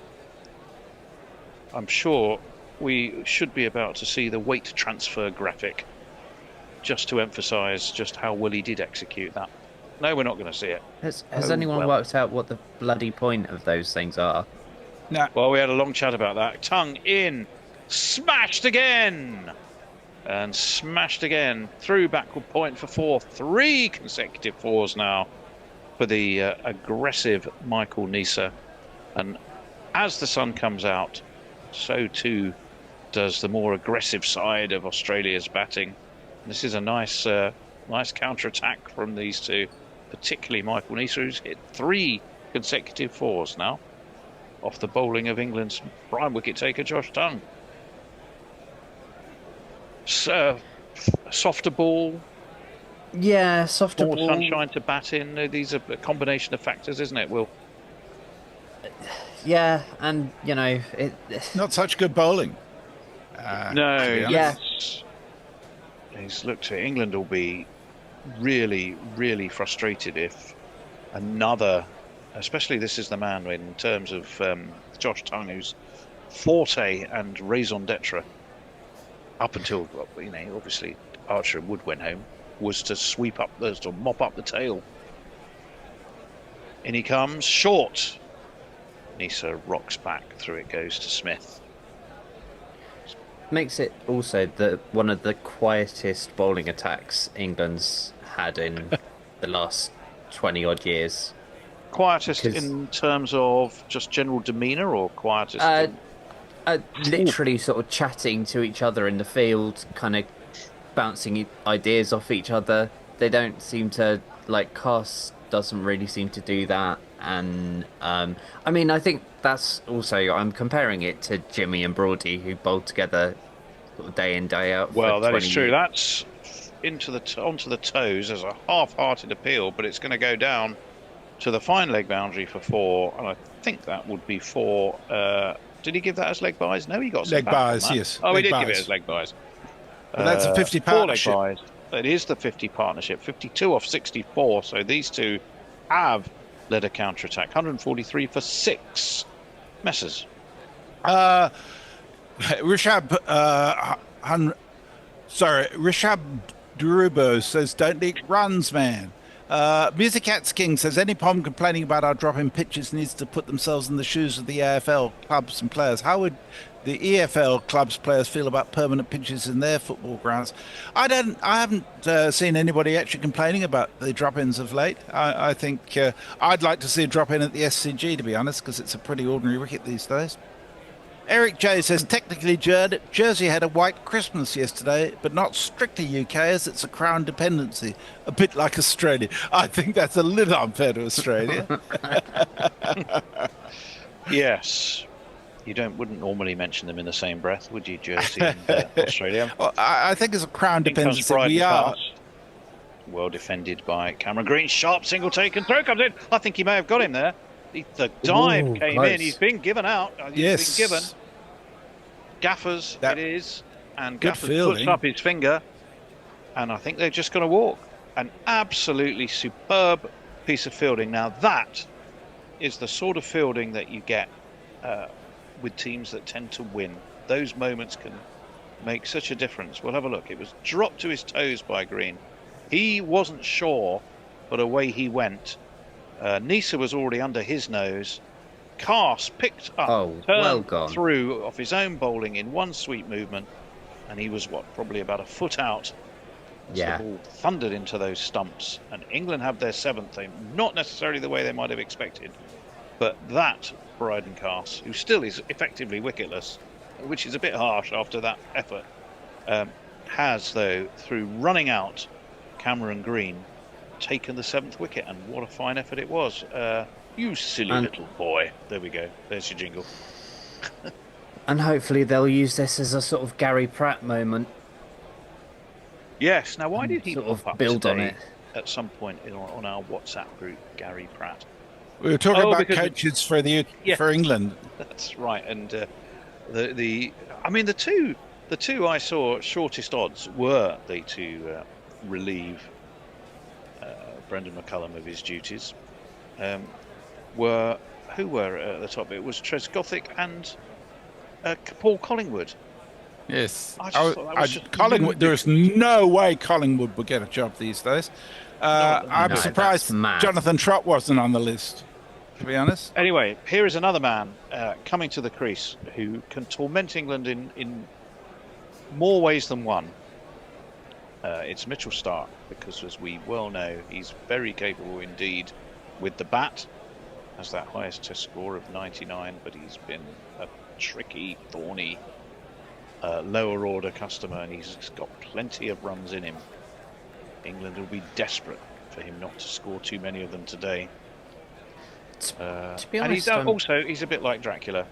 He's not good in sunlight. These days does tend to prefer bowling in the dark. So we'll see. Michael Nisa is facing Cars. He defends. And there is no run. 143 for 7. What a crucial moment that could be in this game.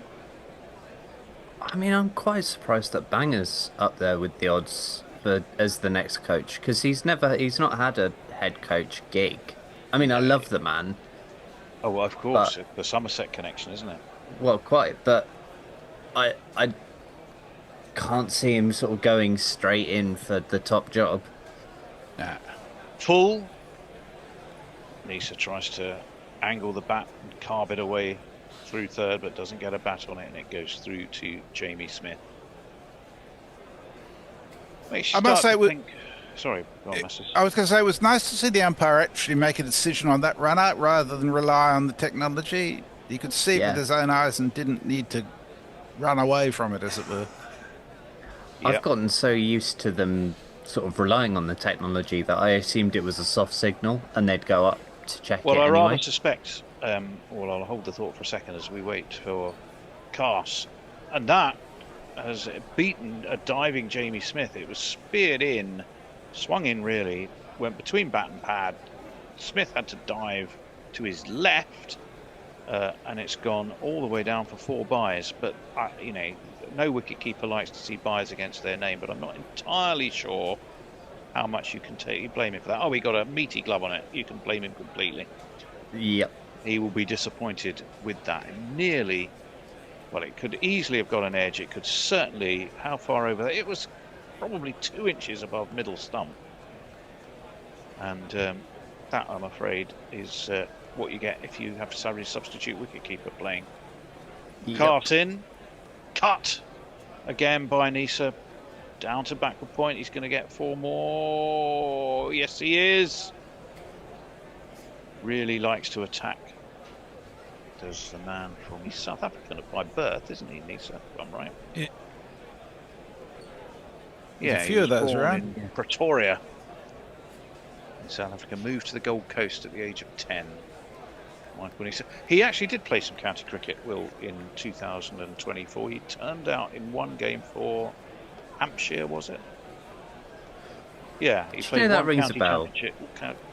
Played one championship game for Hampshire.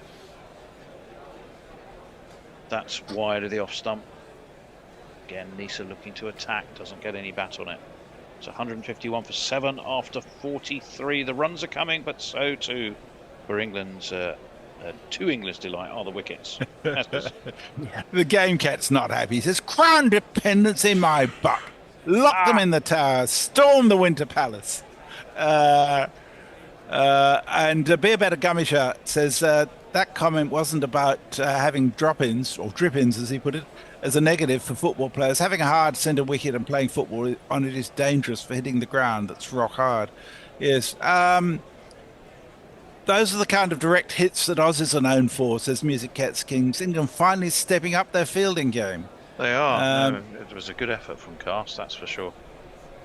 Yeah, whoever they've got in as a part-time coach is obviously woken up and kind of started taking them on sessions, I guess. I think we've got one more over for our little team, and then the Bear will return. Now, the only problem with Bear being on his own in the studio is that we don't know if he's fallen asleep. That's fallen on the toes of Stark. Taste of his own medicine from Tongue to a certain extent, but he can whip it off those toes and get himself a single. I'll just message him. By the way, WinViz has England at 53%, even though the bookies still have Australia as favourites. Two blokes in a pub basically having a chat about what they think might possibly happen. Yeah. Yeah. I have no faith in dear old WinViz. I'm not sure how much faith it has in itself. Obviously, the longer a game goes on, and the more faith it probably does have. I'll tell you, Nisa, he turned out he played in the Blast for Hampshire, and he actually had a really good Blast for Hampshire. He took 11 wickets at 19, an economy rate of 8, which I suppose is not too bad. That's wide of the off stump from Tongue, left by Nisa, no run. But yeah, he took 11 wickets at 19 in the Blast, best of 3 for 32. Hampshire are always pretty solid in the Blast. They always get to finals day pretty much. Yeah, they do. Well, that's the captaincy of James Vince, isn't it, in the limited over games, I think. Yeah. He may have always made attractive 30 odds for England. That's looking to Smith half interested in a bit of a leg side strangle, and again it was slanted across the right-handed Nisa by Tongue, but no doing catch wise. There's some discussion on YouTube about the question of whether a player gets credit for a run out. The bowler doesn't get anything in his figures. What you will see on the scorecard is run out, and then in brackets who conducted the run out.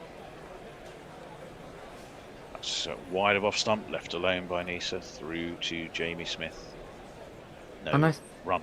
England desperate to close this out. They've got amongst the tail, but they've got two thorny customers as far as tail removal goes in Stark. Yeah, well, and Stark Nisa. really can stick around, can't he? He certainly. I know what you're doing there, Will. I see you. In comes Tongue. I wasn't actually. Smashed straight to Bethel at point. Who feels? What I was going to do is compare him to Crabs, but okay. Compare him to Crabs? What, just irritating and makes you scratch a lot? And difficult to get rid of. And difficult to get off. Good lord. Yeah. Oh dear. It's no good standing on the seat. The crabs in here can jump 10 feet. How long Tongue, does that go comes. back, Tony? Officially driven. Driven again to Bethel, who's been a busy boy. He puts in an enthusiastic throw. Has he got a mullet, or is his hair just being brushed back to fit under his cap? Please don't tell me he's gone mulleted. I think he might have done. He's gone mulleted. Although, Lord. mine does that under a cricket cap as well. He's and a I hair don't disaster have a mullet. area, generally speaking. Right. He's terrible. Oh, the bear has appeared. Right. Yeah, well done, Bear. We're going to see this over out, or is it finished? It's finished. It's Okay, finished. we'll It's catch you over. later. Well, I'll It's no push more. off then. It's Night me, all. Mog, and Russ. All right, Russ. Been a while, mate. It has been. Good afternoon, Bear. Good afternoon, all. Well, this is a change for England, isn't it? They're doing all right until they get bowled out for 110. But you know, Well, Keep the there's a faith. reason Australia starts in Perth and Brisbane, right? Yes, well, I mean, that has been many a discussion. Flashed at by Stark. And through the Smith, there's no run. Cars continue. I do think the day-night test is, well, you know. You've only ever lost one, haven't you? It's a bit of a... I don't think it's necessary. I mean, I understand the mechanics of it for the TV rights and shit, but I think in a big series, I just don't think they're necessary, really. Would you say that if England had won 17 out of 16? Well, we just don't play them. 16 out of 17. Well, exactly, but we just don't play them because it's it never gets. If you play in the height of summer, you don't need a day-night. I mean, you could play a day-night test and it'd still be light at 9 o'clock. So that's through the keeper and there is no run. We don't have the benefit of your northern latitudes. But it seems to me, I mean, I don't think I really understood how hard it is to see the pink ball at twilight. It sounds like, I mean, listening to Steve Smith, and he's obviously played a few of them. He says it's tricky, and he's a great batsman. It's the same for both sides. I know it's the same for both sides, but if you play it every year, you kind of get used to it, right? Well, that's your problem, isn't it? Well, no, it's not. It's just unnecessary. It's cricket was never designed that way. That's up in the air. Ooh, driven at by Stark, and it drops just short amount at mid-on. There's no run. Look, cricket's had a lot of different things over many different years. The first Test match started well after lunch because they dilly-dallied getting out from their extravagant lunch and interval and started. Yeah, that's fair enough. That's fair enough. Let's forget the lack of things like helmets, gloves, pads. Yeah, I accept the game moves on, but I just don't think you need day-night. We have that in white ball cricket, and that's fine. That's defended out to the offside, and there's no run. But if it's... Look, I enjoy the day-night. I like to be able to watch cricket when I'm not at work. So, Well, yeah, I mean, that's the anachronism of cricket in its own, in the fact that it plays a 5-day game anyway, It's like... what sort of public servant are you not to be watching cricket at work?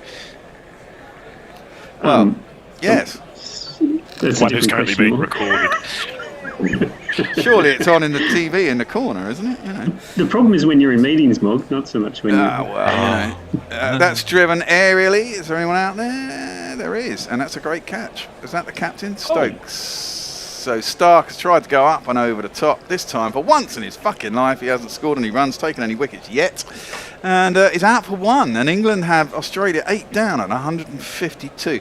Well, I'm guessing this game, whoever wins, ends on day 3 now, would be my bet. Probably. We'll have a little jingle for a wicket, shall we? No, we're not going to play that one because that one gets us dinged. So you can get rid of that one. And we'll play this one. Well, we might be another. We might actually survive this.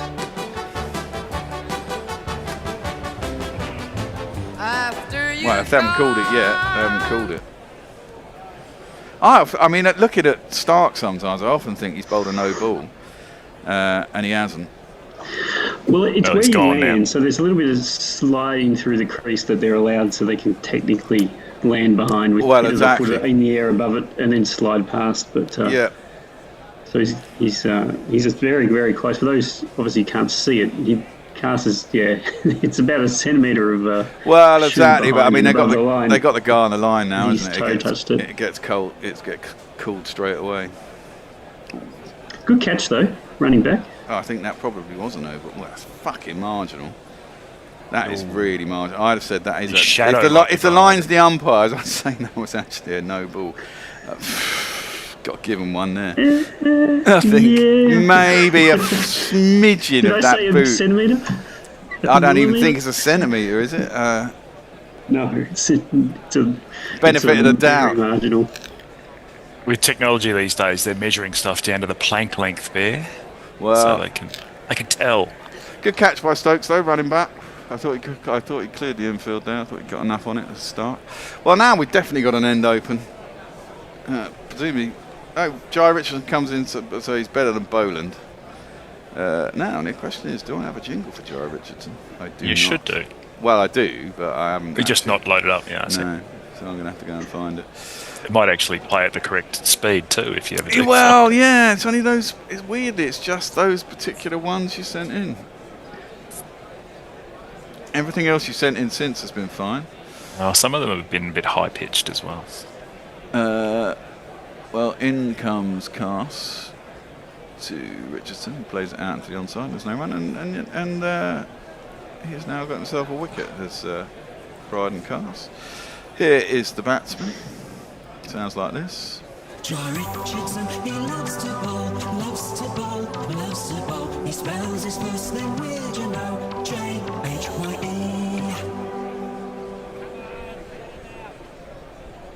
Oh, they seem to be talking about it on the TV. I don't know why it wasn't given, but it wasn't. Oh, that's what the umpires are there for. Mm-hmm. Well, I've said many times that you can automate that. It's not that complicated. Well, it is pretty much automated, isn't it? I mean, they have someone watching a line. That's why they get given all the They time. have someone watching it. That's not automated. You can. Well, that's true. You can use a computer Do like to do that. what's the tennis system where they use? What's that called? That's the Hawkeye. It's as a well, isn't it? Hawkeye. Is that Hawkeye? Yeah, it's Hawkeye. So, But that's fine because the ball actually still goes through, doesn't it? So you don't have to, there's no predictive element in Hawkeye, and there isn't a predictive element with a foot on a line. Anyway, Tongue is in. And he's bowled Nisa. Finally got one through. Hey. And the 9th wicket goes down, and Australia 152 for 9. And you know what? Sliding, capitulating. Well, yeah, exactly. Do they care? Maybe not. Because they've already won the Ashes, fuck's sake. The crowd says, the crowd says, the crowd says you're out. The problem is England have warmed up after 3 games. But it's a bit pointless. well, it's like the 90s all over again, isn't it? Well, I mean... Win the 4th test when you didn't... Well, I tell you what I didn't realise, done? Russ, was that India last year, when they won that test at Perth, they'd been given access to Perth for warm-up facility. Maybe you should have played 3 warm-up games, and the first test would have been your peak. Yeah, but I think we've done that before and still been shit. So you know, I mean, I guess that was the kind of that was the reasoning behind it. I mean, like there was a couple of Ashes. Maybe even the last one when Root ripped out and we were really crap. I think we played 2 warm-up games and everyone said we're going to be prepared, and we still got battered. So I think this time they went, look. Getting spanked by the state sides in advance of the Ashes has always, I think, been a bit of a confidence, bad for the confidence for the English sides in the past. Yes, so exactly. In both ways. Playing Queensland B and getting beaten by an innings is not character building. No, it isn't. While Australia's capitulating, could I just speak for a second about Cameron Green? Like, he should care what's happening because he hasn't scored a single freaking run in the whole series, and his Test career must surely hang by the balance. It's not a good time to run yourself out. No, it's not. And it happens. I mean, yeah, he is touted as the next big thing. He's the most expensive player in the IPL, and I don't know why. So, A lot of money gets paid for heroin, but that doesn't mean it's good. Yeah, you know, there's lots of players who've been very good in first-class cricket who just don't translate to Test cricket, and then there are players who are quite average at first-class cricket who translate into being great Test cricketers. It's like Crawley. Well, oh right, sorry. Boland has gone first ball, and that is that. And Tongue gets his 5 for. He ends up with 5 for 45. Boland just defended at 1, straight off the outside edge, straight to second slip. I think it was Harry Brook who dove across from second slip in front of first slip and took a really good catch. And he's on a hat-trick for his next over when he bowls in the next innings. England have done really well. They've bowled Australia out for 152 and we're not even at tea. So I'm shocked. We'll now watch Stark whips out 4 for 5 and England are in all sorts of trouble by tea. But you know, what have we got? So we got 20 minutes, so they're 10 minutes, we'll have 7 minutes, about 2 overs, 3 overs maybe before tea. Just enough time for at least Stark to get 1, you'd have thought. Which one? Who do you reckon will go first, Duckett or Crawley? Tricky. Put your bets on now. Stark bowls better, I think, to right-handers, so I feel like it's more likely to be Crawley if it's Stark, but I feel like Duckett's a walking wicket right now. Yeah. Duckett's in a bit of a deeper hole, I think. I think Duckett, annoyingly, has been a really good opener for 2.5 years and basically started to drop off form at the end of the English summer, right at the wrong time for this. And has continued in pretty average form. He's got a few 20s and 30s. He's got some starts, but he's not gone on. He's got a couple of rumbles. One in, I can't remember which innings it was, but he got a real grubber from Stark in one innings when he was looking all right.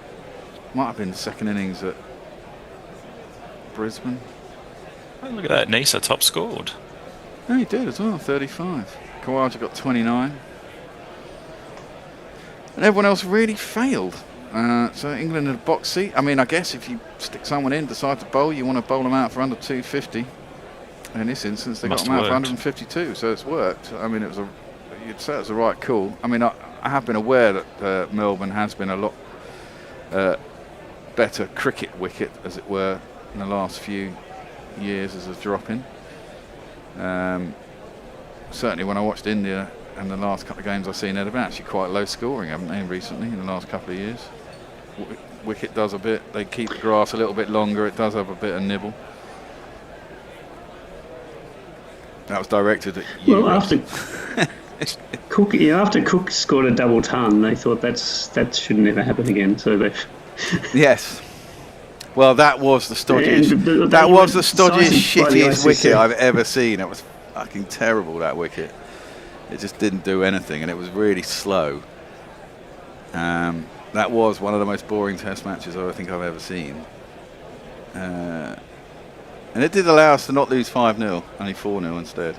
You didn't watch that one where Sri Lanka made 900 then? What? No. That wasn't particularly entertaining. I can imagine.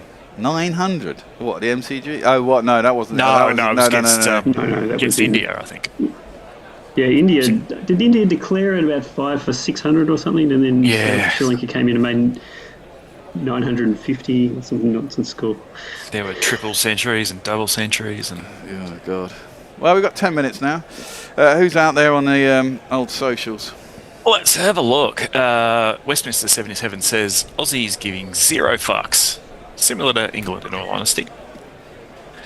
Carl Herbert wonders, can England get to triple figures? Well, that's the question that's gnawing at us all. Probably it's not. A second string attack, though, surely. Well, there's a little bit. There's definitely something in the wicket for the bowlers with the new ball. If England can wear it out, you know, I mean, look, Australia aren't a bad batting side, and they've just been rolled for 152. They've got to believe that they can do it again, especially against this English side that they're 3-0 up against. But if England can wear it out and someone gets a score, then England are at least in the lead by 100 minimum. Obviously, bowling them out for 152, England would like to get 300 plus on the board and have a lead of 150, 200. It's nice to dream. It is nice to dream. Well, yeah, we could see a bowling special then. Well, we could do, exactly. That'd be a fun end to the day. No, 7 for 9. Well, it would be for you, but it wouldn't be for me. And the historian losing wickets as long as someone is there. Well, I know you are, but I'm hoping for runs. But I'd like to see some runs myself. I'd like to see Bethel get some runs. That'd be quite interesting. Big old spit in the eye of poor old Ollie Pope. Ollie Pope, yeah, he's not a number 3, you know. Not at the moment, he's not. Well, he never has been. I mean, he did all right in New Zealand when he was keeping, and he was 5 or 6. He got a couple of handy 60s, 70s, and looked a genuine player at number 6, 7. But he's not a number 3. And his confidence is shot. And they were right to drop him. So, it's harsh but fair. Carried him as far as they could. Exactly. Yeah, was it a serious suggestion to put Jacks at 3, do you think? It was a thought.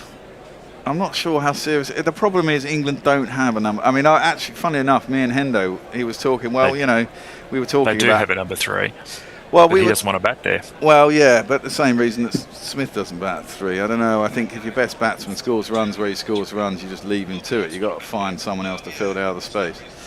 No. But guys, just so you know, they've taken an early tee. So have they? It's a longer break. Yes. Oh, okay, fair enough. So we might as well go off then. But I'll just finish this point. Me and Hendo were looking at number 3s in county cricket, because we were sitting there going, well, and everyone's saying you've got to look at county cricket, and if you want a genuine number 3, you've got to have a genuine number 3, right? So who bats 3 in county cricket? We looked, and there was no one of note, except a couple of South Africans, and then no one we thought, well, that looks like an international number 3. So they can't pick the natural number 3 from the county game. They've got to pick someone who fits that, who they think can fill that role. Well, maybe someone in the team currently not batting at number 3 could do something for the team's benefit and bat at number 3 instead of strolling in at 4. Well, yeah, I'm not down with that. That applies to Smith as well, though. Well, if you're going to face the new ball anyway, you may as well come in at 3. No? Yeah, I don't know, but I think it's as much mental, isn't it? It's a mental thing. That's where you'll bat. I'm batting there. That's where I bat. I've batted there my whole career. I've scored 13,000 test runs. Leave me be. And I think there's some logic in that. It may sound stupid, but I think it's quite logical. You'll get nowhere with logic. No, maybe not, but hey, that's life. Right, well, they've gone for tea, so we're going to go for tea. Tony will be furious now. He'll have to reorganise his whatever he's doing for rotas and shit. Yeah. Why don't you just move everything forward? Well, that's what I would do, but Tony, he'll be flapping about, furiously writing shit down. Slaving over the spreadsheet. Exactly. Me, I won't be. I'll be sitting over there eating heroes. I'm going to go and watch some telly, and I'll see you after the break. Bye.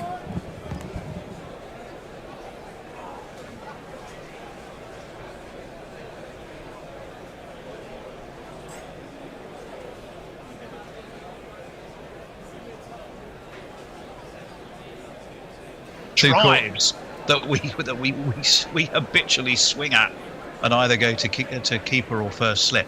Those are the ones that make you think you're not thinking, or your brain's is scrambled and it's not allowing you to think. And those are the ones.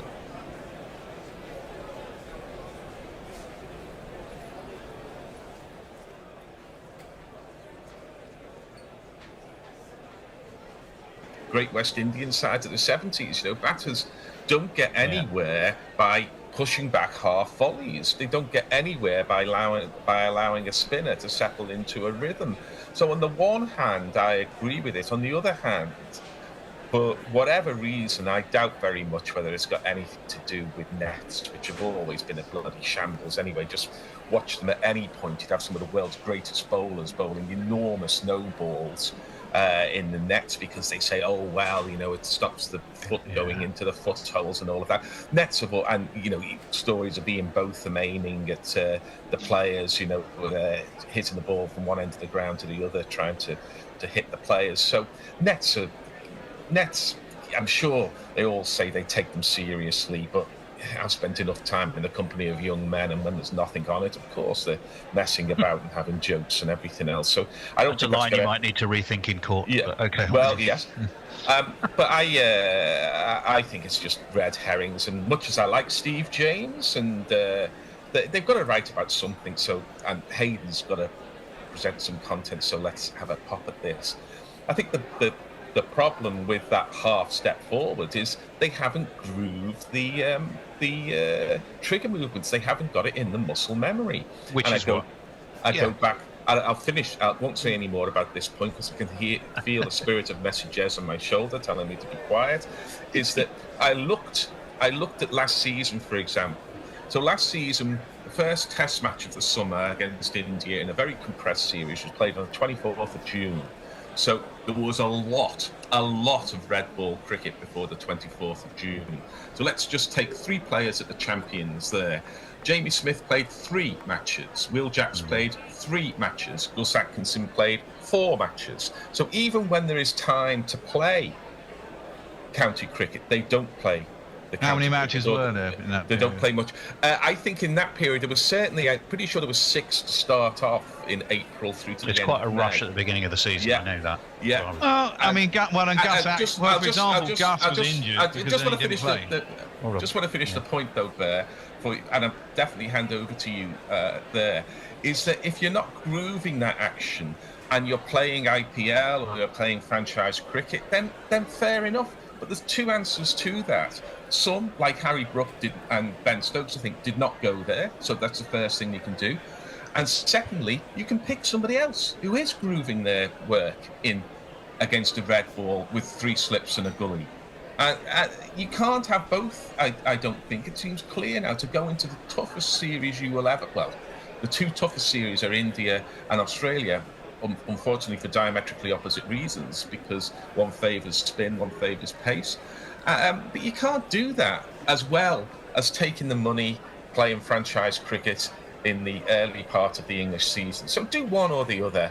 And I think a lot of players, especially with the kind of deals they get and the exposure they get, they play Test cricket. We need to call their bluff. Sorry, Bear, that was just... So you kind of got a combination. There is definitely a point in that, but then I would say the flip side of that is that, you know, as whilst they can bat and score shitloads of runs in county cricket against county bowlers, when they step up to Test cricket, that's when the men, you know, the men stand out from the boys. Michael Nisa is a county bowler. Up until 2020. And he bowled us out. Well, I mean, we allow. I'm sorry to say, but two caught and bowls by a medium pacer in a Test match is fucking criminal. Well, exactly. So we're actually saying the same thing. You've got a combination of not well enough refined technique, linked to poor decision making, which Ben Stokes is citing as a mentality issue. And if England win the next Test by 6 wickets, we'd have all forgotten it and go, this side is players, fucking amazing, and we're going to win the Ashes. Without picking players with the right experience. So I talked about 3 articles. The second one was the Carey article, so we don't need to go back on that. It was simply citing the different mentality in approach. You know, okay, Constas was a bit of a one-off when they picked him, and then but very quickly went, no, he's not ready, for obvious reasons. And sort of, you can compare Carey to Smith and think, well, there's folks sitting somewhere in England going, come on guys, I'm still here. Folks didn't have a very good season with a bat last year anyway. No, well, that's true, but I wonder how much of that is down to England rejection. Anyway, we don't need to go there. So that was the second article. Find the biggest voices in sports on the Sports Social Podcast Network. Like me, Darren Rees from Darts for Kids, where of course we explore everything from the world of darts. Search Darts for Kids wherever you get your podcasts. Sports Social Podcast Network. Sports Social Podcast Network, the biggest voices in sport. Let's take a look at some of the lineup. For the love of rugby. What were you more nervous for? First cap or opening, strictly? Honestly, opening strictly. Not the top 20. The decision to sack Wilder and replace him with anyone was a massive risk that the ownership took. Under the cosh. I got a text and he was like, you need to get me in because I bullied your centre-halves and made them look like kids. All on Europe's biggest sport podcast network. Find your next favourite sport podcast. Search Sports Social Podcast Network and listen wherever you get your podcasts. Sports Social Podcast Network. Verified comparison at content.sport.social.co.uk/comparison. The third one was Jimmy Anderson. And his point was that the bowling didn't have a natural leader. Now, in a way, that's him going, well, I'm not there anymore, am I? No. Which is true. Or Stuart Broad's not there anymore, is he? Which is also true. But I think he has a point, because I think when they're talking mentality, I've got a slight feeling, as well as Ollie Pope, Ben Stokes might be staring into the soul of Bryden Cass and wondering how much he can take the pressure, given how loose some of his bowling was. But Jimmy Anderson was making the point that you can't rely on Ben Stokes for everything. No. So where is the captain of the bowling unit that is bouncing ideas, that is putting their arm around a player, that is where they're collectively, Atkinson, Cass, Stokes, Archer, who's the one who's going, well, why don't we try this, or let's try this for a bit, or we'll look at the ball that might do. None of that here. To Jimmy Anderson's eyes, observing it, and let's face it, you've got to respect his opinion, even if part of it is, it was better when I was there, which is an inevitable. Well, that's true. He's now 44, so you know. But it is that they don't seem to have that captain of the bowling unit, and that might be allowing propagating the some of the poor bowling that we've seen even when the conditions should have favoured better bowling. Okay. On that, I mean, the point is that England have had to change their entire bowling unit because they've lost Broad and Anderson, who were the stalwarts of England. And Wood's now. Wood's gone. And Wood's No gone Wood. now.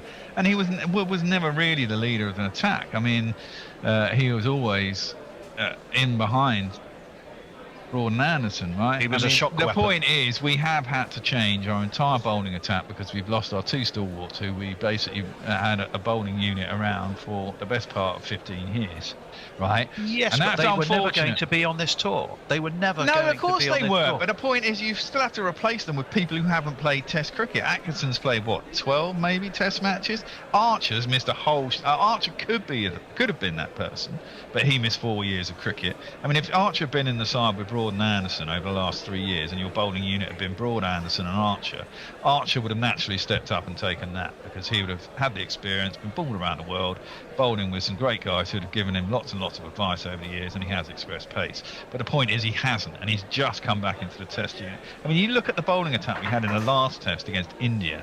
It was so fucking callow. It was unbelievable. We had Wokes, who was supposed to lead it, and he got busted his shoulder at the end of the first innings. Then you had Archer, you had Josh Tongue, and maybe Atkinson coming back from injury. These aren't. That is an unfortunate truth and an unfortunate place to be in, is that we had relied on, and Australia will actually be in the same position in about 2 or 3 years' time when they lose Hazelwood. Well, they will. Cummins and when they lose Hazelwood, Cummins, and Stark, they will have to find. And the problem is, as I've said many a time on the show, being an international bowler at the top level is as much about batsmen having a fear of the amount of wickets you've taken and the press that comes with that, as it is against actually facing the bowling. When people face Broad and Anderson, they think these are two of the greatest bowlers in the world, whether they're bowling a shit spell or a good spell. And there is something mentally about facing up to someone you consider to be best bowlers in the world. But if you don't have a reputation, there's nothing to fear. And England this bowling attack doesn't have a reputation as in any real sense, apart from it's quite quick. Well, I'm not buying any of it, I'm afraid. How many leaders do you need? There's a one coach, really, there's a coach in Brendan McCullum. There's a but he's captain not out in there Ben Stokes. doing the fielding. There's a he's not coach, watching the bowlers. There's a bowling coach. To me, the whole thing smacks of Steve Archibald's famous quote, the Scottish footballer, about team spirit, that it's an illusion glimpsed in the aftermath of victory. Yes, I'd agree. If England had won That's very and eloquent shared for out an the wickets, Scottish professional footballer. Yeah. If England had won and shared out the wickets, to say fantastic, they're all chipping in. I don't even know what the leader of the bowling group is. It sounds something drawn from the kind of American football where you'll have a special teams leader. I would say, Gary, I'll just finish the point there. Is that if we look at the obvious leader of the Australian attack now in Mitchell Starc, and I've got a few things to say about Mitchell Starc's bowling, most of it complimentary. But if we look at Mitchell Starc, not so long ago, he was being continually rubbished on the mic by Shane Warne, who thought he was useless and never missed a chance to say so. But Mitchell Starc, we say his big weapon is the in-swinger that comes back into the right-hander. He's here we are back. But the mere threat a little of that earlier than we has allowed might him have to push expected. the ball across the right-hand. Messrs, are you able to quickly post the revised rotor I just emailed? Hang on a second. Oh, I've not even got my headphones in. Hang on. That's how unprepared I am. So we should be on with an Hendo. An Hendo, indeed we should, yeah. I just emailed out for everyone a revised timings, given that tea was taken early after that, surprising Australian collapse, really. But if Australia collapsed... You have to wonder, might it going to be a real test? I'll sit here until an Hendo turns up. Yeah, that might be extremely helpful, Bear. Thank you. Right, so I guess we should play some jingles, eh? Please do. He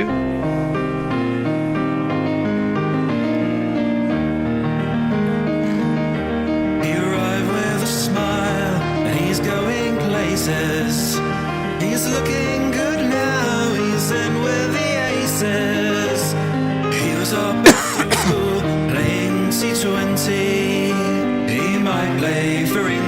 you still be Ben Duckett to me?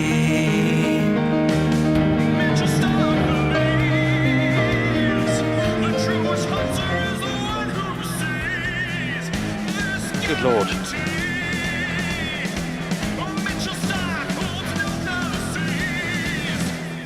That's quite some. Oh Lord, what a mashup! Oh yeah. Oh my God, DJ Barry Bear has gone ballistic. Right, Mitchell Stark over the wicket, left by Crawley. Obviously not Duckett. One, he's taller, and two, well, he left. First ball is a dot ball, and there was no run. Lively from Stark. Didn't really see much in the way of swing. Early Melbourne evening, not really even that. Just post an early tea time, remember, after Australia. Well, bundled out, having been put in by England for 152. The last 3 wickets all fell on 152. They didn't add any more.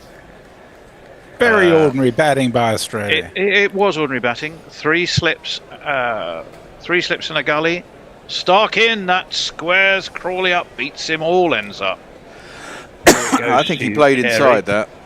Do you? Yeah, I think he squared himself up and played. You think he squared? Yeah. Well, let's see. I agree with right. Bear. Yeah, he did. He did. It looked ugly, but to give. Well, if you watch, he's got a very open stance now against Stark. The man named after a town in West Sussex is due. He did. It looked horrible, but the key thing was he kept the bat well out of the way. So I will chalk that one up to Bear for his observational skills. It was bang on, right. So his first ball was 139. That was 144. That's more down leg. Pushed into the onside. Again, there was no run. So we all starting off a little bit earlier in the evening session than we would have thought. After that final wicket fell, Boland, who went first ball, all in a bit of a hurry. A five for Josh Tongue. No matter how I think he deserved it. ends, I think he deserved it. He was undoubtedly the pick of the bowlers, that's for sure. Mitchell Stark. That's a good leave from Crawley. Leaves the bat, lofts the bat as high as he can right out the line of that ball. And again, certainly didn't do much in the air, Bear. No, but it didn't a lot. It did a little bit early on, didn't it? But then it was mainly off the wicket, and it was still doing stuff off the wicket when they, got those wickets at the end. It's a couple of balls to Nisa that cut him in half. And that was in the 45th over. I mean, how many overs did they last? 45, something like that. See if we can scare up an Hendo as well. After this ball from Stark. Outside edge. Bit squirtily out towards short cover. And they are England's response to that 152 is off and running with a single. And here is the man who's been in the news, who will be back, taking strike, scratching his mark, the redoubtable Ben Duckett, who's, as we were saying, or Bear, I think you were saying just before tea, you were pointing out how he's been absolutely on an absolutely horrible run of form of late. Horrible. I mean, he scored a few 20s and shit, hasn't he? But I mean, he was scoring regularly 60s, 70s, 80s, and the odd 100. Mitchell Stark to face. It's very full. Are they shout for a catch? Have they got him? I think they had. No. It went into the ground. I thought it was all the way along the ground. But no, it wasn't all the way along the ground. He hit it into the ground. But it was well short of Cameron Green, who's at gully. No. Nothing to see. It was a bump ball. It was a bump. Yeah, that's what I thought. It certainly didn't look like a catch, and yet all of a sudden there was sort of half excitement. Umpire Gaffney not interested. It's the end of the first over. It's 1 without loss for England, and we can go for some messages. Nitin Deshpande says, don't go anywhere, the match is interesting now. Dan de Cresta says, how does Stark do this? He never gets hurt, just keeps on. Kierak Oz says, his good genetics and tremendous preparation. His brother's a high jumper as well. Yeah, he just moves. He does warm up well before the innings too. So he's at full speed by the time he starts. Who is this we're talking about? Stark. Mitchell Oh, Stark. Mitchell Stark. Oh, right. Zippo's with us. Mark Zip says, you know how some athletes have performance bonuses? Can we do that with Duckett? A fiver for every leave? A fiver, I think he means. Yeah, well. I don't know. I think a double shot probably for every leave, Mark. Ooh, not while he's batting. And Ninda says he didn't see that we changed. It's just coming on now. Okay. Marvellous. Well, it's Australia's top scorer, Michael Neser. And has he taken a wicket straight away? No, he hasn't. It swung away. Crawley, I think we can agree, definitely did fish for that. Now, is there some discussion here? Have they reviewed? No, I think the umpire's saying something. Saying then. I don't know. Let's have a jingle for the bowler. Crawley was nowhere near it.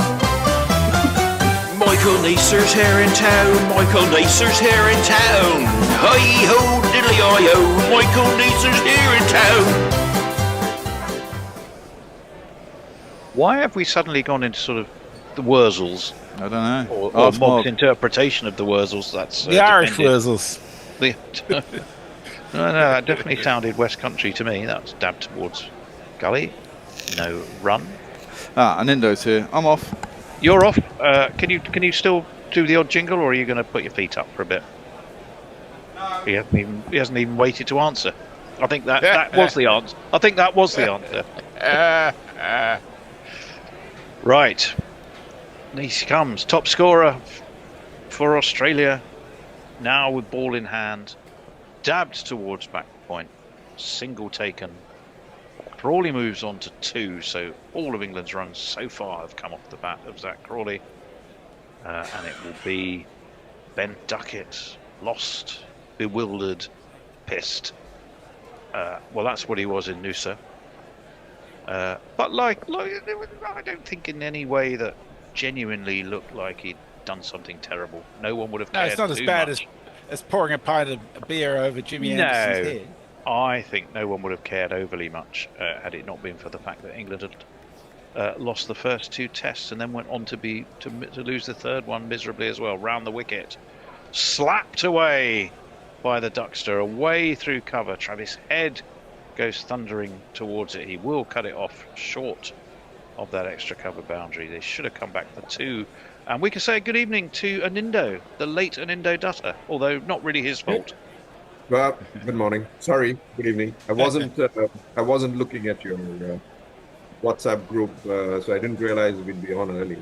Schoolboy error, Hendo. I know. I mean, for a man who consults on efficient leadership, one would expect. What I did not expect was England taking wickets. Oh, that's cramps Duckett. That was a fine ball. Really pushed it. It was fired into his body by the tall Neser, tall, bearded. Yeah, let alone 10 wickets.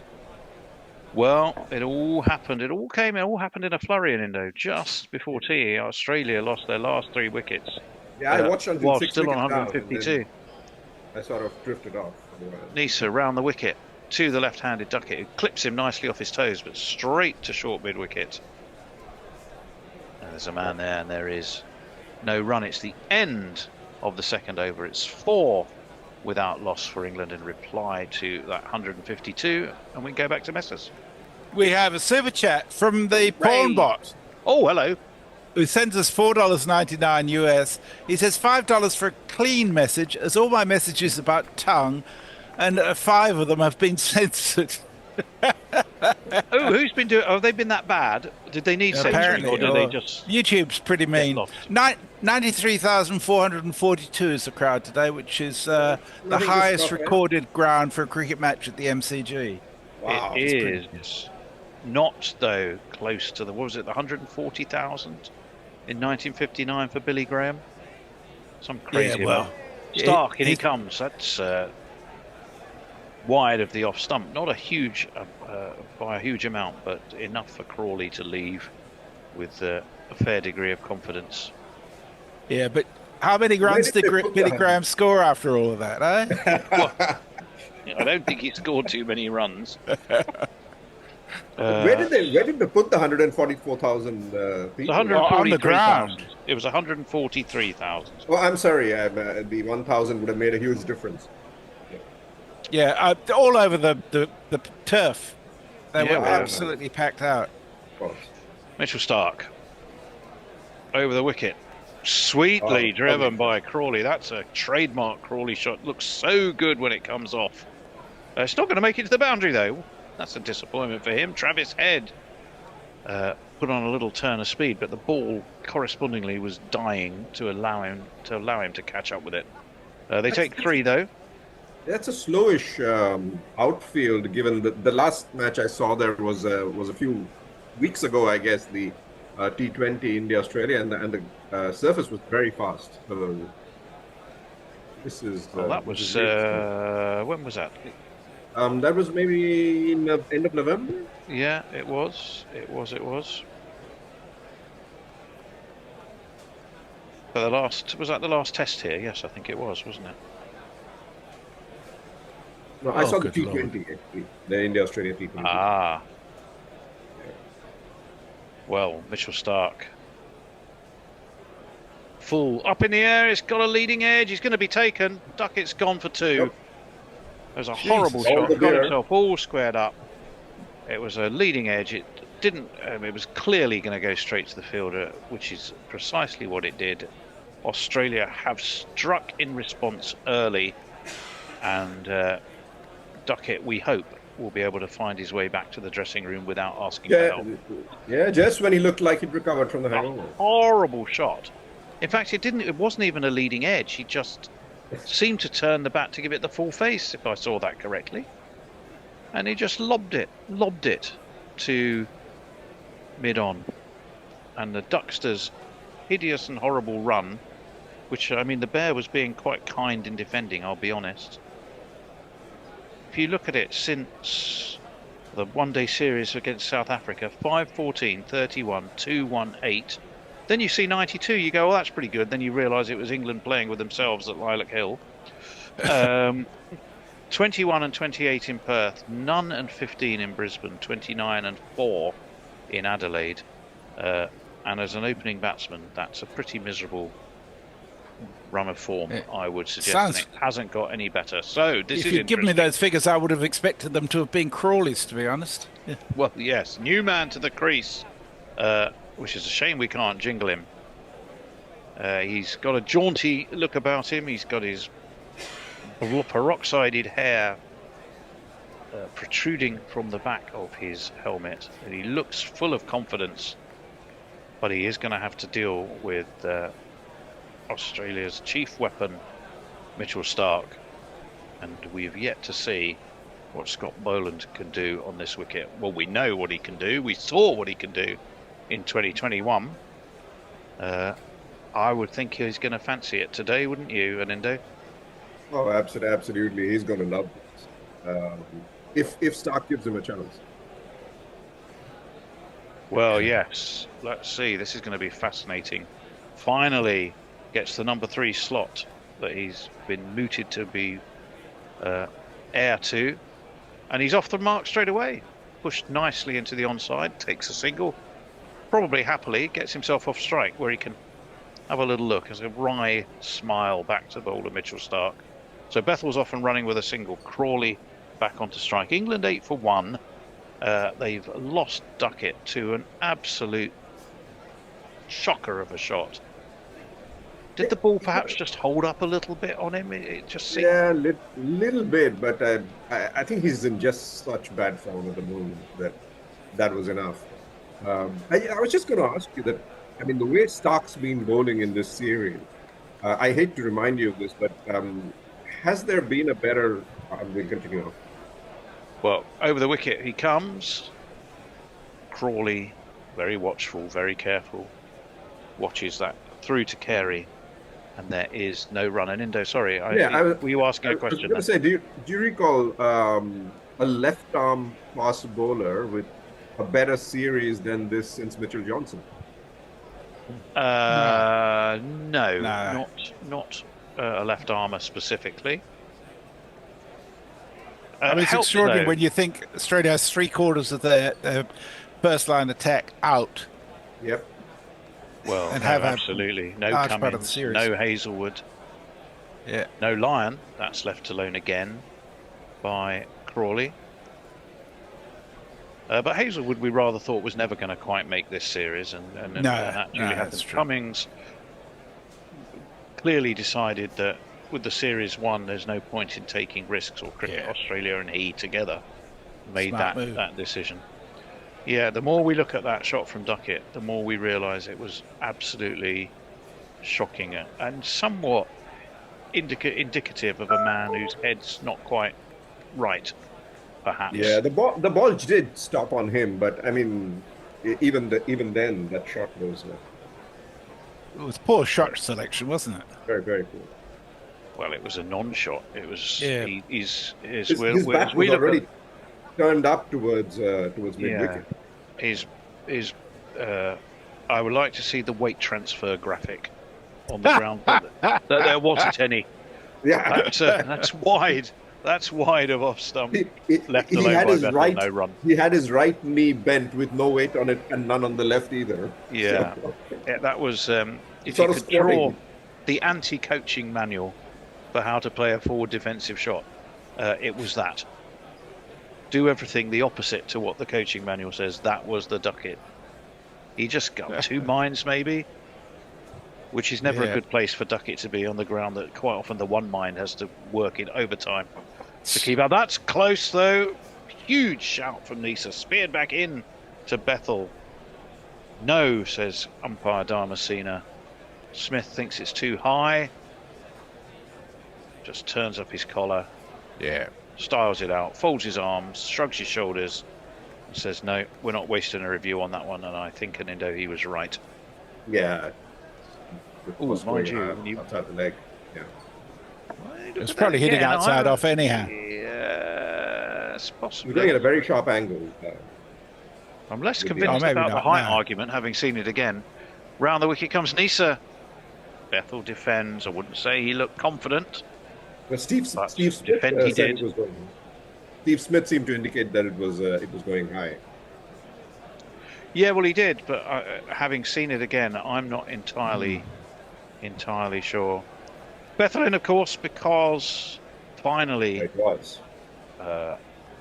too high. Ollie Pope, who averages, well, I'll tell you in a moment. That's close. Has he got his man? I think he has. Should be. No, says umpire Damascena. Yes, I think no. I'm not sure about the catch. Well, yeah. I think Bethel's a goner. He's going up to Crawley for a chat. Are England going to review it? He's put his bat under his arm. No. He said, well, I've been watching Ollie Pope. I know how you do this number 3 lark. And sure enough, he's going to walk. He's been caught in the slips. He was absolutely, or was it LBW? I'm not even sure. Why was there any doubt? I think it was caught. Well, I think it was caught. caught. Let's have a look.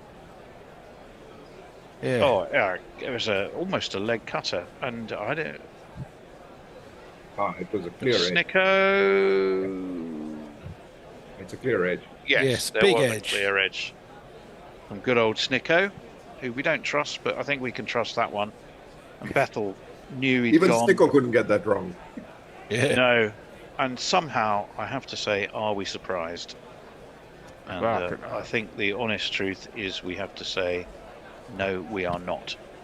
Well, he's been dicked around so much, Bethel. Well, he's been again. You know, if you look at the litany of things that have gone wrong for England in this series, one of which I absolutely think you have to look at the management. You don't look just at the players. You have to look at the management. Yeah. And the mismanagement of young Bethel has been criminal. Got a few messages. What do you expect? Yeah. Kyriakos says, I respect Hendo. Comes late and has a go at the Poms. Quite right, too. Well, yeah. Ollie Pope, I was just saying, by the way, 21 he's averaging in this tour, but his average against Australia in 8 tests is 17.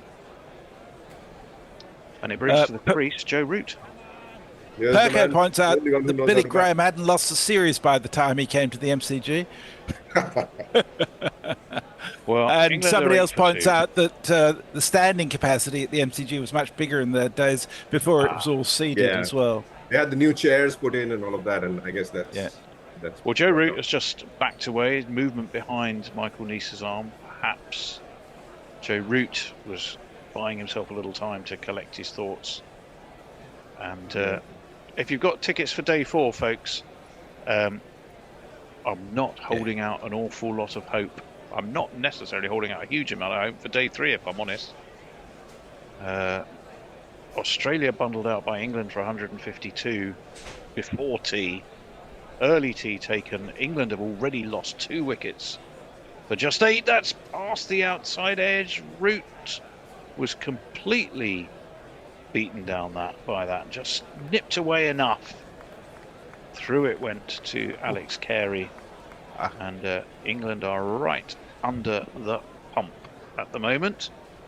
Never mind, this might be the reserve attack without Cummins and Hazelwood, but it's doing a pretty decent job in helpful conditions at the MCG. And England, who will have been so enthused, are now fearing 2021 all over again. That's down leg as a horrible ball by Neese. A bit of release of pressure for Joe Root. It's the end of the over. It's a wicket maiden though. 1 for 3 for Neese, 8 for 2 England. Crawley on 5, Root yet to score. Bethel for 1, Duckett for 2. Did he make it? Not enough anyway. I think we can safely say that.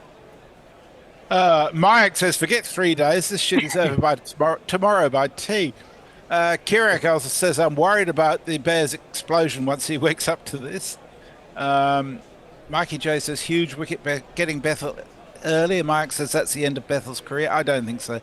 But I think there's it's more like the signal the end of McCallum's career. That's well played by Crawley. Dabbed to back point. No run though. Sorry, I didn't. Bethel probably still has the 3rd or 4th highest batting average in this 11.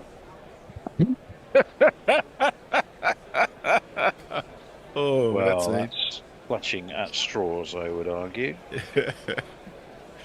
Dear. It's the truth. I mean, have a look. Yeah.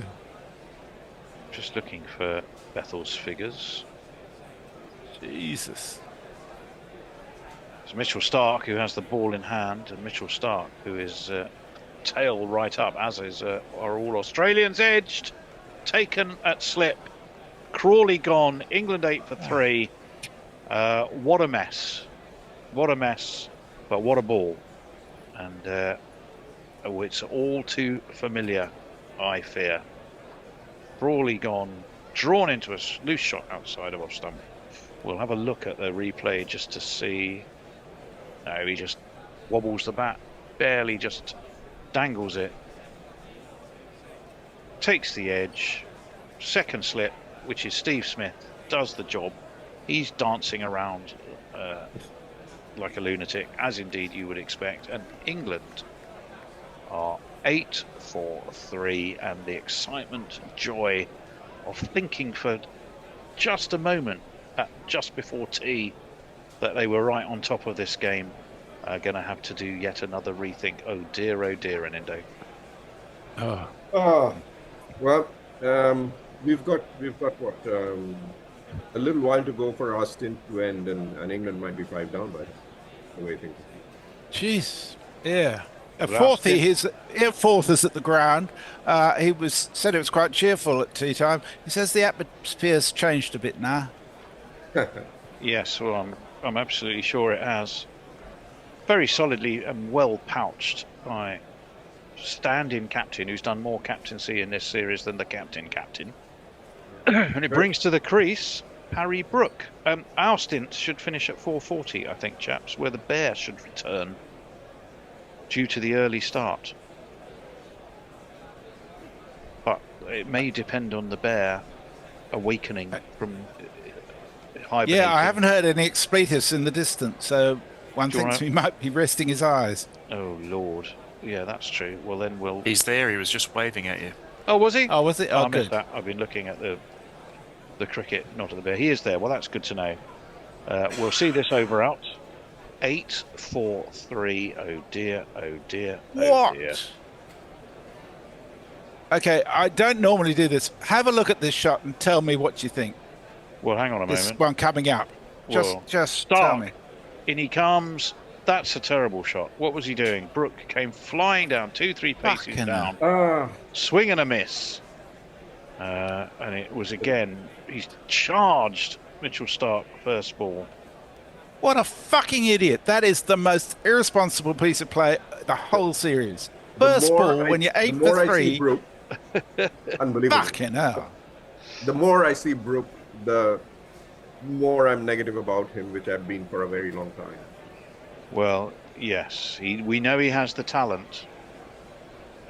We saw which that. takes you nowhere if you play like this. Magnificent runs that he scored in Pakistan, but that was frankly nuts and quite hard to defend. 3 slips, a gully, extra cover, a mid-on, Stark in, and there he doesn't attempt to charge. He gets tucked in behind it, drops the ball into the ground, and plays a solid defence.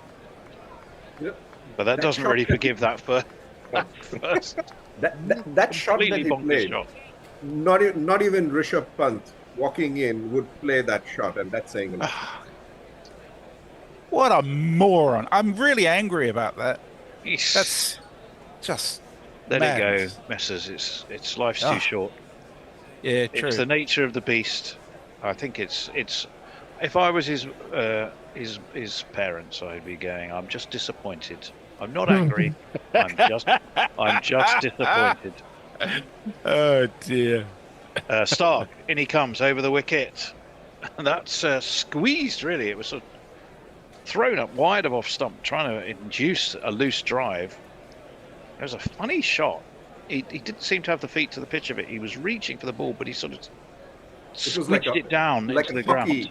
It was like a hockey shot. It was like a hockey shot. He's got a single though, and brings Joe Root back onto strike. And England, having been 8 for 3 for a while, have leapt.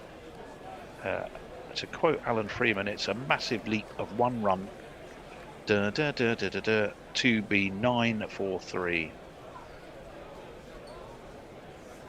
Last ball of this Stark over again. That's speared wide of off stump, trying to induce loose drives from England. They know that if they keep plugging away on that line, England will often hang themselves. They haven't on that occasion. Root lets it through, 9 for 3, and we can go for some more messages. And in fact, we'll have a little change because it should be the Bear, the inimitable Mog, and the man who I think looks like Liam Neeson, at least on YouTube. Russ. Okay, I'll just do one message from Ant because it channels exactly what I'm thinking. He said that opening shot by Brook was an insult to Test cricket. England deserved to lose this Test just for that shot. What the fuck was he thinking? This is why I love watching England lose. I never used to, but have a look at the colour of your clothes, lads. This is Test cricket. Well, on that note, I'm off. Well, indeed. Look, these two could get a ton each and we'll still be in the lead. 3 wickets down, he says optimistically. Oh, what a fucking shambles.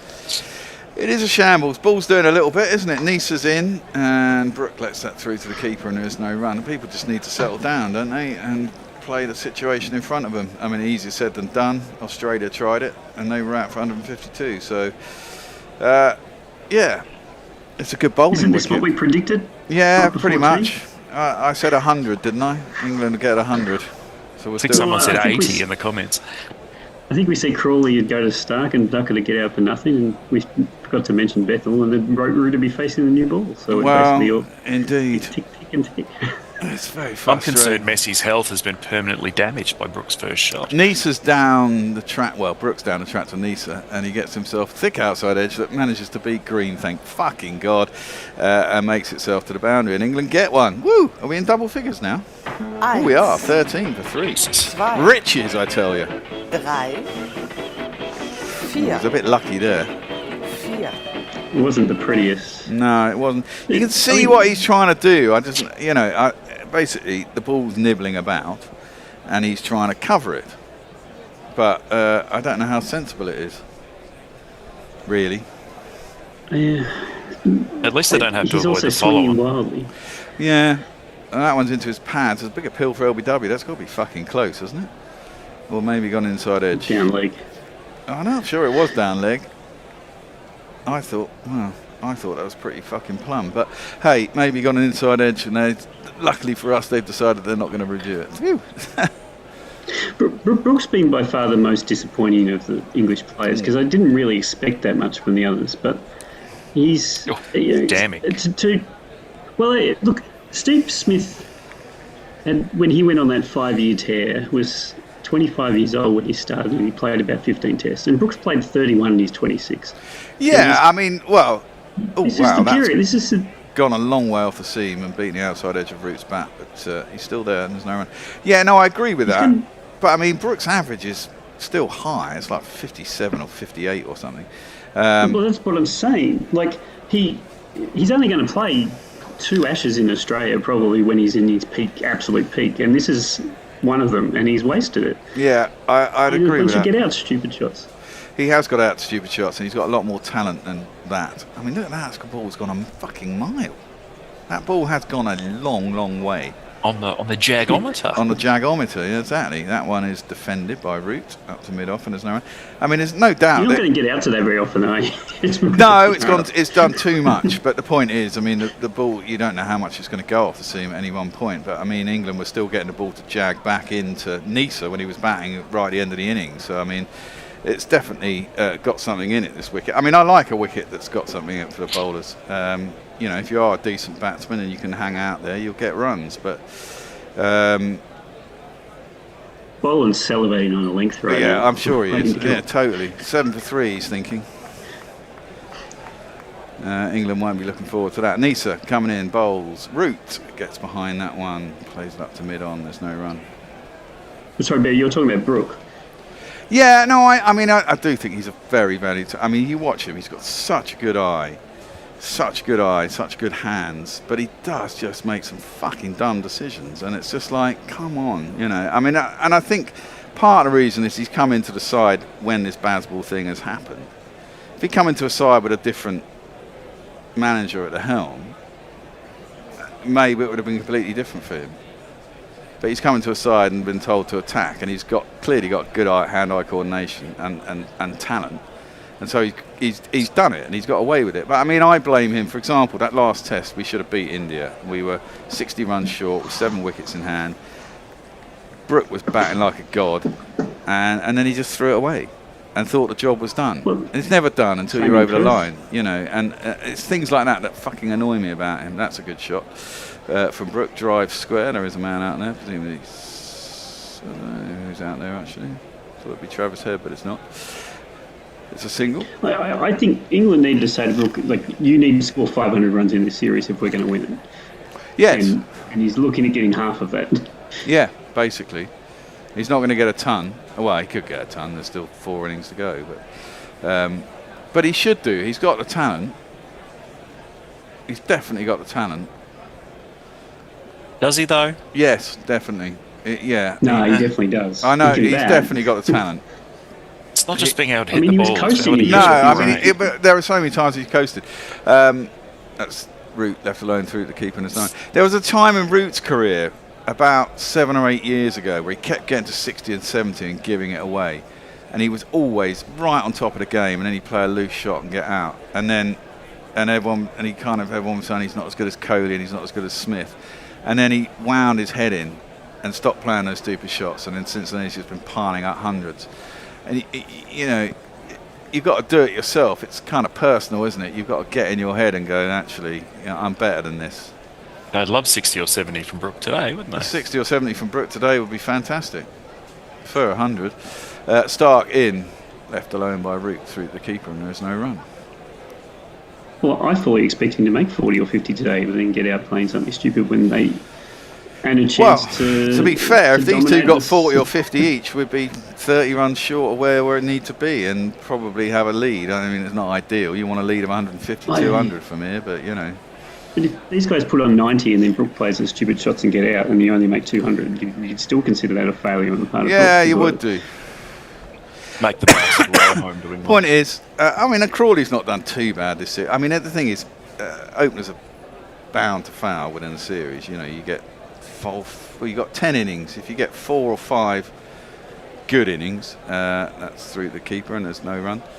A couple of low scores and 3 failures. You consider that probably a good series, I would say. He's done about as well as you'd expect him to do. Yeah, I mean, Crawley's got the pair in Perth. Probably, shades the series of it, but I think he's done all right. Yeah, other than that, he has. Got an 80 in the last one.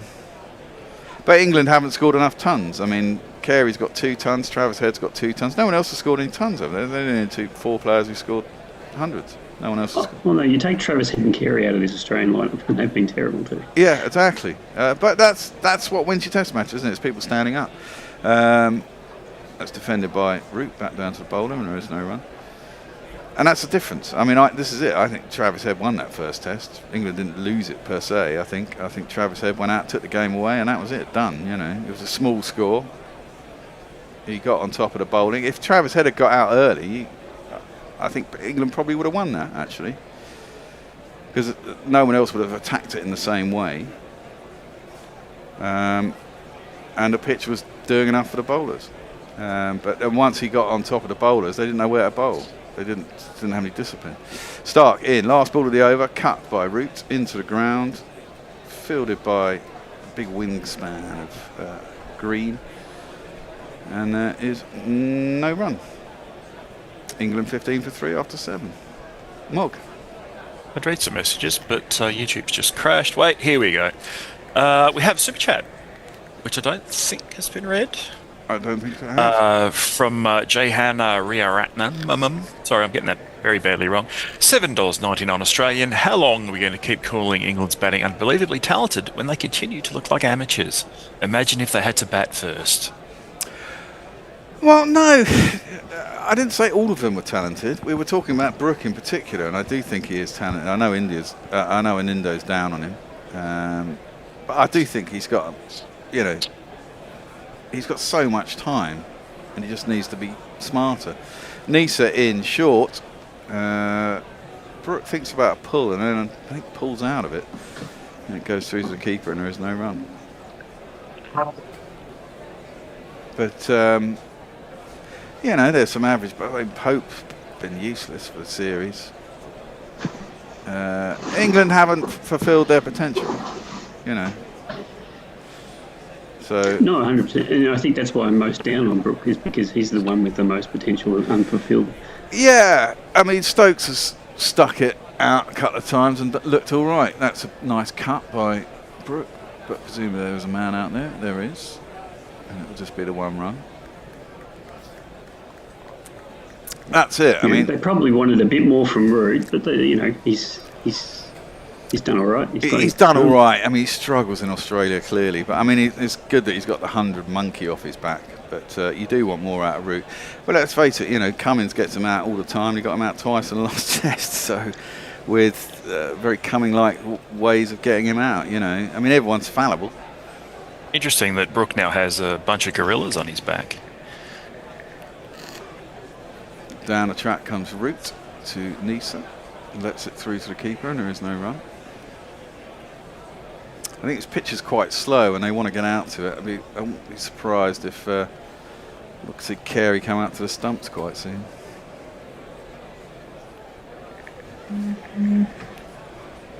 And Carey has been fantastic in this series for Australia as both a keeper and a batter. Yeah, he's been really good.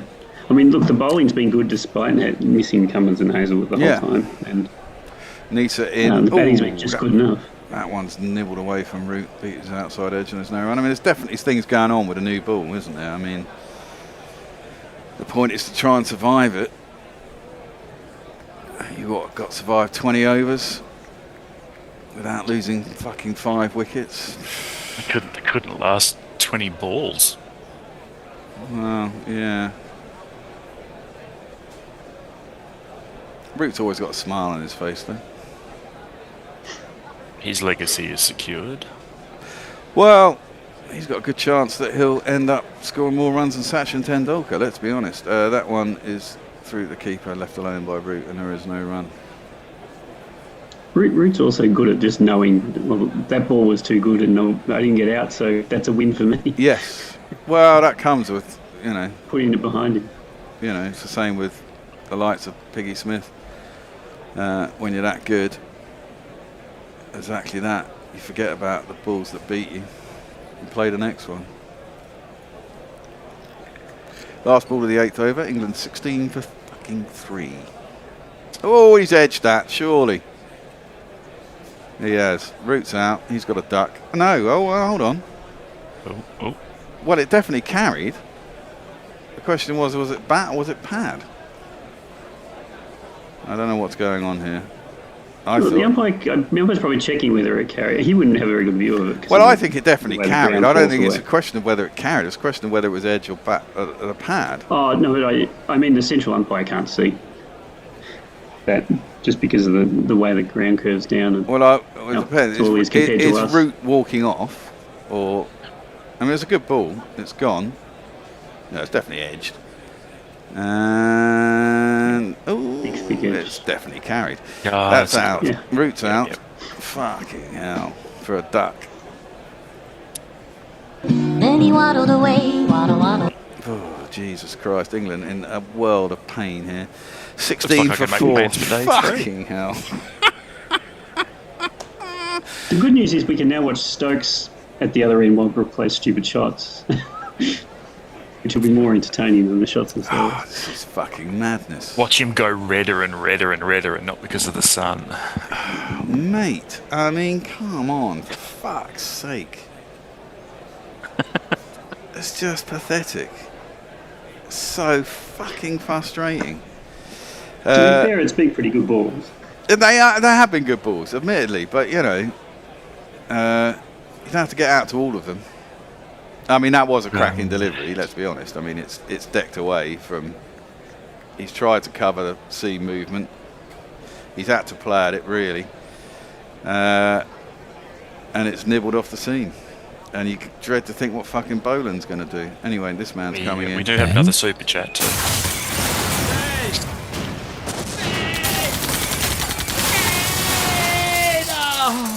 Ben Stokes.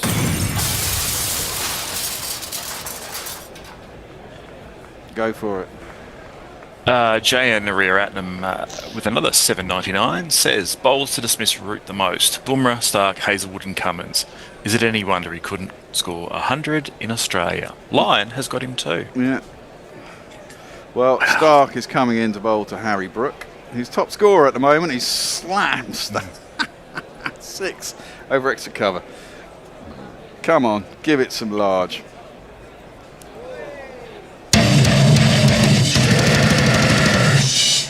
Maybe it's the way to go. At least it'll be entertaining. Well, yeah. He's absolutely murdered that. Messi may have a stroke watching him flail his bat around, but yeah. Well, yeah, he may well do.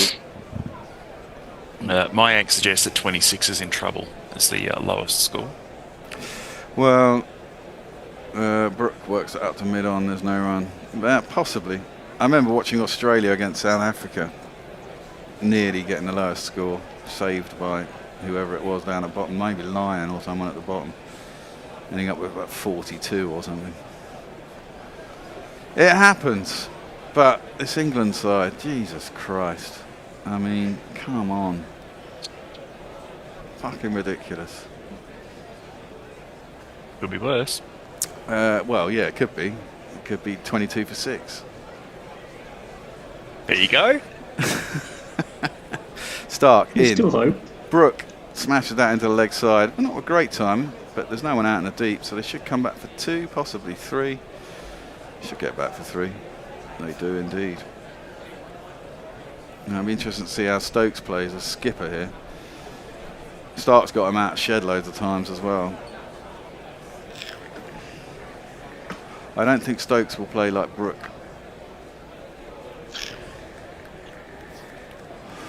Well, we'll find out. Cricket Australia put together a super compilation of Stark getting out with Stokes, mostly bowled. It was well, he bowls it away, and he's got that one that decks back in and always seems to bowl him.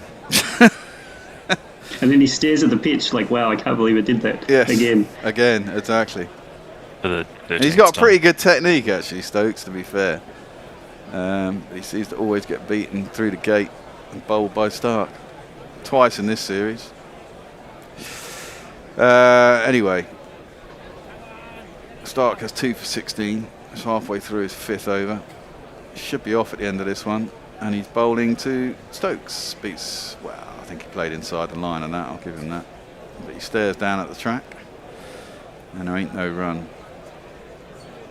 He's got 12 times he's got Stokes at an average of 18.6. Just that one went off the seam again, away from Stokes. It's the one that he wobbles and comes back to him that's the troublesome ball. He looks down. And again, it's moving too much to get him, so it's. Yeah, but you know, chase it. If you chase it, then it, good chance of getting innings. Got open stance, it's full, it's into his pads, works it down towards long leg, and we'll get a single. Every run counts. Everyone does count. Well, England have still got to believe they can get to another 126 runs, for crying out loud. They've still got 6 wickets left, of which 4 are batsmen. Batsmen. But yeah, it's not been great from England. It's what we all feared, and I imagine Hendo is spitting in his bed right now. Brooke faces up, and he's oh god. He's got inside that, hooked it over the keeper. He's got himself 4 runs down a fine leg. Well, you know what?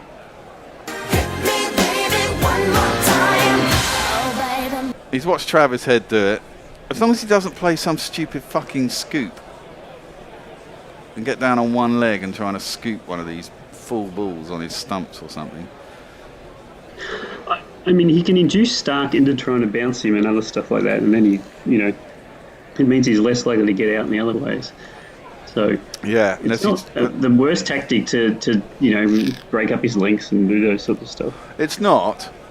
He's got to be judicious. The thing is, it always looks fine while you're getting runs, doesn't it? This is it. If Travis had done that in Perth and got out for 2, smashing one up in the air, everyone would have got upset. But he got 120 and won the game. If Brooke gets 120 off 80 balls here, everyone will be really happy with him.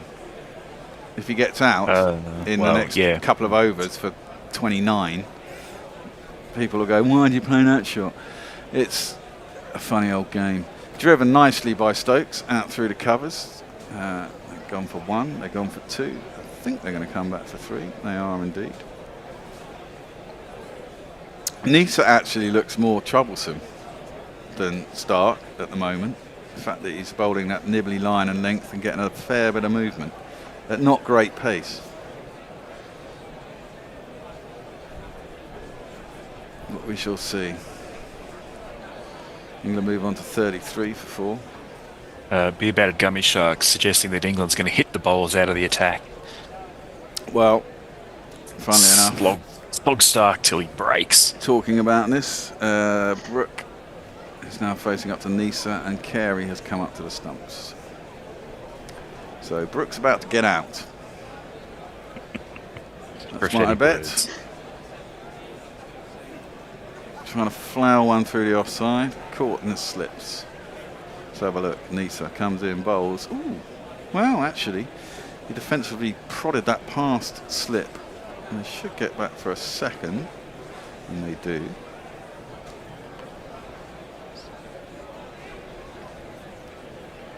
And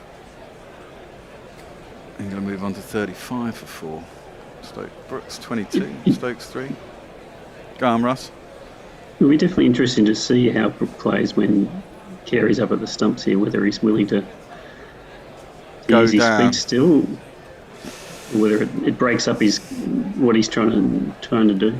Well, it generally has. I mean, the thing is, do you think he's quick enough to stump you if you go down a track? And you'd have to say he probably is. That one is defended up to mid-on, and there is no run. Boland seems to I mean, as a keeper, you're as you take the ball at that speed, you're not going to be as quick as you are against a spinner because you're going to have to cradle it a bit. But if he's two or 3 feet down the crease, it's probably not going to matter that much. No, but the other question is, if he's 2 or 3 feet down the crease and he misses it, are you actually going to catch it? That's the other thing.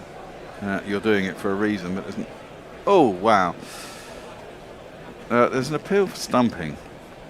That might be a bit desperate. Oh well, I don't know. He might have lifted his foot, but Carey took the bails. Brook doesn't look particularly worried.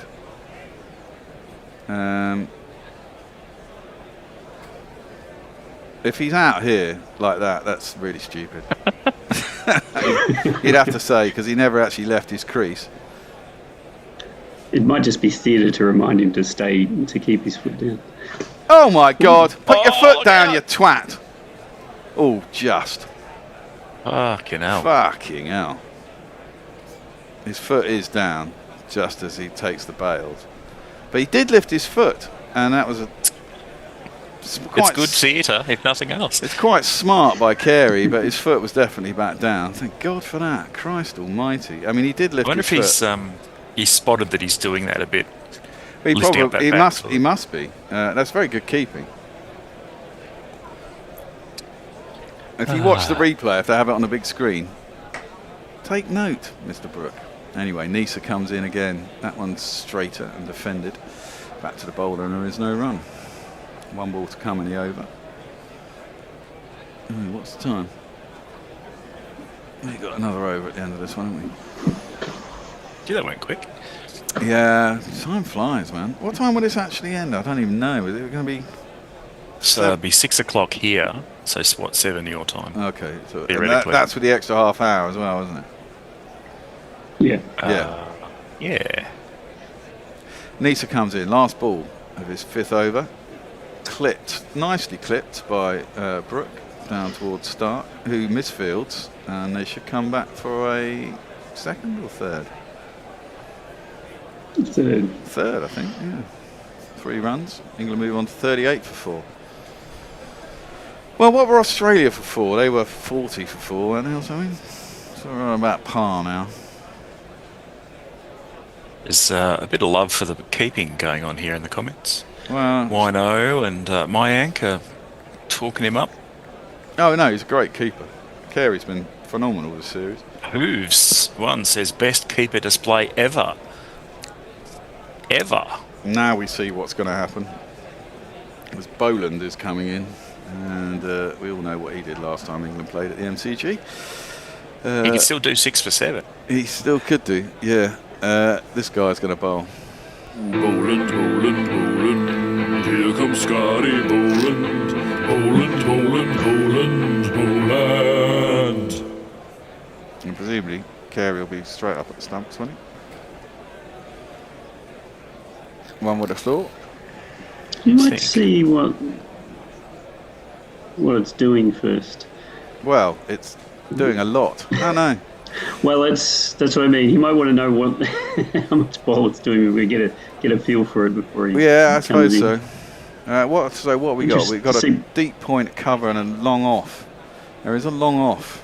They're tempting Brook to come down the track, which he does do. Boland bowls short. Brook is able to adjust and to defend it into the leg side, and there is no run. I mean, it's entertaining here from Brook. Look. I know, he's not out yet, and I keep saying he's going to get out. Maybe he won't, but I do think he is talented. You hold his fate in your hands. Well, possibly. I'm not sure it's the wrong thing to do. I don't mind him taking risks. Just take calculated risks. Don't play really stupid shots, which he has a tendency to do. Brook faces up, turns that into the leg side, and gets himself a single. I mean, this kind of pitch is probably the situation where you do want to take a few more risks. I think so. Yeah. I mean, I think the ball is doing a lot, and it is, you've got good bowlers you're facing, and if you just sit there, you're likely to get one, especially with a new ball, that seems just enough and is going to catch the outside edge. I think some of the previous games, there wasn't that much going on. He didn't need to get himself out. He could have stayed there all day. Well, exactly, and that's where you get annoyed with him. Seems like the ground's pretty full. 92,350, I think they said the crowd was. 92,000, wow. Boland around the wicket to Stokes, who I'm not sure if he drew inside the line of that, but past his outside edge and through to the keeper. No, 92,000 is an entire rugby league season's attendance. Cop that, New South Wales. I suspect we're getting to the time of day when most of the people who turn up just have a bit of a social day out. Are like, I'm getting a bit bored now and they want to go home. So you'll start to see it filter, notwithstanding the entertainment in front of them. That's gone a long way. Boland in again. That one's left by Stokes through to the keeper, and there is no run. Do you get a situation where people leave, they have sort of cheap tickets if you come along after tea, or is that just a no-no? I think there used to be. I don't know if there still is, particularly when it's sort of nominally full like this. Certainly if they're not going to get 2 extra days of actual Test cricket and it's going to be over on day 3.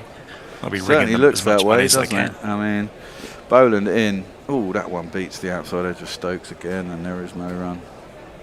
England have got to hang in here for another 10 overs at least before losing another wicket and hope that the ball dies down a little bit. I'm not sure what a general admission ticket is these days, whether you can get general admission on Boxing Day, but... Well, that would be, I imagine... It generally wasn't much in English terms. It's, we're talking £25 or something. Which is cheap. I think I worked out it was actually cheaper to come to Australia on a plane than to go to 4 days at Lord's. And then... Fucking hell.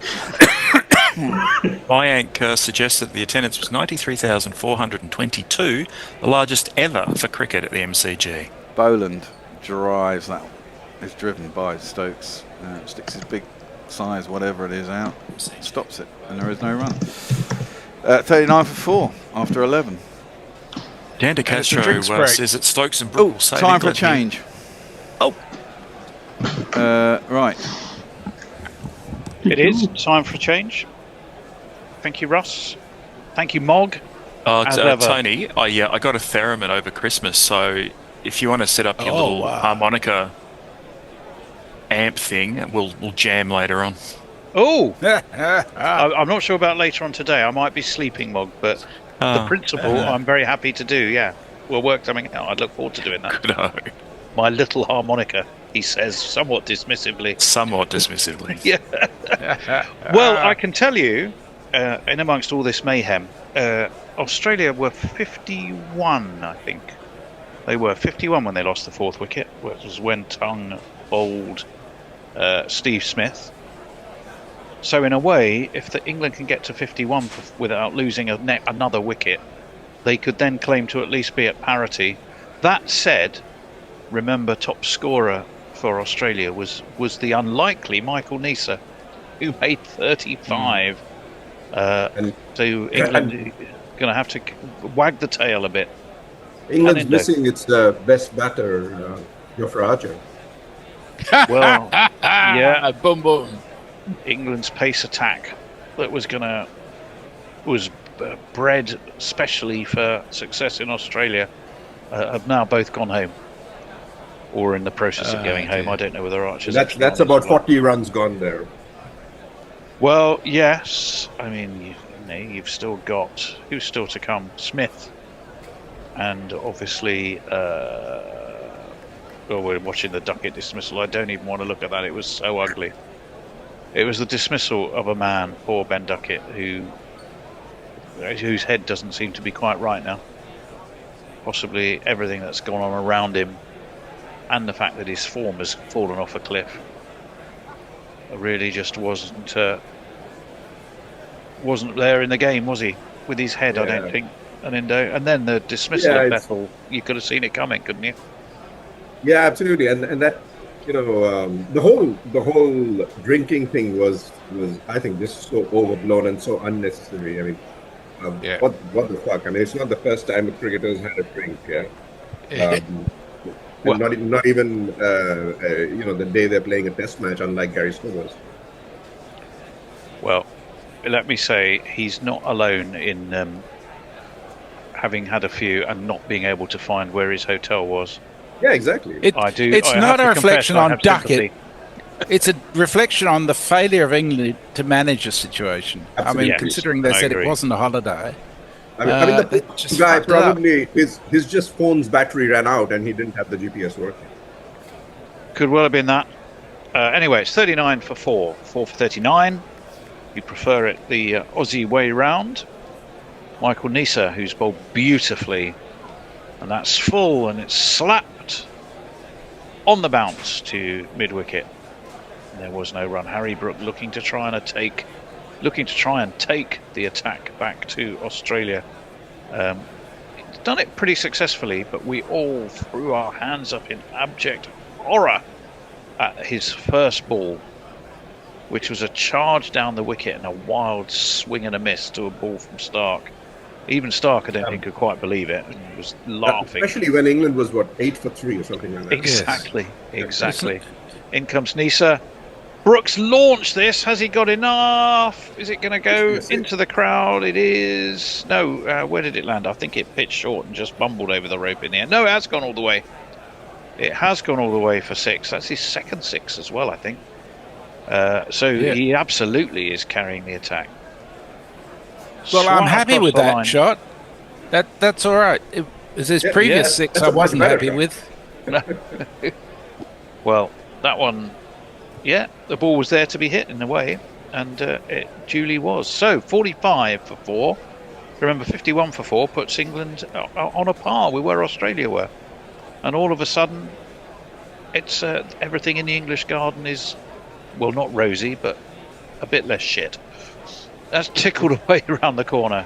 It's one more towards that 51. I've got that. I'm transfixed with that number now. 46 for 4. You can say the garden smells a little less of fertilizer. Well, absolutely right.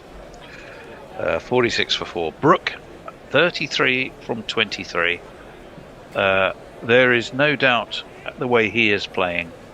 He's decided to carry the attack back to Australia.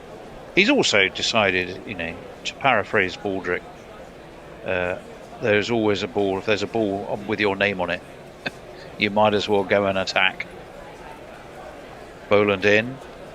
Happy memories of Melbourne, of course, for him, and it's his home ground too. For Victoria, that one's pushed into the onside. They take 2.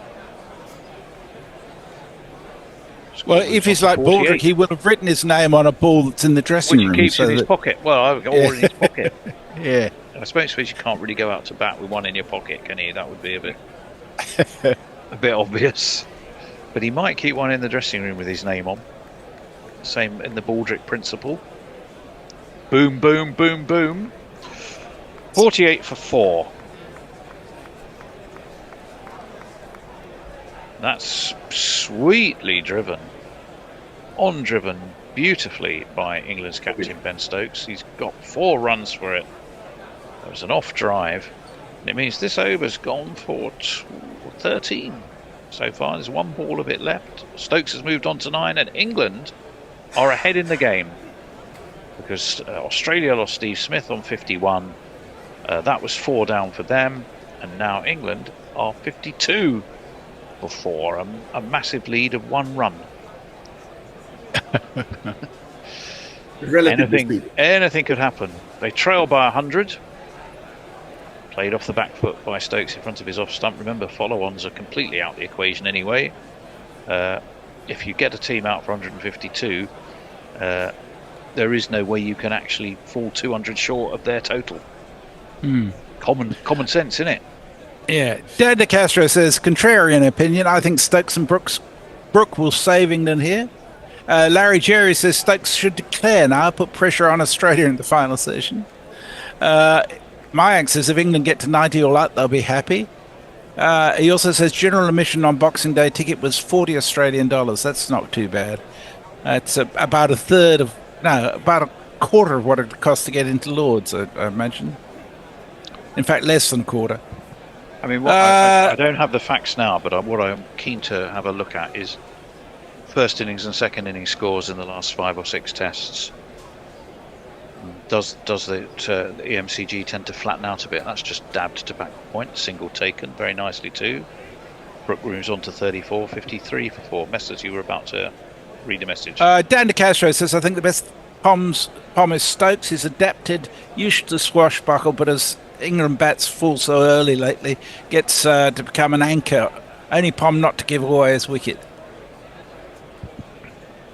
Well, indeed.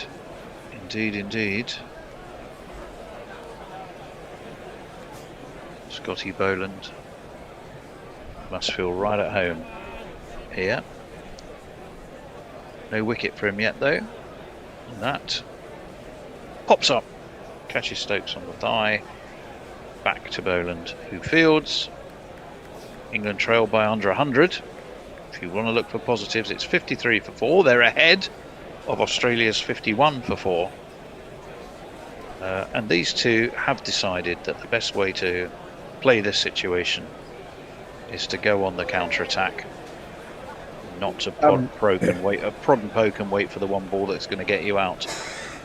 Frankly, the ushers are gone. You might as well. Boland round the wicket. Stokes moving around his crease a fair bit, was looking to get forward and then decided to step back, but defended solidly enough in the end. There was no run. Tony, just to answer your question about the behavior of the MCG pitch, what I remember reading was after the drop-in pitches have been introduced, and especially post-2017, I think the day 1's very tough, 2 and 3 are easy, and then the wicket starts wearing again. Well, that would mean if England can bat through to tomorrow, they get some decent batting conditions. That's defended into the offside. No run. 2 balls left of Holland's second over. 13th of this innings, which we kind of knew, didn't we, Hendo? When Australia was skittled for 152. Yeah, the writing was a little bit on the wall. You just knew that when Duckett and Crawley walked out, you could almost have written the script. Duckett's head not quite in it and plays a horrible shot. Bethel never looked at the races, not surprisingly. That's slammed away through extra cover, but he doesn't quite get hold of it. There's Stokes. We'll get 2 though. Or did they just take? Yes, they did. They take single 3 off the Boland over, 1 ball of it left. 55 for 4 and 97 the deficit. And I think Australia have a substitute fielder on. Who is that?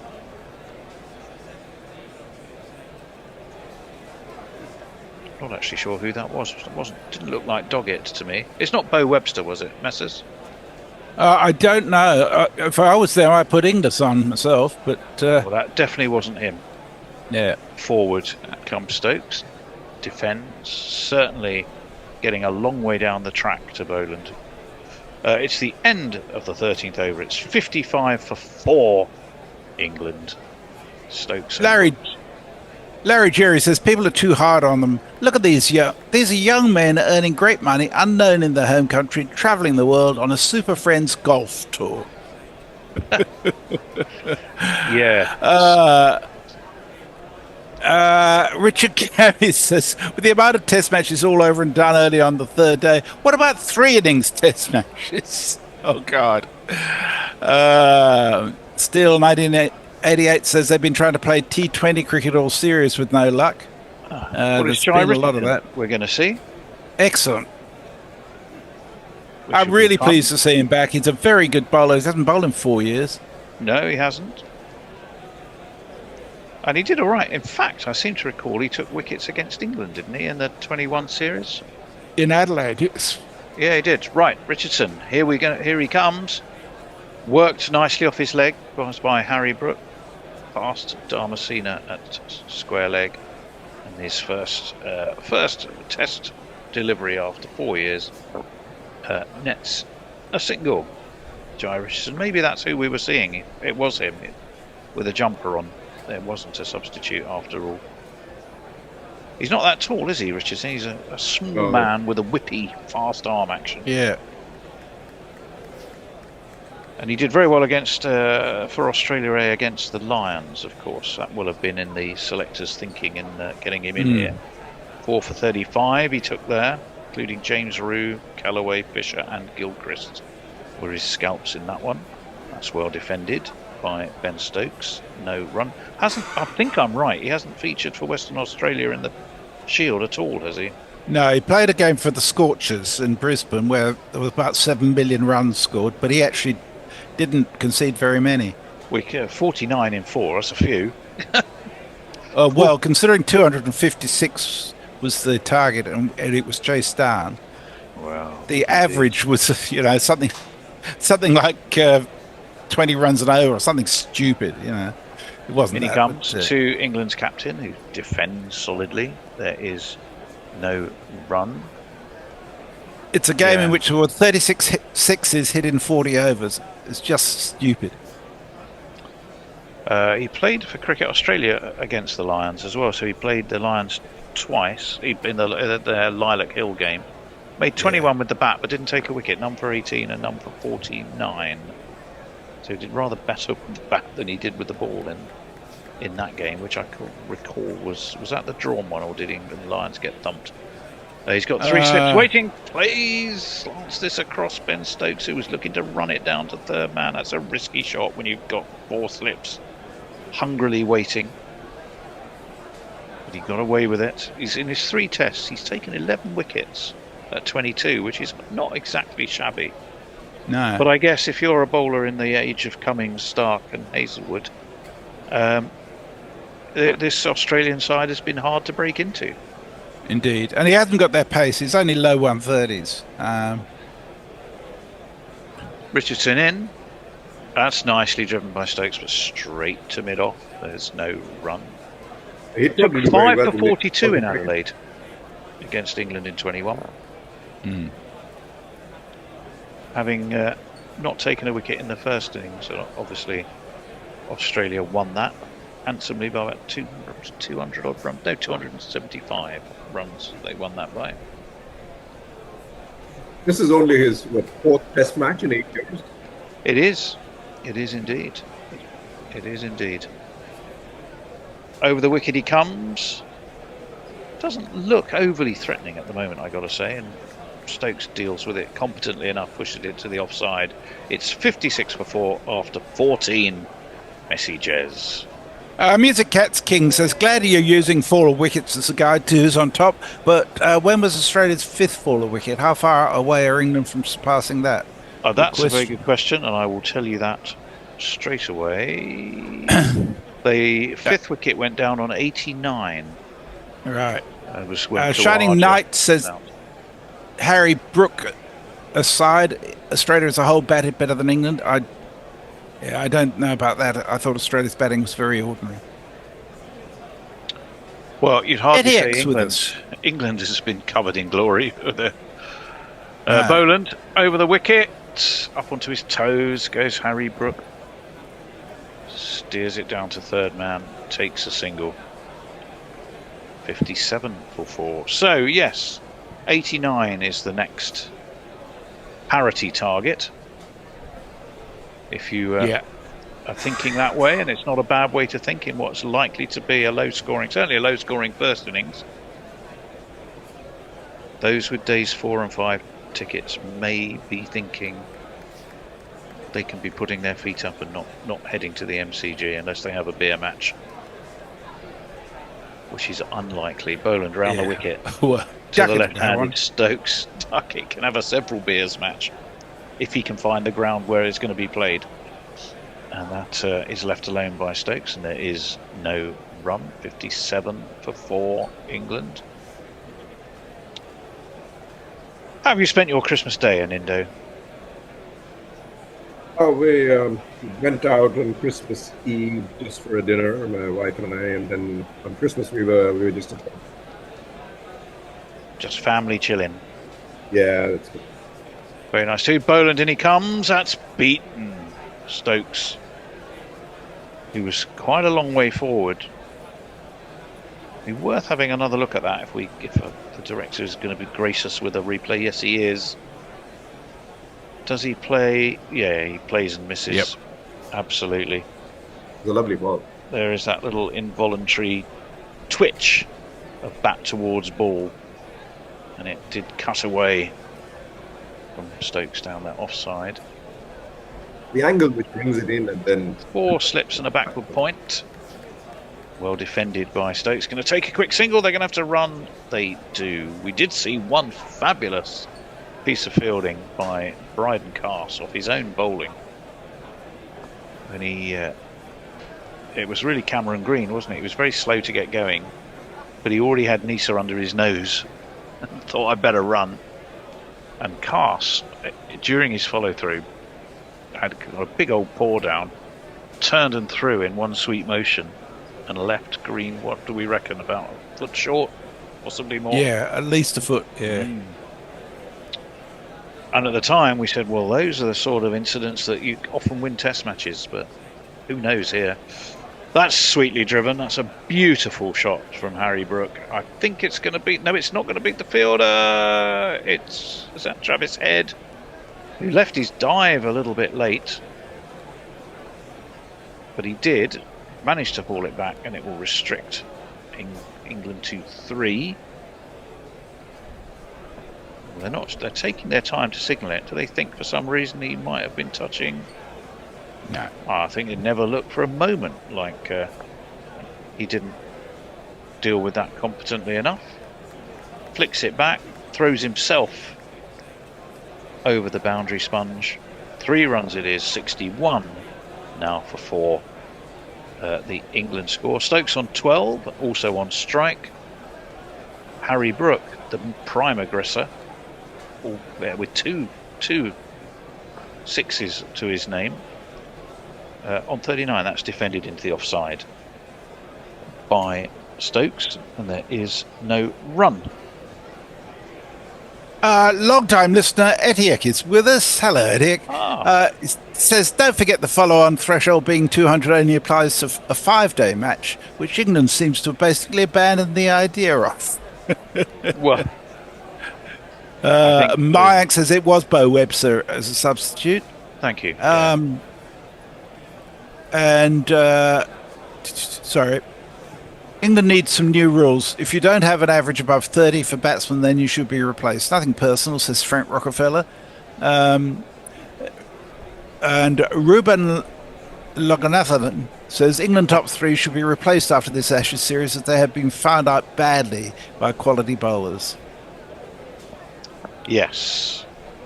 Well, who knows? We have yet to see how this... I have to say, you can't take your eyes off this game.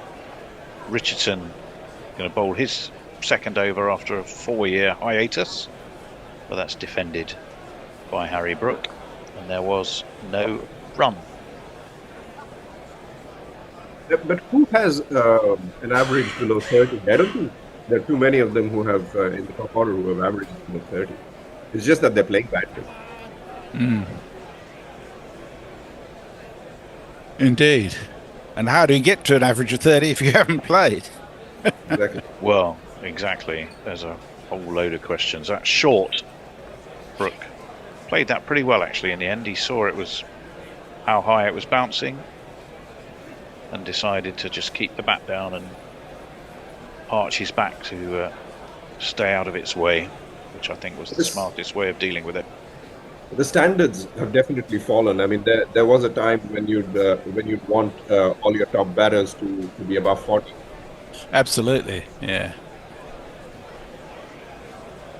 Well, there's very interesting stats that Jared Kimber's done over the average runs per wicket. Richardson in, turned off his legs nicely by Harry Brook. He'll get a single towards square. What are they, Messrs? Well, basically they show a very significant drop in the number of runs per wicket over the last 30 years, which it's a combination of factors, including harder balls and wickets that are more friendly to bowlers. And batters who have forgotten to bat. That's true, yeah.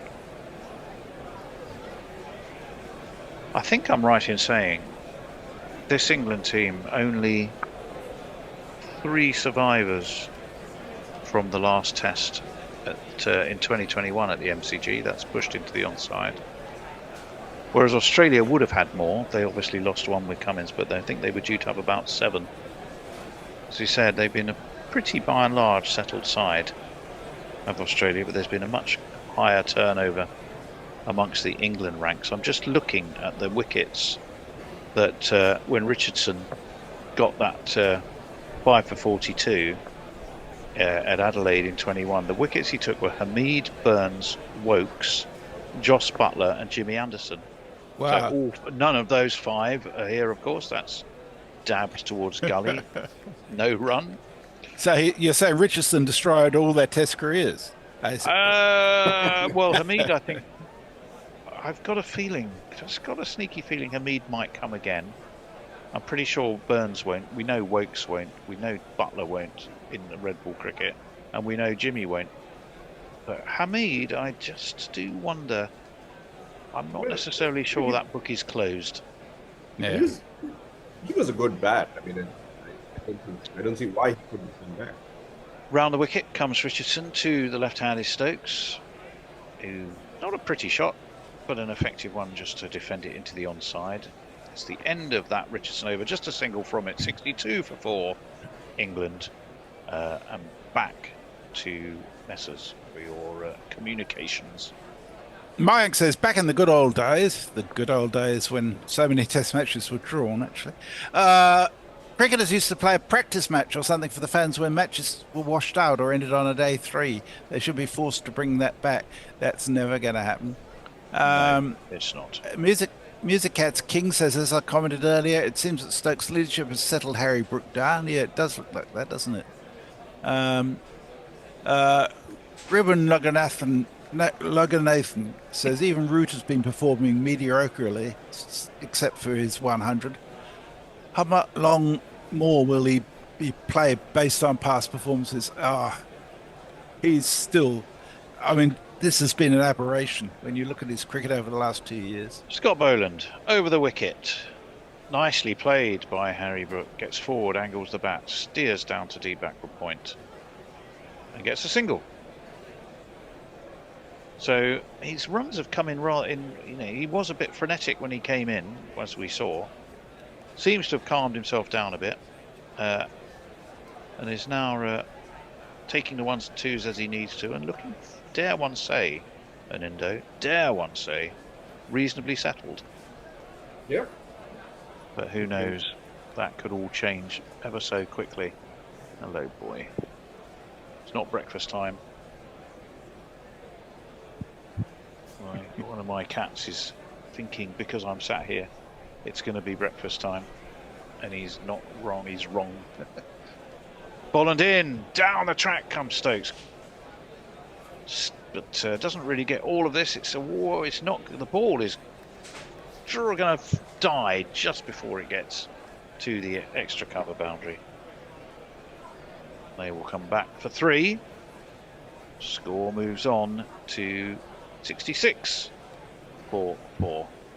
Clickety click. Clickety click, 66.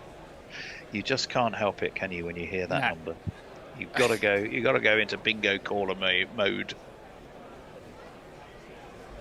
Clickety click, 66. Anyway, up 69.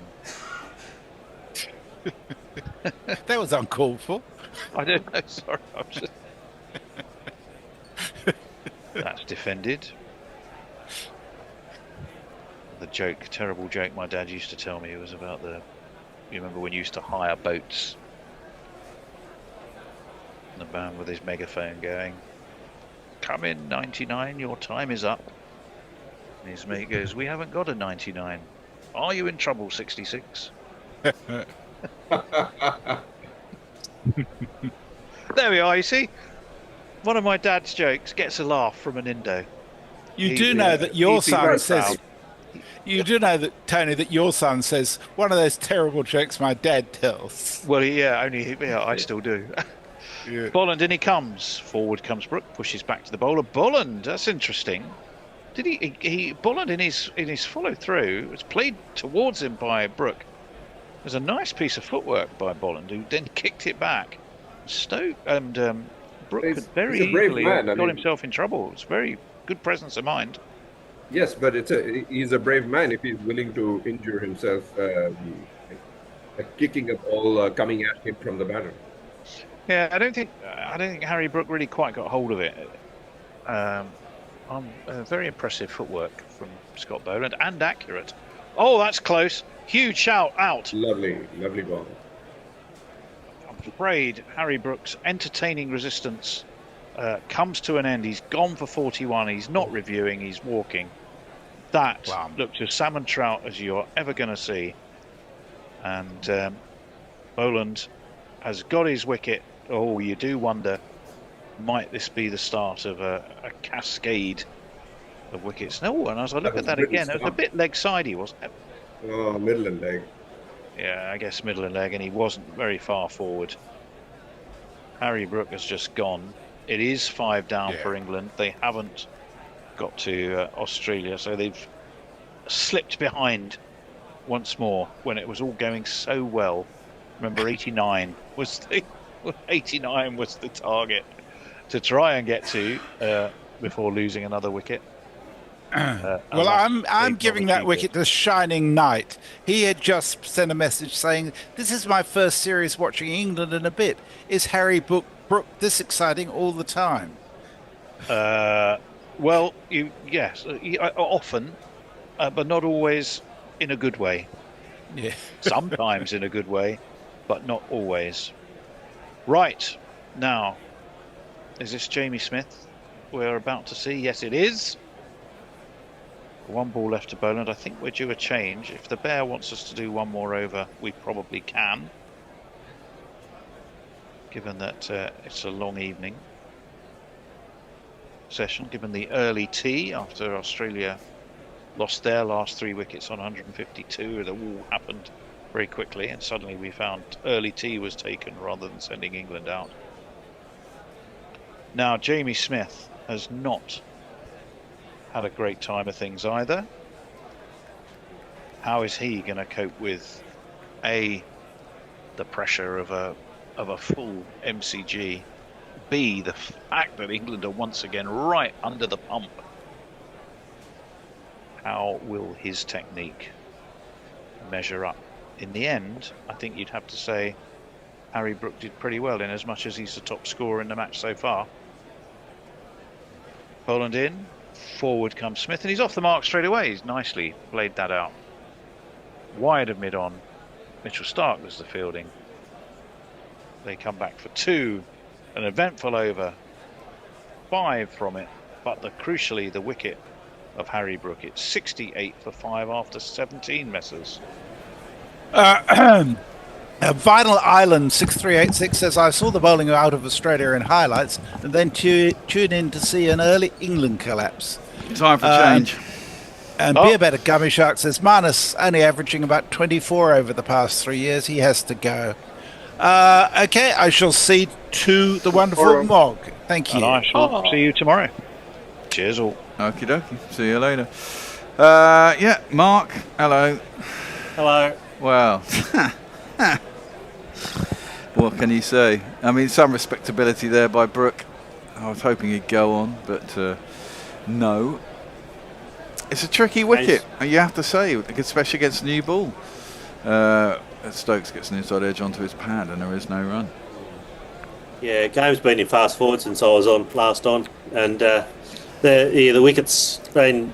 The bowling's been pretty good. The bowling's been good, and it's a helpful wicket. Absolutely. Yes. Lingy and Nessa has definitely benefited.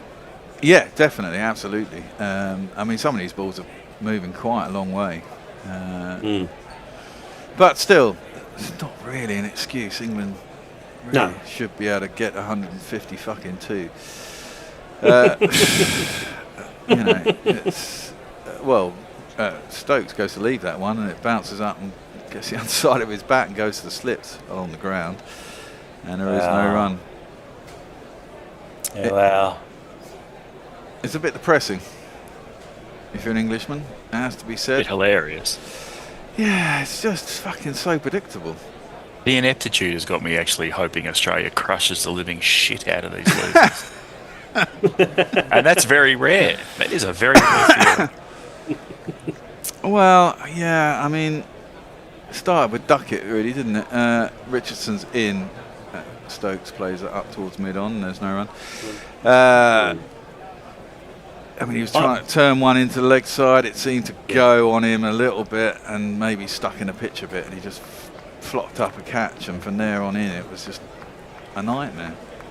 Well, I question the selection of Bethel. I mean, I don't know. I don't know why. And I know that Pope wasn't going very well, but is Bethel the answer? Well, that's a big question in England, Mark. It has to be said. Never scored a first-class ton, hardly played any first-class cricket in England, and seems to be fast-tracked into the bloody Test side. The only thing mid-off and there's no run. The only thing we've seen of Bethel out here is he came out and played some T20, and he was okay for about 30 or something occasionally, and then just get out. Yeah, well, it's T20. You can't really judge anything anyway. That's true. But it's like, well, this is who they think is the next best Test player. I think they look at him and they think he's the next Gower, basically. And you're right. Okay. I wish. Well, exactly. He doesn't have the runs behind him. But as I was saying, I don't know if I was on with you last time or it was Russ. Richardson's in. It's onto the legs of Stokes. Might feel like he missed out a little bit there. Clipped it straight to mid-on. There's no run. Me and Hendo were looking at, at the end of the day, the problem England have is that they need a number 3. Root clearly doesn't want to go to number 3. And I'm kind of okay with that because he scored all his runs at number 4, same as Piggy Smith. So you've got to find a genuine number 3, right? And at the moment, all they seem to do is try and find someone else who's a 5 or 6 and put them at number 3. Now, if you look at Pope when he batted in New Zealand in the Test series where he was keeping last time out, he was getting 60s, 70s and looked really comfortable, actually, 5 or 6. Left alone by Stokes through to the keeper and there's no run. That's probably where he should be. But you still have to find a number 3. But you look at the county and the number 3s in the county, hardly anyone's recognisable. Right. The decent ones are overseas players. So there's not a natural number 3 in the county setup that's going to come in and do it. So they've got to find someone. They stuck with him long enough, and maybe it's time to find someone else. Maybe another opener. I always think that's not a bad idea. Where does James Roux normally bat in the series? He's another middle order batsman. Well, that answers that then. They're all Australia's after number 3 as well. I mean, this is the thing in common, because Labuschagne is not really doing it there. No. It's a funny one, isn't it? Because in the olden days, the number 3 was your best batsman. So your Smiths and your Roots would always be number 3. But for some reason, they've chosen 4, and so you've got to find that position. Maybe you have 3 openers. That's the idea, and the way it's going. Yeah, and it's not probably a bad idea. Well, Smith is going to face up. Boland's bowling. He's got 1 for 4. Gets outside half of the bat, goes out to point, and there's no run. He did all right in the last Test. Yeah. It's and I think, but Brooke had the right idea. I think this time at least, hitting out. I can't think what else he was going to do. Oh yeah, I mean, to be fair, being quite aggressive out here is probably not a bad idea. There seems to be a ball with your name on it. Yeah. At some point, The bowlers are all good enough to be getting wickets. Mm, Boland's right, in. Oh, he's exactly. bowled him. No. Straight through the Oh. fucking gate. Smith. Oh no! Oh dear, oh dear, oh dear. Boland at the MCG. Boland at the MCG. He's got one arm Yeah. to nip back in. Yep. And through the gate. And Smith. Oh my God.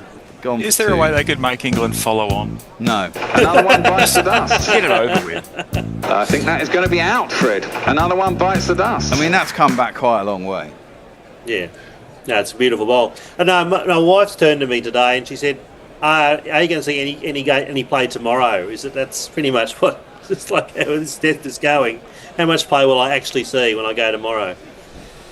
Well, I mean, the problem is here, England end up, even if it's only 50 runs behind, considering they bowled them out of 150, they should be ahead, you know, and that leaves Australia with the chance to go get a second chance, and they shouldn't be given a second chance. No. In a situation like this, they did the hard work bowling them out, and then they fucked it up with a bat. Yeah. Yeah. Well, my wife has an issue with the word unbelievable in cricket commentary, and I've been trying to say the word at least once every time I've done it. But the thing with this particular thing, this could almost be unbelievable what's happened today, but it really isn't. It isn't. That's the problem. It's completely believable. It is. I mean, the India test last year was a very low-scoring affair, wasn't it, as well? It was like 170, 160 or what. I have to look it up, but I do seem to remember it was over pretty damn quick, and the wicket was doing all sorts. It's doing it again. I like a wicket that's in favour to the bowlers. Some batsmen have just got to stand up. Will Jackson, exactly. You know, it's not impossible to bat, but you know, that Michael Nisa looks quite good now.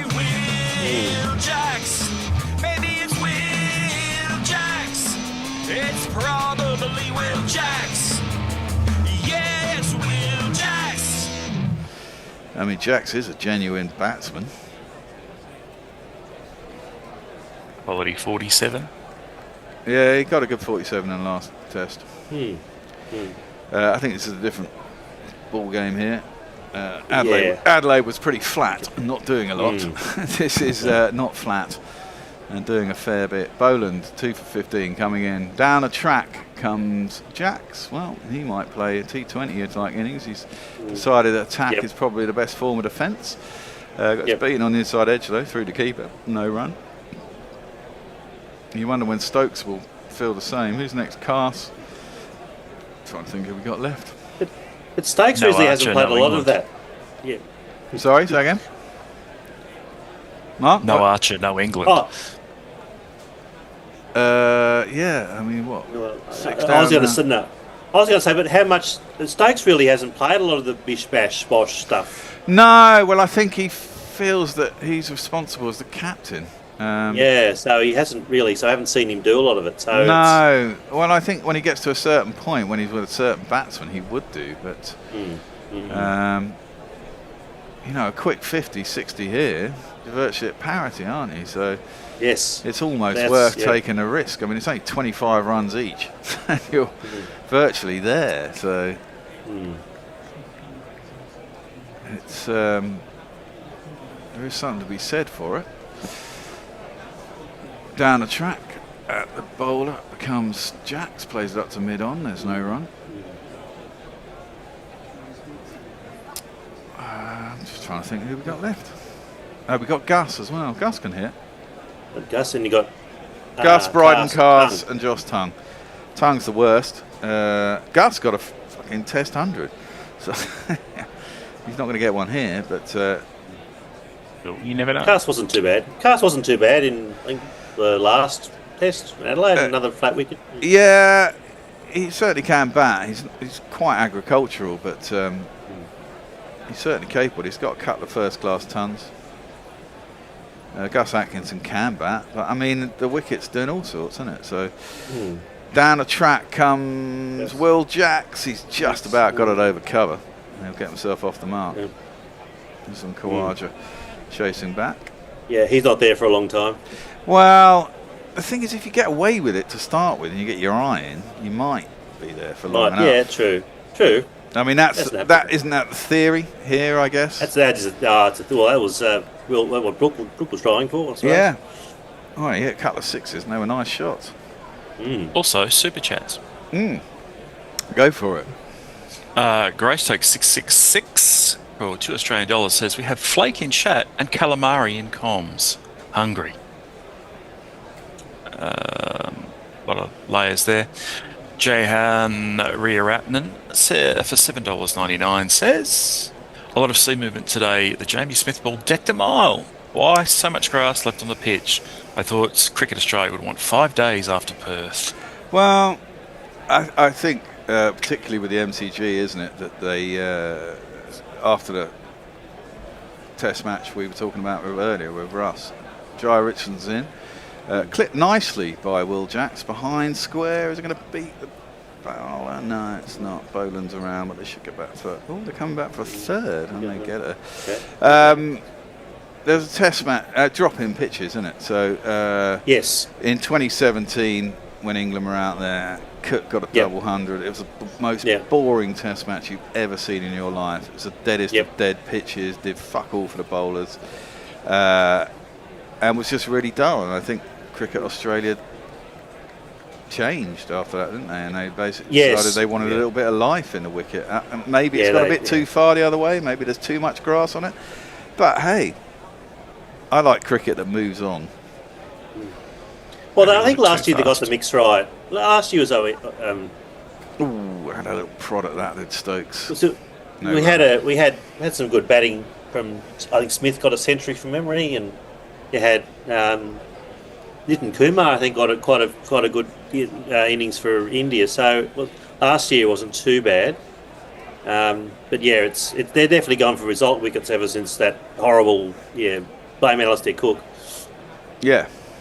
Extra Fluffo says MCG curator gaslighted us all. Said it was definitely a 5-day pitch. Yeah. Just out and out lies. Definitely out and out lies. Down the track comes Stokes, pushes it out into the offside. He wants to, but it's not there. Yes. As soon as they didn't select Lyon, you knew it wasn't going to be a 5-day match. Well, Lyon's injured, isn't he? I mean, not Lyon. Sorry, Murphy. Yeah.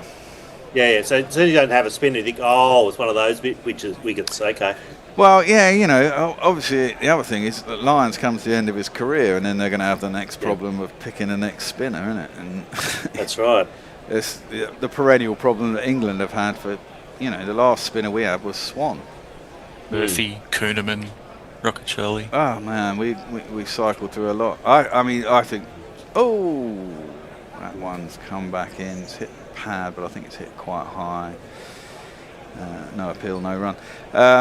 I think Jack Leach is probably our best spinner, but he has issues with illness, and they decided to put everything into Shah Bashir and then didn't play him, and that was a no ball.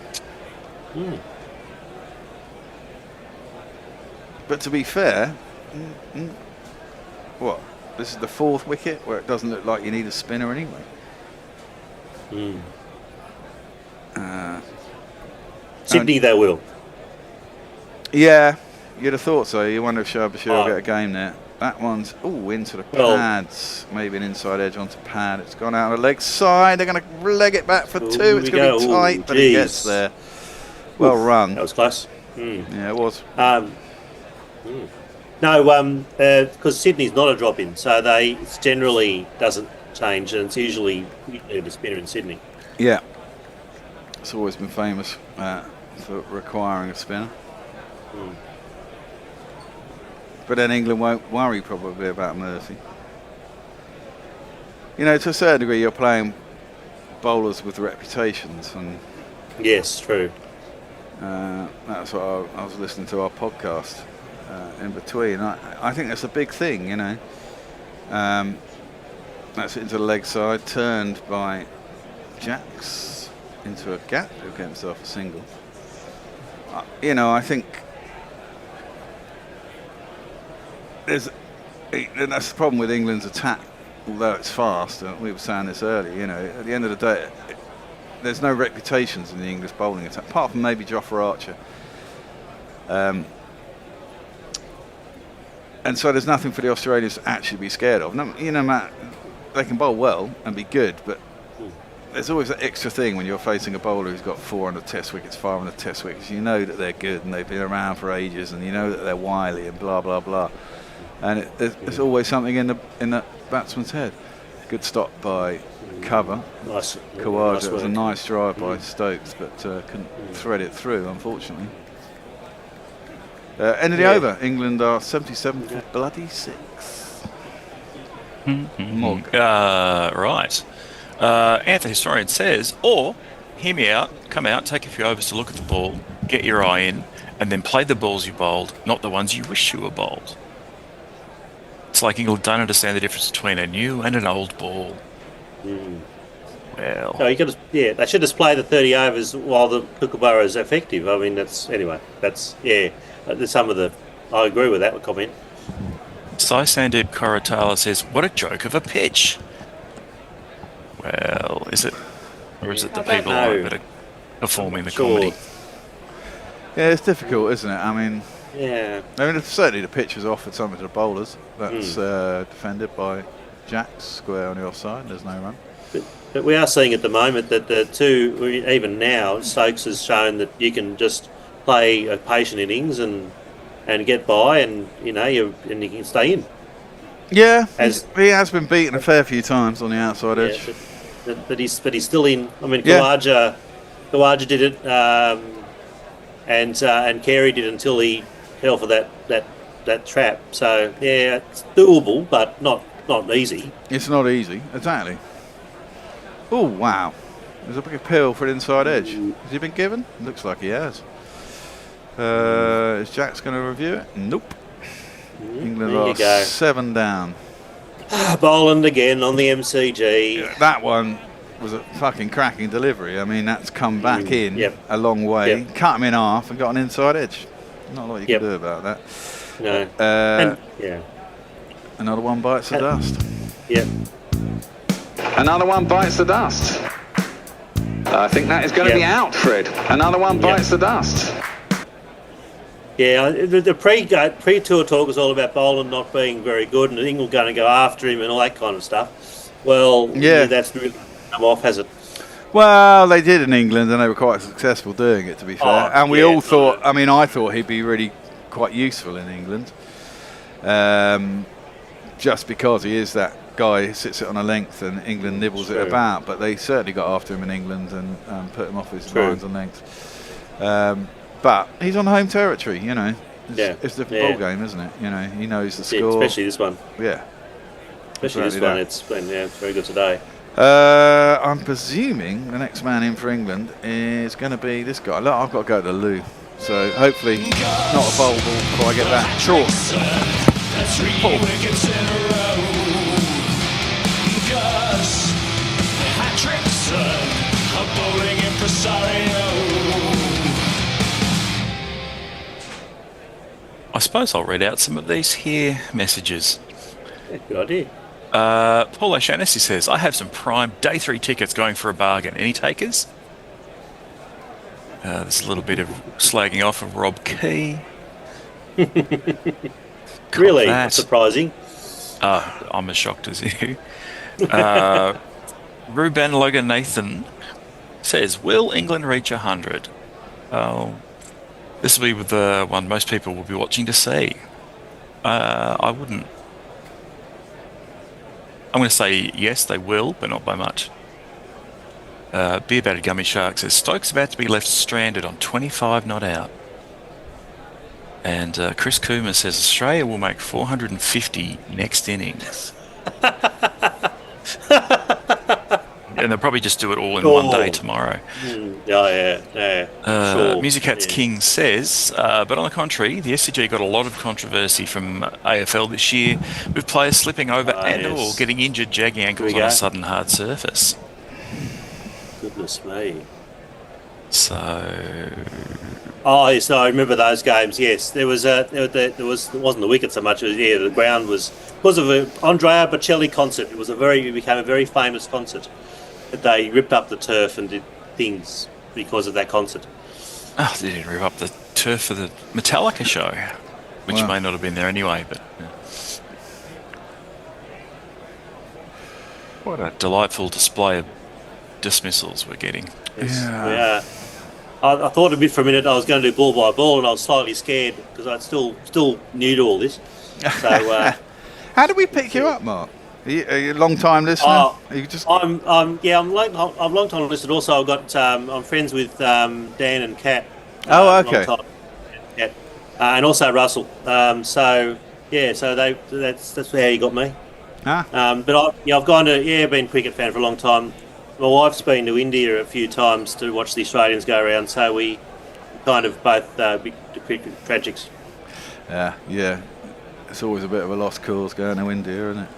Although, actually, at the moment... She went when they won, but also then when they lost terribly, so she saw both sides of the Australians in India. I remember the last time we won in India was, 2010, I think? 11, 12, something like that. It was shortly after we won the Ashes away, I think. Golden period for English cricket, yeah. Gus Atkinson is finally going to face. They just had a little drinks break as well, I think, at the same time, didn't they? And Boland is coming in. He comes down a track. Chips it into the leg side. Could have quite easily chipped it to mid-wicket, but fortunately didn't get enough on it. And there is no run. I kind of think the best form of defence here may well be attack, actually. Yep. Otherwise, it's going to stand there and stick it behind all. Yeah, well, exactly. I mean, it's moving around a mile off the sea. Yeah.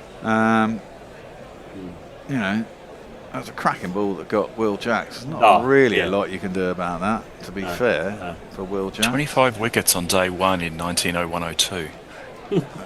Atkinson plays that outside his off stump. It goes to mid-wicket. There is no run.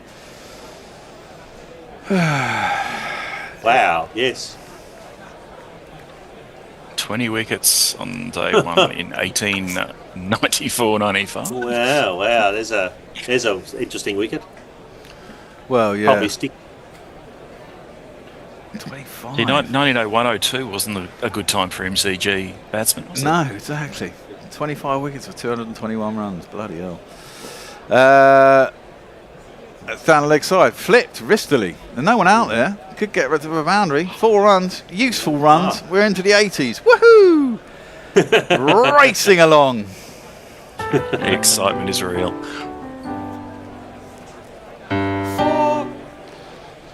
Well, someone's got to get hold of it, isn't it? I mean, I guess Stokes stays there until lets everyone else have a flip around and then goes mad. If he gets on strike. Well, I guess... It's been a while. It has. It's 81. Good year for England. Yeah. Fuck me. Boland in. Plays that down towards third man. Is anyone down there? There is. But they should get back for a couple. And they do. Get a chance to see Stokes batting. Yes, finally. Oh, no you won't. Well, yeah. So he's got 2 off the last ball. He did too. Yeah, Boland's bowled 6 overs now. Stark due to come back. Yeah. Richardson's been okay, but a little disappointing. I was hoping he could be a bit faster, but we'll see how he goes. Yeah, but this is that kind of wicket where this is definitely a wicket where you don't need a bit of paces, do you? Yeah, that's true. You need to be accurate and be able to nibble it off the seam, and if you can do that, then you're massively in the game. So, Boland and Nessa, Yeah. Yeah. I mean, Nessa looked really dangerous with the new ball. Yes, sure. That's why I said, I think, in the last slot, that I think it'll be interesting if he can preserve himself for the next tour of England, whether they'll use him more over there for that season, that series. He did come over here. I mean, it's funny, isn't it? I mean, you'd think there's so many bowlers you sometimes think, they'd be really good in England, and then they come much like you think England bowlers will be good in Australia. Edged, gone. Stokes has gone. Neesa's back, and he's tried to nibble that over the top and slips. No. Big. I was right after all. You don't get to see him back. Fucking hell. Fuck off! Just fuck off!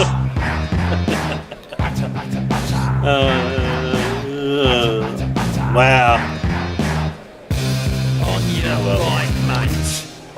This is mad. it's been so long since he's batted that he'd forgotten how to do it. So, but to be fair to him, he was just trying to fiddle that down a third man, wasn't he? that was actually one of the worst shots of the day. Yeah, bloody hell! Out comes Bryden Cass. They just got to have a smash now. Yeah, well, yeah. What's the lowest score of England? Does anyone got those stats, or someone should have those stats somewhere? I don't remember how many sub 100 scores from England. Oh, I'm sure when Boland bowled us out for 7 for 3, we got about 60, didn't we? Oh, that was that one. That was the last time round at the MCG. Yeah, it's true. It's true. I'm thinking about first innings. Yeah. No. Yeah. But yeah. I was there, as I said. I remember that one. But I'm thinking about first innings. How many times they've gone under 100? I don't know. This is a fucking disaster. Especially after getting the out. Yeah, exactly. After bowling at Australia out for 152, they must have felt really bloody good, and then pissing away opportunities. Yeah, exactly. We've done that whole bloody series, haven't we? We've had our chances. We just haven't taken them at any time. Yeah. Cass facing up. Nisa coming in. Just drops that into the offside, out to cover, and there is no run. There's a possible case, though, that what's happened here is the Australian bowlers have actually used the conditions better than the English bowlers. Well, you could say that. It's more of a suggestion because there was a time when the Australians could have been squashed as much as this, but then Duarte and Carey and Nisa got away. Yeah, they all got 20s and 30s, didn't they? Yeah, and Green. Yeah. Driven. Oh, back down the ground by Cass. Should get a couple. Nice. England move on to 85. Can they get to 100? That's the question. Yes. Not a thing we'd think we'd be asking at the No. beginning. Well, we did posit it actually. when Did you? when Australia were bowled out of 152. So that will we actually get there? Oh no. That's where you're at. That's where we're at. I've been doing this for a long time, Mark. I've been doing this for a long time. I've seen England in some very horrible holes, and you have to accept it, Yeah, of course. Yeah. I mean, when we go to India, it's always a frigging disaster. Well, I'll tell you what happens when we go to India, which is quite funny. Worked into leg side and so on. Because I always think India have quite a good pace attack, and they proved that actually in England this summer. So you always think, so they start off, when the last two series we've gone to India, they've had quite flat first the first game, the wicket's been quite fat. And England have won both first tests in the series we played over there. As soon as we win a test, bang, bunts and burners, that's it, done. It's just a fucking lottery. The last you have to do a better job of pacing it, so you just draw the first 4 tests. Well, I mean, there was the 5th one. The last time we went over, that's a big outside edge. Luckily for Atkinson, it's raced down towards third man. They should get back for 2. All right. But I mean, the last 2 times we've been out there, like each test has been won by 1 innings. Rohit got an 80 or a 90, and both sides were rolled for under 150, or whatever. Yeah. Australia's done something similar. Yeah. Yeah. And actually, India have been hoisted by their own petard, actually, to a degree. I mean, they used to play spin really well, but I don't think they do anymore. I think they play too much T20, and they're not actually that adept at playing spin on pretty tricky wickets. That one is. Didn't they get rolled by a South African? Yeah. They got bowled by Harmer. No, Harmer's a pretty good bowler. Yeah. Harmer is a good bowler. That's right. But that was, he went right through them. I remember that, and it was quite remarkable. And also, wasn't it Ajaz Patel, the New Zealand tour? Got a 10 for. Yeah, and that was quite extraordinary as well. Yeah. Right, that was the end of the over. Morg. Leah says, really love the gloating after the Australian innings. Too bad it aged like unpasteurised milk. Yeah, I know. Morning all. Mog, before you go, you need to explain to us what your screen name means. That is a scientific name of the colossal squid, the largest kind of squid in the world. Often found around Antarctica. Okay. Are we having a change Excellent, then? thank you. Okay. We're having a change. Down the track came Cars. Had a big wicket. Hey, Will. Bye, Will. Bowland. Okay. Hiya, All right, Merry well, Christmas. See you later, thanks mate. again. Saturnalia. See ya. Bye. What a fucking disaster this is, eh, Will? It's a why the I've been awake all night for fuck all. Hey, these two could get 50. Yeah, alright. Fair enough. That's true. I mean, they're only 64 runs behind. It's not the fucking worst at the end of the day, but I mean, Well, Jesus. it's almost a precise reverse of Perth. Yes. So, it's a winning position, isn't it? Well, one could say so. Played into the leg side by Cars, and there is no run. But also, I could get mauled by a polar bear. Yeah. That is also a possibility, which is, probably on the same level, considering there's a polar bear in Bristol. I mean, which could go on a rampage, maybe. It's a crazy bowling wicket. It is. It's got a lot in it for the bowlers. And, you've got to see out the first 20, 30 overs at least. And the ball was still doing stuff at the end of England's innings, at the end when they were bowling. Defended by Cast, back to the bowler, and there is no run. I don't think you're ever in here, particularly. No, I mean, it's such a... I think there's an element with this test match particularly that people are playing the occasion, they're playing the place, there's all of that sort of thing. Do you know what I mean? I'm trying to think of excuses. Boland in, short, Cast plays well inside it, through the keeper, and there ain't no run. 88 for 8 England, 22.4 overs. Jesus. So depressing. I don't think it's wise for Australia to take these last 2 wickets too quickly and have 20 minutes batting tonight. No, probably not actually. To be fair, what we got? We got 45 minutes left. Yeah. Oh, if England bat for another 45 minutes, it might be close to parity as well. Yeah, that's just dropped into the offside by Cast, who'll get himself a single. Atkinson will come on strike. Atkinson got a ton against India, yeah. Once. He can certainly bat. Again. He's a bit hook happy. Yeah. They're all a bit hook happy, aren't they? No. But definitely Atkinson is. But it's fucking depressing, this. Yeah. But hey. This is like Fairy Tale of New York in cricket form. Are you Shane McGowan or is the bear? I'll be Kirsty McCull. That one is clipped into leg side by Atkinson. They get a single. England move on to 90. Woohoo! Heights. Hey. So we got a couple of super chats which I don't think have been read out. Jehan Aratnam sends $2.99 just says, in the words of the grey cricketer, 5-0 fuck off. What are they saying? Mikey J 787 sends us $2, says 8 down, absolutely loving it. Let's go bowling. I'm sorry, there's a degree of triumphalism here, but England fucking asked for it, I gotta say. Well, totally. I mean, yes. We've been here before. This isn't our first rodeo. Staying up all night watching England getting hammered. The first time I did the Ashes away, weirdly, that's defended back down the track by Atkinson. There's no run. The first time we ever did the Ashes away was Test Match Sofa, and it was the 10-11 series, and we won. It was fucking genius. We loved it. Great. Ever since then, it's been a bloody nightmare. I remember that.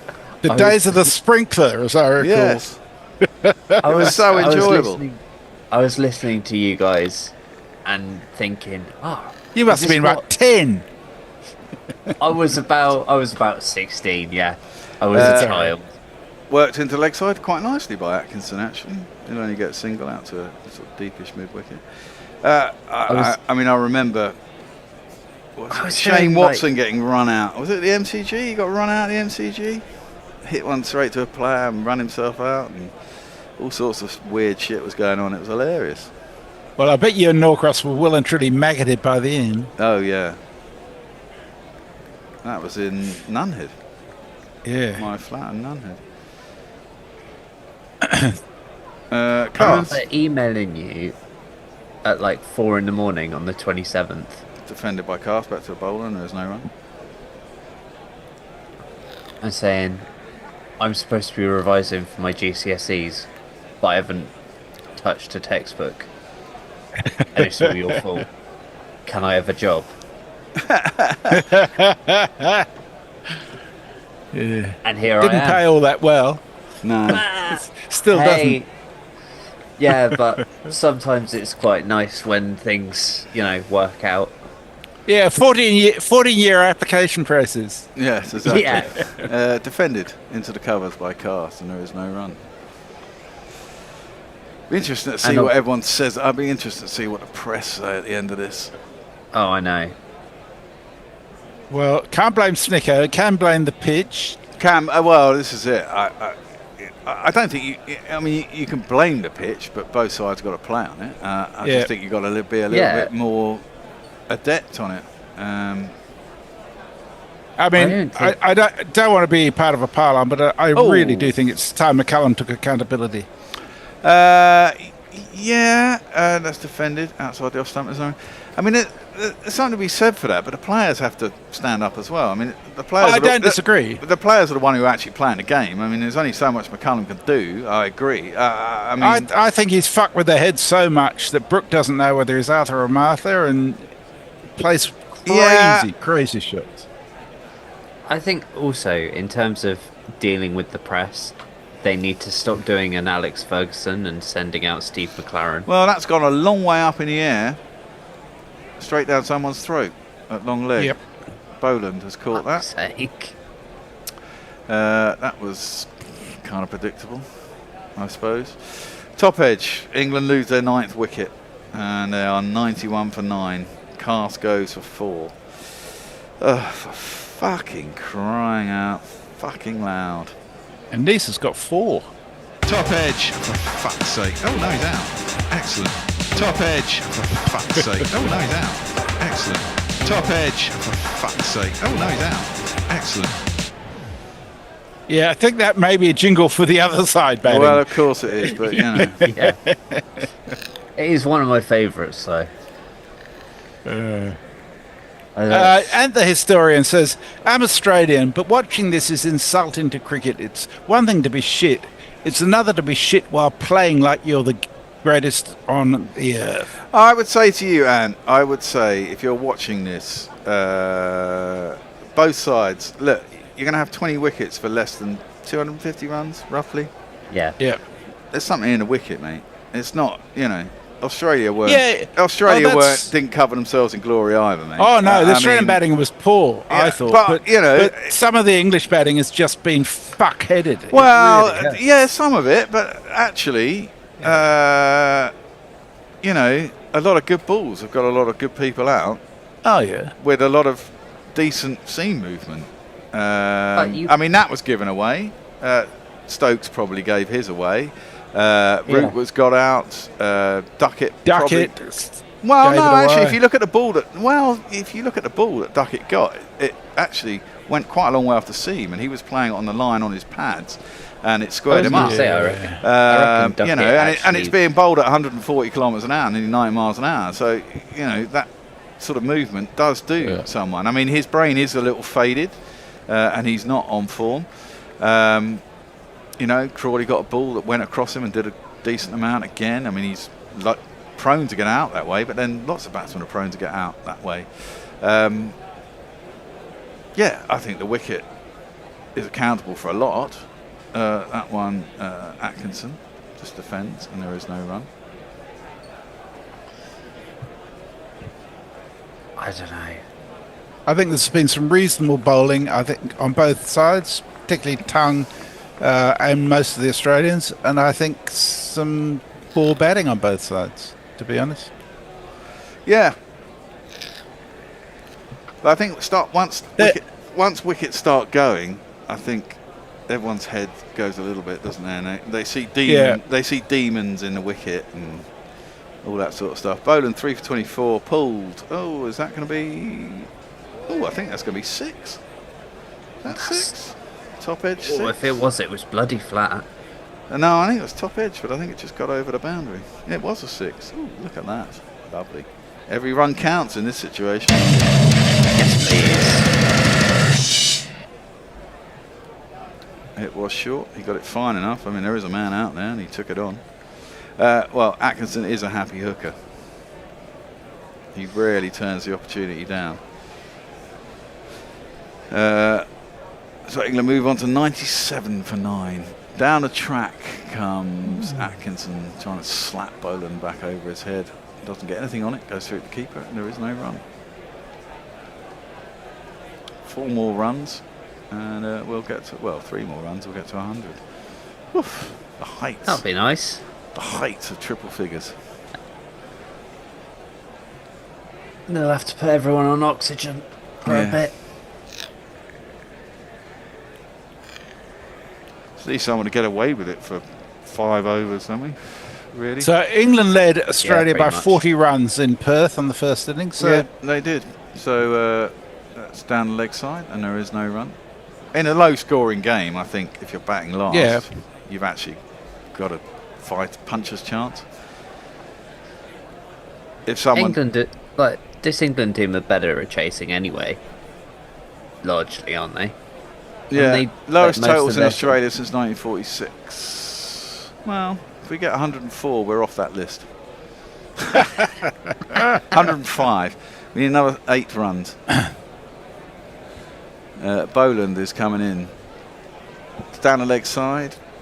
It's taken by Carey. There's no run. Atkinson might feel he missed out a little bit there.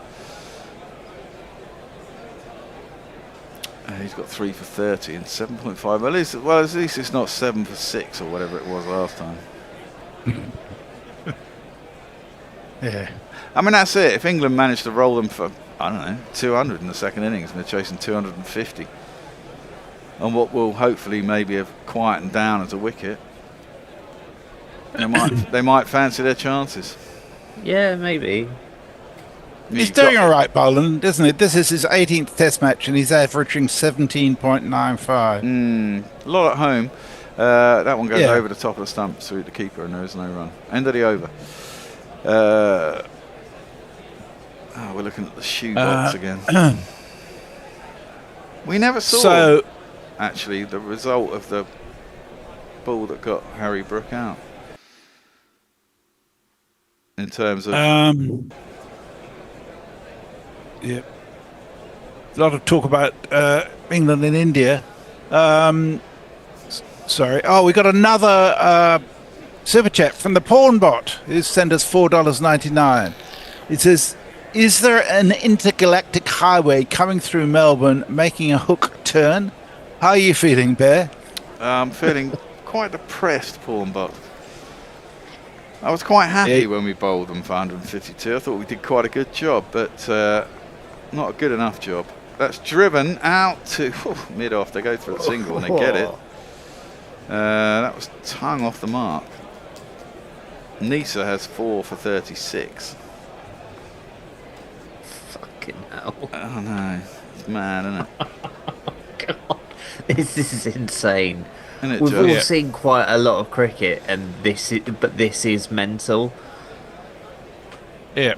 Well, as the historian says, Brook was hitting 6s when the team were 4 for 40 in the 10th over. That was moronic play. One of the 6s was all right. The other one was just crazy risky, in my judgment.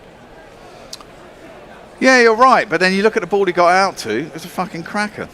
Came back a mile, and he was in. And hit him on a pad in front of the stump. So I mean, it's difficult to know exactly how to play on a pitch like this. That was defended back by Atkinson. I mean, obviously not every ball is doing masses, but the balls that are doing stuff are doing a lot. and any one of them could have your name on it. You know, going away, catching an edge, playing a shot. You know, it goes a long way. I mean, you look at the ball that got root out, that went a long way. You know, the balls that some of the Australians out have gone a long way. You know, it's like you'd have to say Australia probably bowled better. Oh my word! Yeah. What's that done? Well, it's an attempted ramp by Atkinson. I don't think he ran in the end. He's trying to protect Tongue. I'm not sure that's probably worth it. I don't think that's worth it, is it? He's trying to do a ramp over the keeper. He's got a fat outside edge to take his hand. He could have gone anywhere. Fortunately, it went to somebody, but after it hit, it bounced. Probably should have taken a single, I thought. Every run. Exactly. Works that into the leg side, doesn't take the single. Carey's up at the stumps now. This is going to end up being one of those games that in like 100 years people are going to look at the scorecard and go, this was a fix, right? Well, no, I mean, it's quite, you know, at the end of the day, this could go the other way to Perth, as Messi says. You know, England could end up having to chase 220. Oh, yeah, but they, like, I just mean all of these kind of weird, low-scoring, tight games look... It's kind of the way that cricket's gone. That's flat batted back down the track. 4. England get over 100. 102 for 9. That was basically a slap back past the bowl. It was short, it was wide, got what it deserved. There's not one boy for me, I must have 2 or 3, I need 4. It's a Christmas miracle. Well, how long have we got left? Half an hour. 30 minutes. Yeah, half an hour. Slap a quick 30 in 10 minutes. Get them out for 10 minutes. Yeah, that might be a bit of fun. I take it they're taking the extra half hour then. Oh, yeah, of course. I mean, they've only bowled yeah, like 75, 80 overs. Not even that, I thought. I mean, they've only bowled 25.5 overs in, 2 hours and a bit since tea. Well, he slapped that over the top of cover. It's a good shot from Atkinson. Gets himself another 4.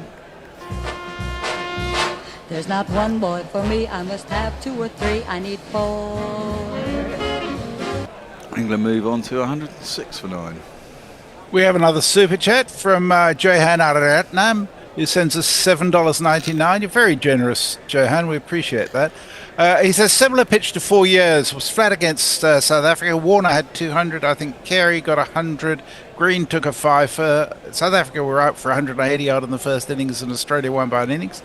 Good contest against Pakistan after that, and then flat and turned a bit at the end against India. I think basically the message is it's likely to get easier to bat on after this.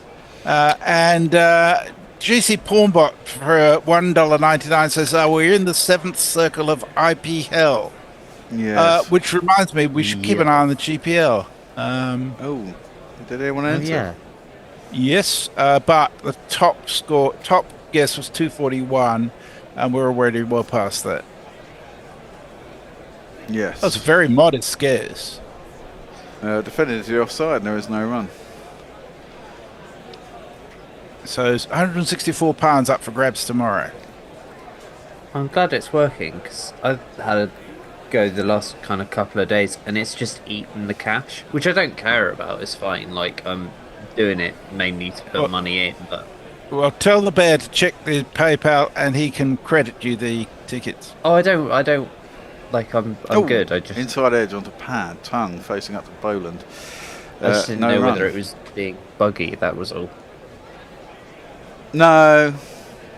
That's alright then.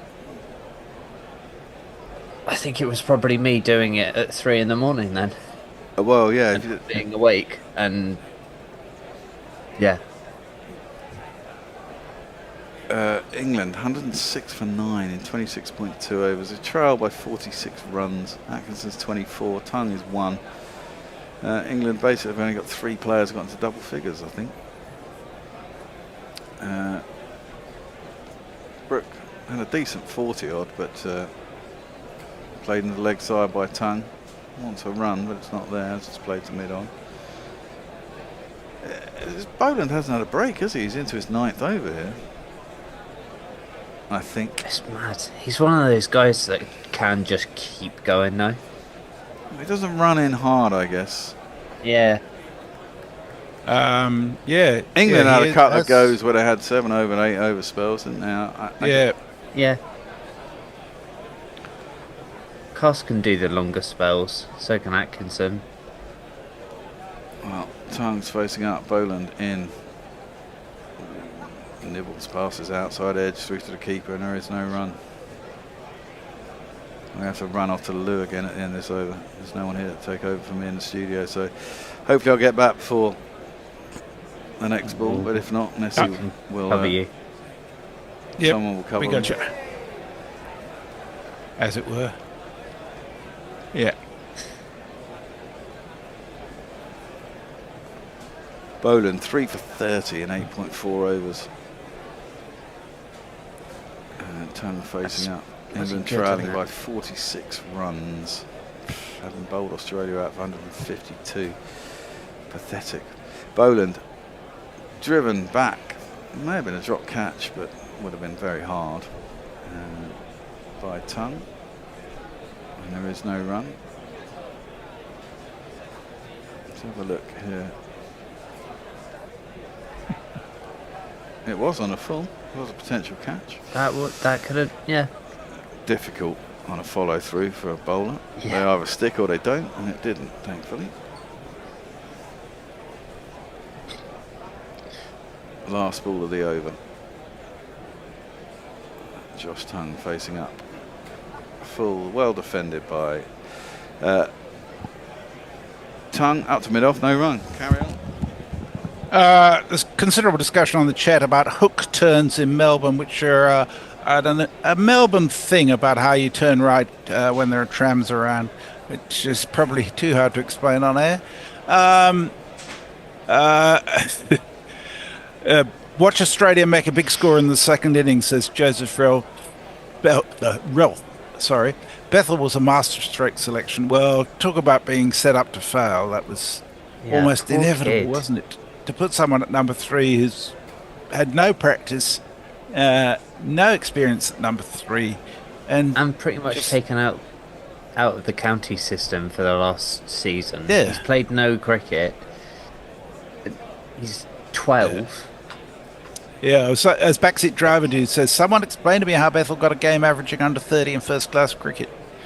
So Nisa is in to bowl the next over. It's defended, I think, by Atkinson. There's no run. Oh, actually, he went to cut it and missed it, and it bounced off Carey's gloves. Carey's standing up to Nisa at the moment, because Atkinson has been going out of his crease a bit, so he's restricting him by doing that. Which makes a whole lot of sense. Carey's been bloody great this series. He's been amazing, hasn't he? I saw a discussion with Boland about how he felt about him coming up. Again, he comes in and it's just prodded out to short mid wicket. There's no run. And I'm back. Boland said at first that he was, had second thoughts about having the keeper standing up to him because it felt like it restricted him. But I read that. Carey just is so good that he knows when he needs to do it, and he says it works so well. It restricts the batsman so much too. I mean, it's not like you're standing up to Darren Stevens. When someone's coming to 135 and you're standing up, he's standing back now. Yep, Atkinson defends that, but down the track, no run. Best keeper I've ever seen live is Sarah Taylor. Her hands were so fast. It was insane. She did a lot of standing up and then moving back and kind of knowing when to. She was amazing, and then she just gave up when she was really young, didn't she? She went and was a physio because she made more money doing it. Basically, needed to pay a mortgage. Fair enough. Defended into the covers, and there is no run. Yeah, probably wouldn't happen now. Oh, I don't know actually. Freya Davies has just quit to go and be a solicitor, and she's 28. A lot more money in And- soliciting than physiotherapy, I suspect. That is true. That is true. But it's insane that that just wouldn't happen if you were sort of playing regularly, sort of like in an international setup as a man or whatever. Driven hard by Gus Atkinson. There is a man out and long off. They should get back for 2 though. I think. No, maybe just 1. England move on to 107. I guess England will try and get this, so at least they don't have to bowl again tonight. Well, WinViz had England at 55% at one stage. They're down to 29% now. Yeah, I'm actually surprised it's that high. Well, there's hardly anything in it, usually- is there? I mean, on the first innings, it becomes No. a one innings game essentially, and But they do They're like at to. They really $4.30 go on extreme, Betfair. don't yeah, I mean, you have to hand it to Australia. They bowled well. England have batted shit, but again, the bowlers have been on top. Yeah. Nisa in bowled. Oh, outside half of the bat by Tongue. Don't presume they'll take the single with the last ball of the over, isn't it? And indeed they do not. So Atkinson will face up. He's on 25 or 25. England trail by 45.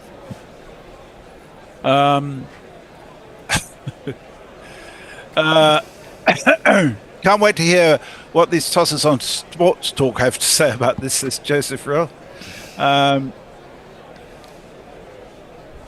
Music Cats King says, Carrick, in my opinion, T20 is pure entertainment, not legitimate cricket. ODI is short enough.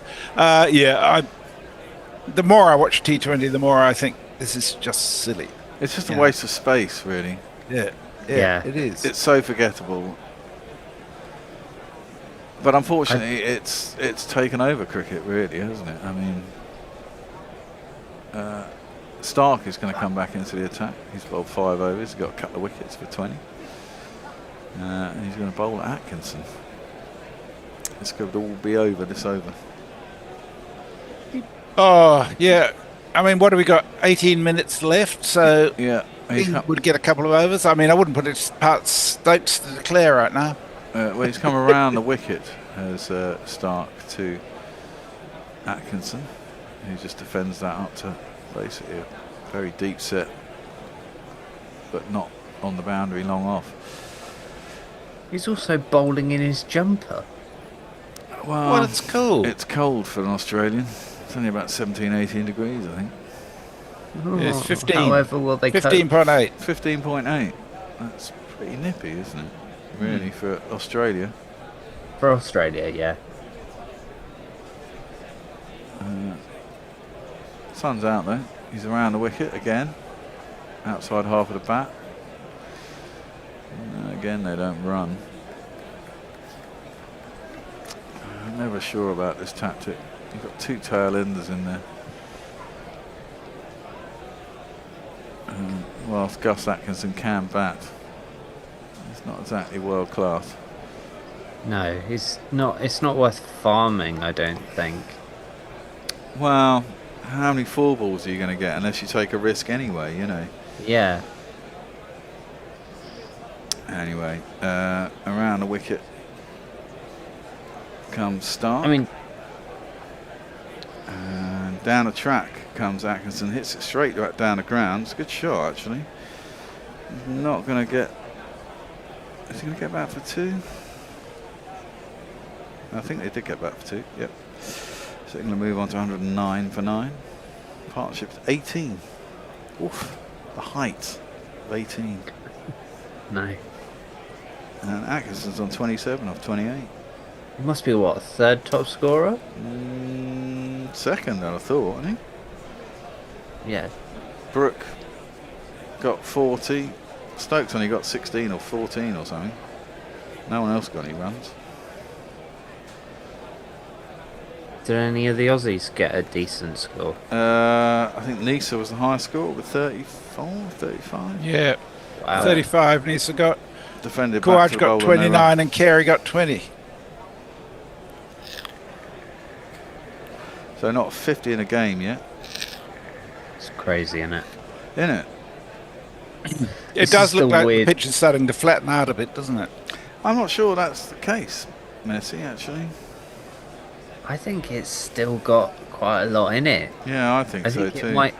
I think it might be quietening down because it's like the end of the day, and that generally happens. I think this will sort of spring back into life because they'll get the roller on it and it will do stuff. And around a wicket, Stark. Nice drive by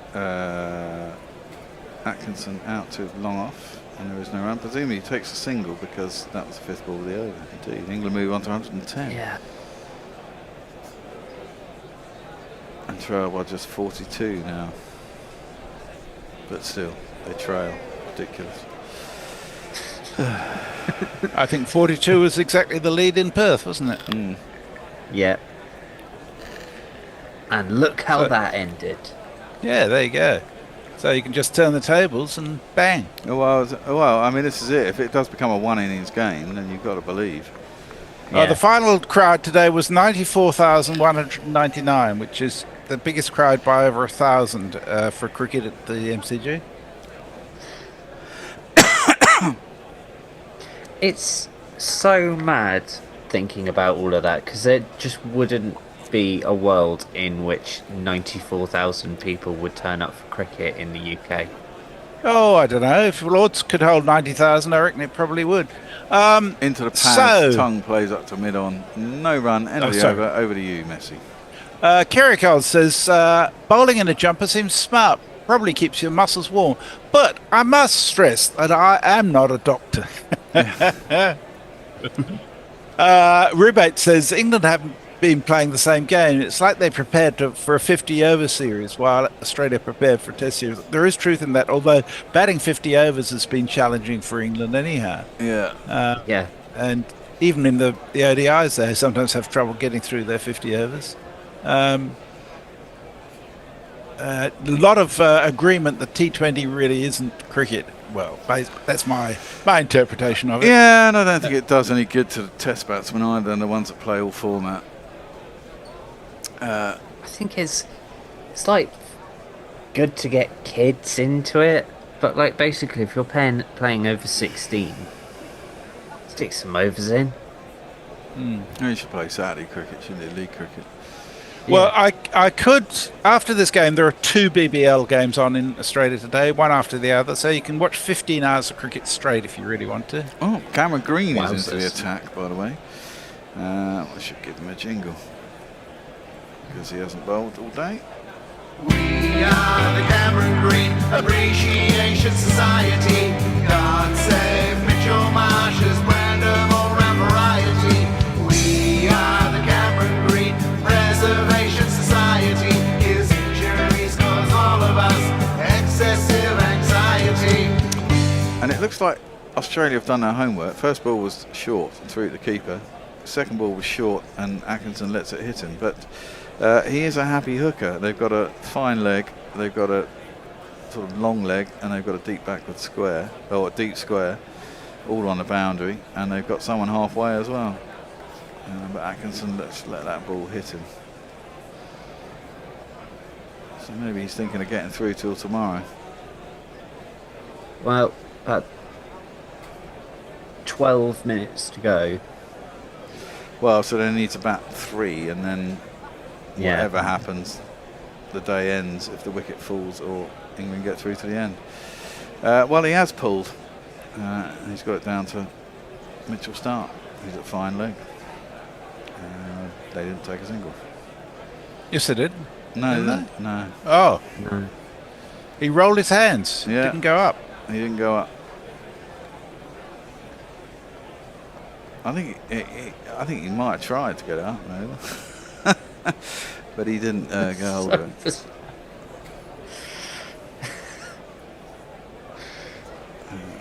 I think this might be one of the weirdest days of cricket I've ever seen. Well, he's cut that one down a third man. Is anyone down there? Yeah, there is. So he probably won't run. And he hasn't. But that was the 4th ball of the over. So he'll go next ball. You'd have Can. thought so. And there is probably somewhere There'll for be him to do it. gaps somewhere. Yeah, exactly. Oh, sorry. You're ahead of us, aren't you? You and your time travel. Yeah, sorry. Green coming in, bowls. Oh, he's bowled him. Oh, fuck's sake. Well, you get one over then. Oh God, we might well do actually. Yeah, we've got 10 minutes to the end of the day. We've got 11 minutes to the end of the day, and they should get an over. Well, it'd be interesting if England hit a wicket, wouldn't it? Innings break. England trail by 42, or bowled out for 110 after having bowled out Australia for 152. So, wow. What a day's cricket. 20 wickets on day one at the MCG. Fucking hell. And it now becomes a one innings break. England are, Australia basically 42 for none starting their innings. I'm just looking back at Perth to see what the score was at the end of. It was only 19 wickets in Perth, so one more here. Exactly. Crazy. Wow. That is pretty poor by England. Well bowled by Australia. And a very friendly bowling wicket on day one at the MCG, one has to say. Yes, yes. It'll be interesting to see what the press have to say about all this, but I guess we'll read that tomorrow when I get up. Well, they're going to panic. They're mental, aren't they? Yeah. Which is, like, pointless, really. Sorry, I've got a question of the pair of you. Is one of you up for doing the roundup with me after this? Oh, not yeah, me. can do. Will do. You do it, Will? Yeah, brilliant. yeah. Thanks, mate. I'll just tell That's Anna. all right. Yeah. I'm going to Thanks, run mate. home to my bed. Totally fair. I wonder if this will be over tomorrow. Christ. I think it could be. Well, it all depends. If Australia bat well in their second innings, Yeah. England will. Yeah, it'd be interesting. Well, it's a real challenge for a number of their batters because, I mean, they're pretty, people like Weatherald and Green Yeah, but the are thing very is, much under the pump at the moment. Well, they are, but the thing is, having got off 152 and thinking, oh my God, we're in a shithole, then suddenly they're 40 runs ahead. Suddenly becomes a lot easier to bat, doesn't it? And England's bowlers will be thinking, oh, for fuck's sake. Yeah, yeah. So it's a massive switch around. And I'd be very upset if I was an England player in the dressing room. But, you only got yourselves to blame, haven't you? I mean, Harry Brook got 41. He's the top scorer in the game so far. 28 and 16, 35, 29, 20 with a 17 with the top four scores for Australia. England 41, 28, 16, third highest score, fourth highest score, 5. And there's your extra 50 runs, And yeah. It's mad. It is mad. Indeed it is. So we've got time for a few messages. Be better. I don't know what that's got to do with anything. I've missed the message. She's talking about flying in a jet. Hey, England avoided the follow-on, says Carib Surf King. They managed to not get minus 48. Well done, lads. My cousin, Kirikos says, my cousin in the UK told me he didn't get into a junior county team because he didn't go to a private school. Says it was all. Yeah, I mean, yeah. Don't let's go there. It's a different culture, put it like that. It definitely is. And it as Joseph definitely Rell says, that's the thing. English cricket is not a working man's game. Totally different here in Australia. I think that's a fair way of putting it. Wino 5086 says, well, that's the ODI over. When does the test match start? Nice one, Wino. Nice one. Robin Loganathan says, how much money has the UK invested in cricket in 2024-25? If I'm not mistaken, it was about £1.5 million. Yet you want a world-class team in the test. Yes, I understand that the change of government actually cut some development money because the budget needed to be trimmed. But it's true. Government money here is a significant part of what's going on. The WACA's just being redeveloped for about $120 million, and probably 80% of that comes from state and federal governments. It makes a big difference. Yeah, that's just not how it's about participation and the recognition by government that it's actually in the interest of the society's health for people to be playing sport and doing it well. Which you guys do so much better than they do here. Like the fact that the population in the UK is 3 times the amount in Australia, and you have you're better or as good at as many sports as us, really. With so much fewer, so many fewer people. Well, I was listening or reading to someone the other day talking about the culture in England and how until, not all that long ago, the ruling elite of English cricket were happy to keep the high polloi out of it. You really it was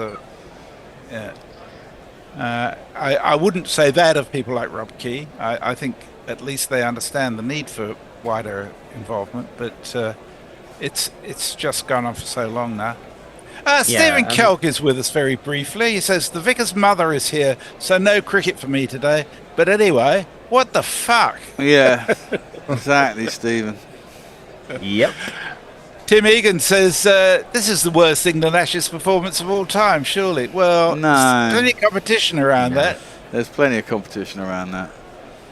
They've had chances in this series and they just haven't fucking taken them. The last one we got battered out of sight, but and this and then the COVID one before that. Yeah, the COVID one was Kyriakos says, is it too early to ask what the occupation of the person England will send to the press conference will be? Almost certainly the bus driver. I reckon it's his turn. Or the kit manager. Well, I don't know what you say about this, really. I mean, England just been found wanting again, Yeah. Top 3 unsteady. Yeah. And, looking troubled. I was saying in the WhatsApp, what do you reckon about Hamid at 3? Just to give it a go. I told you the solution to that, though, didn't I? Yeah, England name a batting lineup going to number 12, but puts nothing against number 3. And nobody tells Joe there isn't anybody at number 3.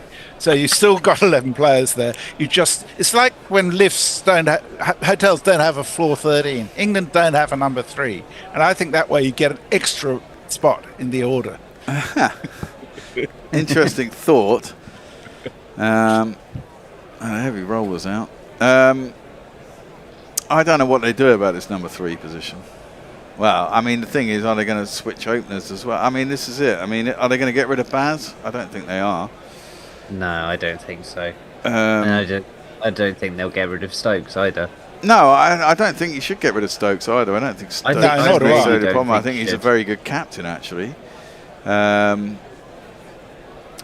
mean, slightly different management would have them different. I mean, clearly he can play in a different way. I mean, in the last couple of tests he's played very sensibly, so it's not all about fucking smashing around the park. The question is, who do you have on your side? Scotty Boland is coming out as a night watchman. As a night watchman with Head. Travis Head. That's not necessarily a bad idea, actually. Well, that is because if he gets out, there's nothing more to happen. Well, exactly. If he gets out, it will be the end of the day. That's the day. Yeah. Because Jake Weatherall's in sort of tenuous territory at the moment, anyhow. Yeah. So we have. It's just a sweet Travis Head. A sweet Travis Head. From transdimensional Travis Head. And Boland. Here comes Scotty Boland. Boland. bowls the one over? Interesting. I'd have tongue. I would have tongue as well. Yeah. But they're probably going to go. It'd be tongue or Gus Atkinson, I'd have thought. We can't see yet. I think they'll go Gus, but I think they should go Well, Tongue. Tongue's on a hat trick, of course. Yeah. Oh, yes, too, yeah. And he's not going to get a better chance than getting Boland with a brand new ball. Absolutely.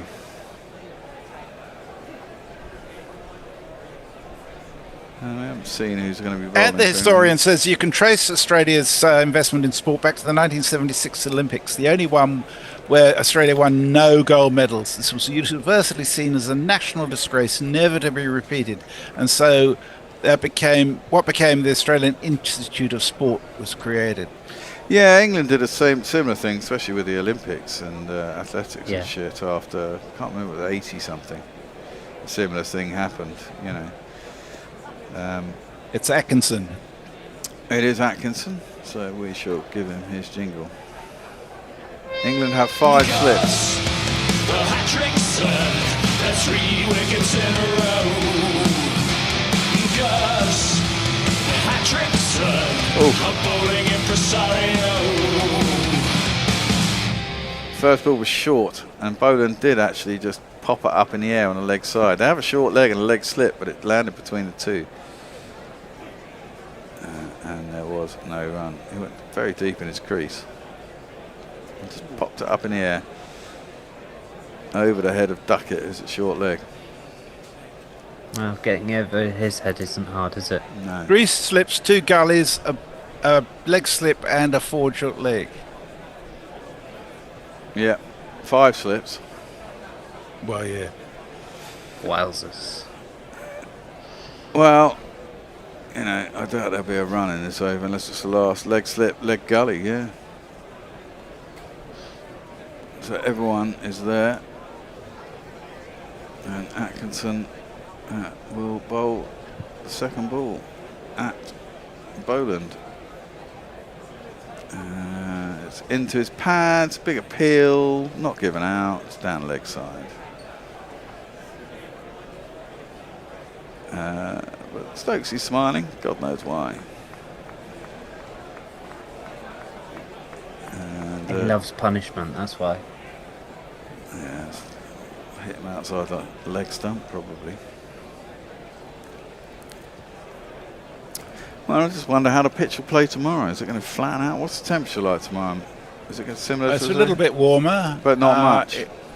Yeah. That one is outside the off stump. Boland leaves it through to keeper, no run. 21 tomorrow, then 28 on day So 3. 21 is not, it's not a really hot day, is it? So you No. imagine the pitch will be play similar to tomorrow as it did today. Until it heats up and takes out some of the moisture and all that rubbish, then you imagine it will play pretty similar. Anyway, Atkinson is going to come in to bowl 4th ball. Boland facing up. Gets a defensive shot out, goes square on the offside, and there's no run. Does the actual, does the depth of the pitch within the stadium do anything in terms of, I don't know, I think the wickets air are only about pressure 4 or or 5 inches deep, aren't they, these drop-ins? Oh, yeah. No, All but that. I mean, because isn't the actual, pitch level, lower than ground level because they dug down to build the stadium? Oh, edged. No, I don't know if it carried. Don't think it did. I don't think it did. I think it was just on the bounce to 5th slip. Good stop. No run. Last ball of the day come out.